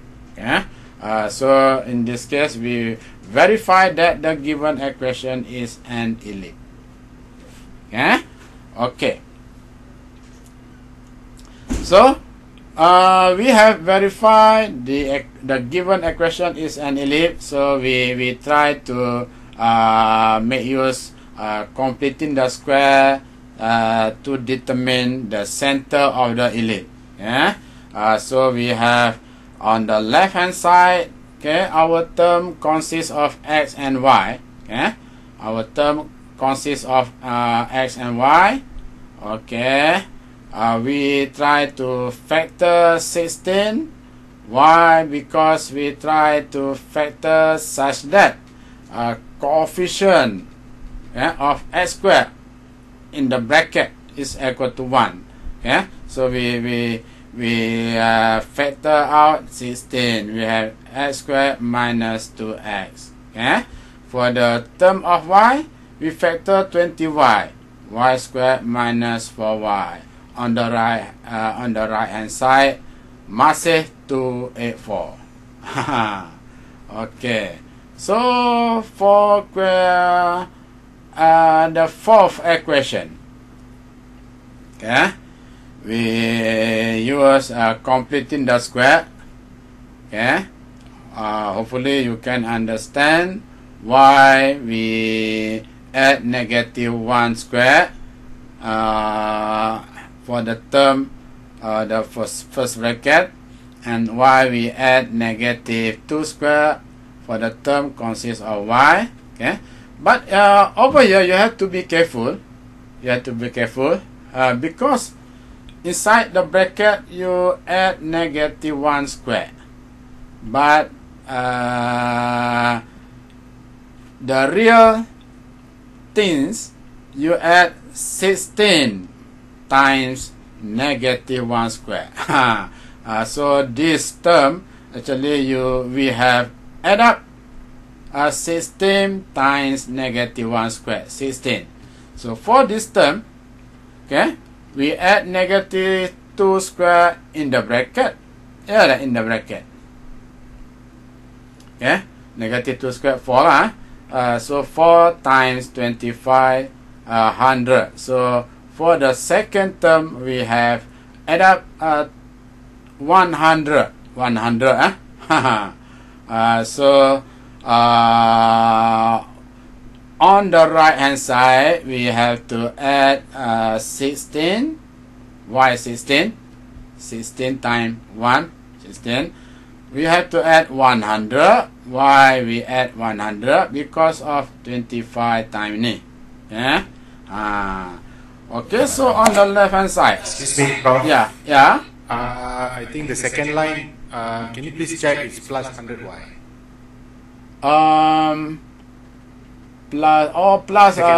Plus yeah, okay, thank you. Yeah, very good, very good. So based on my solution, I think should be in this case, I think minus, sorry, sorry, so based on my ini should be minus. Okay, bagus. Okay, bagus. the first line should be minus. Okay. So kalau plus ni lain okay, minus. Okay, sorry. Okay, thank you. Very good. You recognize my mistake. Okay. Yeah.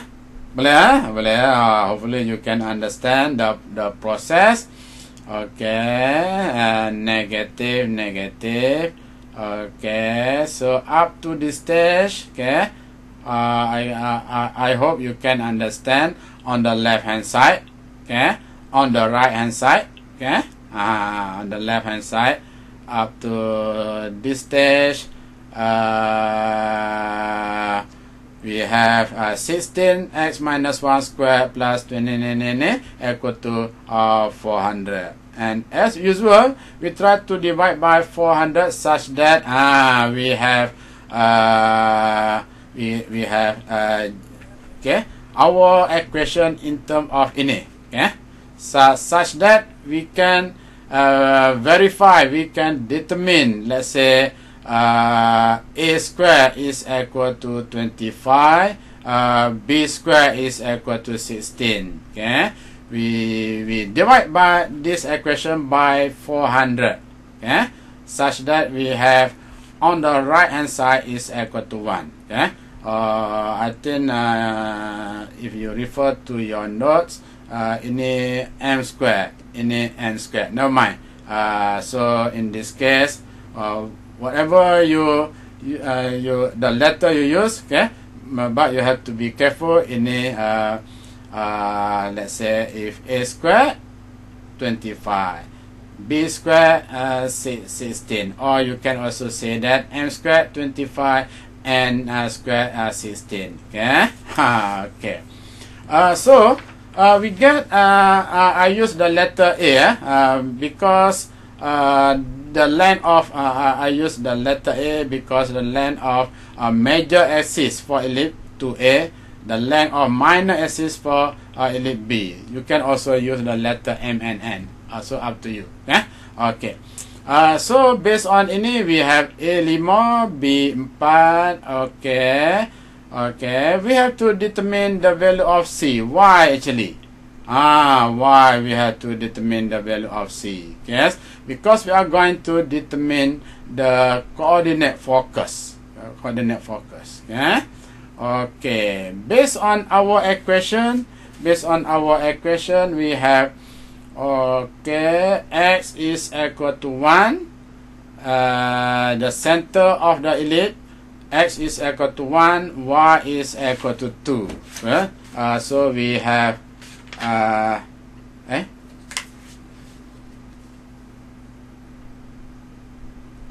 think should be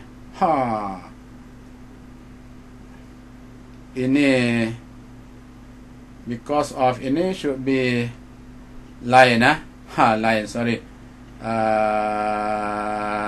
So 1 2, so if we modify a little bit, maybe because of the first line should be excuse just me. now, should be positive. Because you didn't change the sign. Yeah. Oh, you changed the question, is it?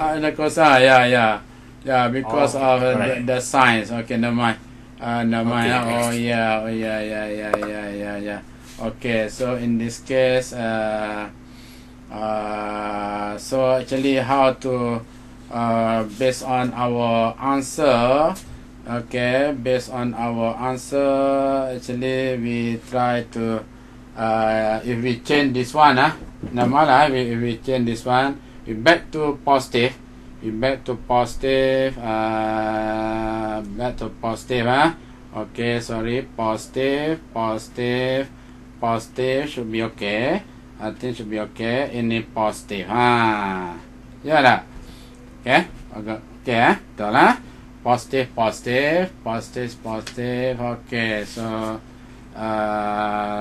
So we get 1 and negative 2 because we try to arrange such that our center, our vertices and foci are correct. Yeah. Okay. Because we are going to determine if center if vertices, we are going to determine vertices and foci. We have to determine based on the center. Okay, the center. So we use the center 1, -2. Sorry ya. So the first should be okay. That's now betul lah. Betul lah. Ini betul lah. Okay. Ini betul lah. Okay. Sorry ya. Sorry. Okay. Okay. So our center 1, -2. Okay. So vertices. Vertices we have determined the value of A is equal to 5. The distance of our vertices from the center is equal to 5 unit. 5 unit. So 1 plus 5 6. So this coordinate 6 minus 2, and the other coordinate -4, -2. What about foci? Foci, we have determined C is equal to 3. The distance of focus, this focus from the center is given by C. C is 3 unit. 3 unit. So we get ini 4, -2, right? Dan ini -2, -2. Okay. Okay. Okay, betul lah. Okay, sorry. Okay, so I show you the one more. Okay. Okay, we have 10 more minutes. I want to discuss the last question actually. We take a few minutes.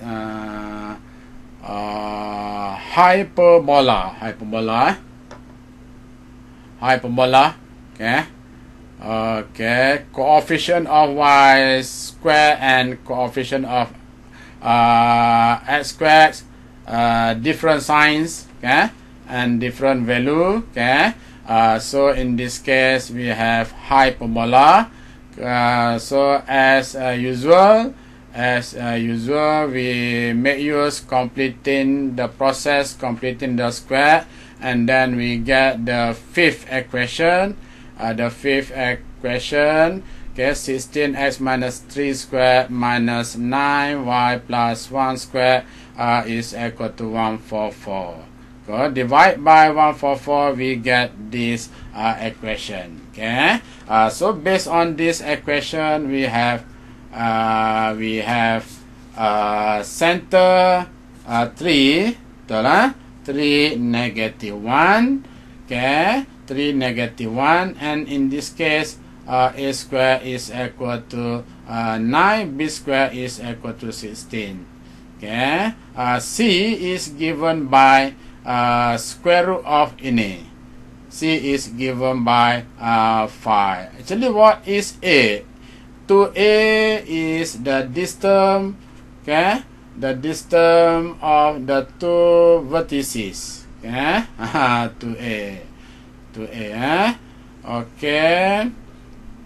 And then what is this? We have asymptote of our parabola. There are two asymptotes. One asymptote and second asymptote. Okay, how to determine the equation of asymptote? We have to determine gradient, gradient of asymptote, b over a, right? And then we have to determine the equation of these lines. Okay, let's say this point 3 minus 1.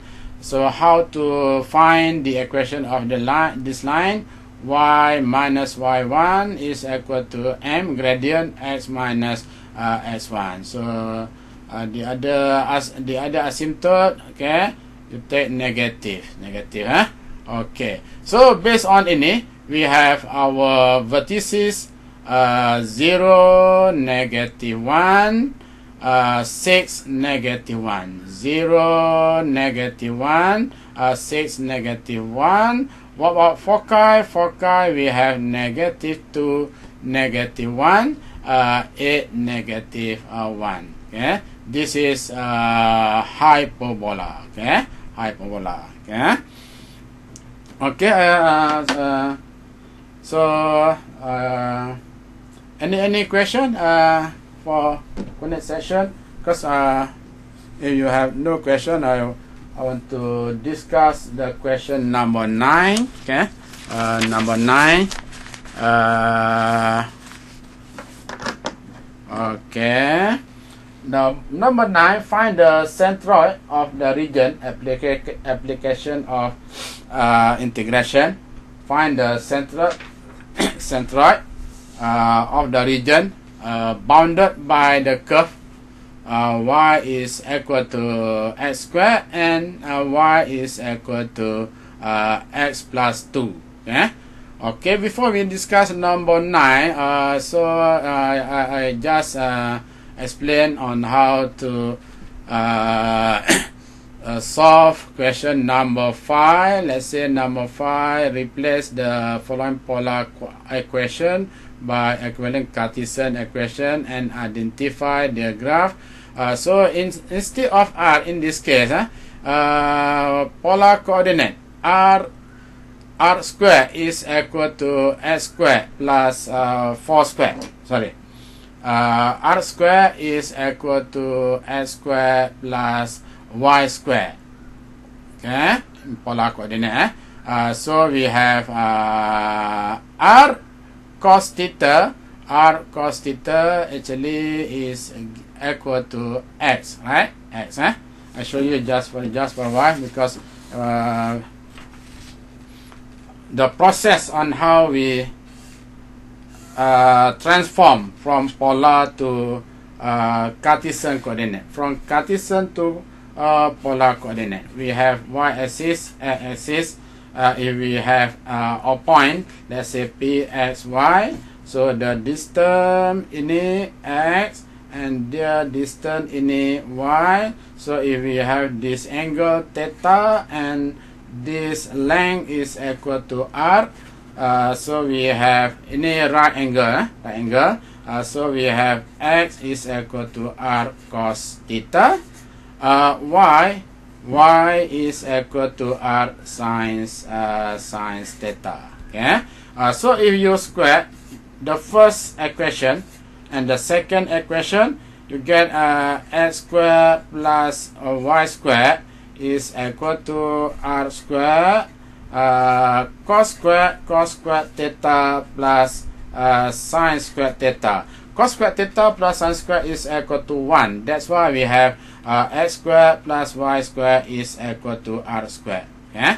So for question number 5, number ni, okay, you can substitute r squared is equal to x squared y squared, and r cos theta in terms of x. You can see what happened to the equation. Okay. Okay.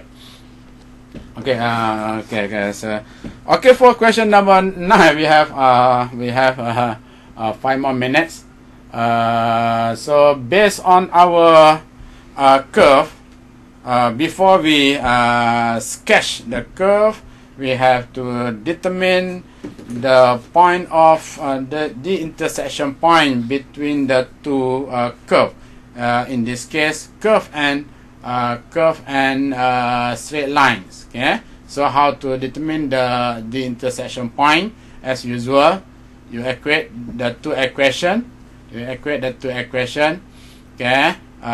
So based on these two equation, we get the value of x plus 1, x minus 2 equal to 0. So we get the value of x negative 1, x is equal to 2. Okay. So if x negative 1, y is equal to 1, right? If x is equal to 2, y is equal to 4. So if we sketch the two curve, straight line and curve, we have that region. We have the shaded part region. Okay? Shaded part. So the intersection point from x negative 1 to 4. So based on this region, we are going to determine the centroid. Centroid, or some said Imlay pusat gravity. Okay, centroid. Okay, Okay, never mind. Okay. So based on our region, how to determine the centroid? Okay. How to determine the centroid? Okay. Okay. How to determine the centroid? The first step, we have to determine the area of the region. So you have to know how to determine the area of the region. Okay. So based on this region, we have area of the region. We jot down as A is given by 9/2. Okay. So area of the region, integral of x plus 2 minus x squared dx. We integrate, substitute upper limit, lower limit. So the value of area 9/2. And then we have to determine moment of the region about y. About y. So we use this formula about y. About y, if you refer to region, about y. Okay. About y axis. Okay. Okay. About y axis, you have to times x. X, the value of x times this part. Okay. X times this part. Okay. Times the region. X times ini. Simplify first, integrate, and then we get my. Moment of y is given by ini. Moment of x, we use the other formula. Okay, we simplify, we integrate, we get 36/5. So centroid of the region is given by x bar, y bar. Moment of y over a area. Moment of x over a. We substitute and then simplify to get 1/2 8/5. So we have our centroid. Okay, x is equal to 1/2. 1/2 somewhere here, I think. Okay, and y 8/5. Y 8/5. Okay, we have to finish our session. Any question? The general question, okay. As I said before, you have 5 questions. You have to answer all. 2.5 from my part and 2.5 from Prof Anton. Okay, okay. Boleh senang Okay, ada soalan?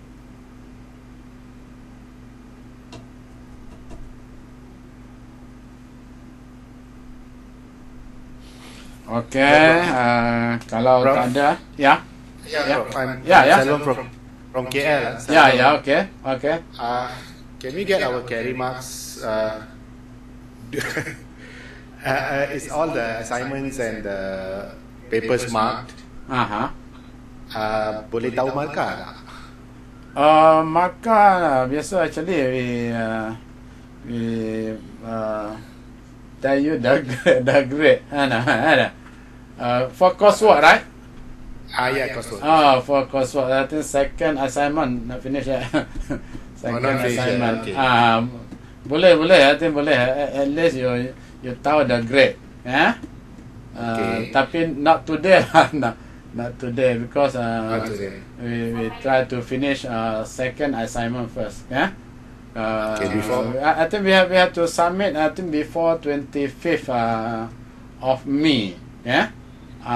Before 25th of May. So after 25th of May, I think you can you should know the result lah. Okay. Oh, okay. Right, one more. Yeah. For integration, is hyperbolic functions coming up? Hyperbolic, I don't think so because hyperbolic quite tedious to integrate.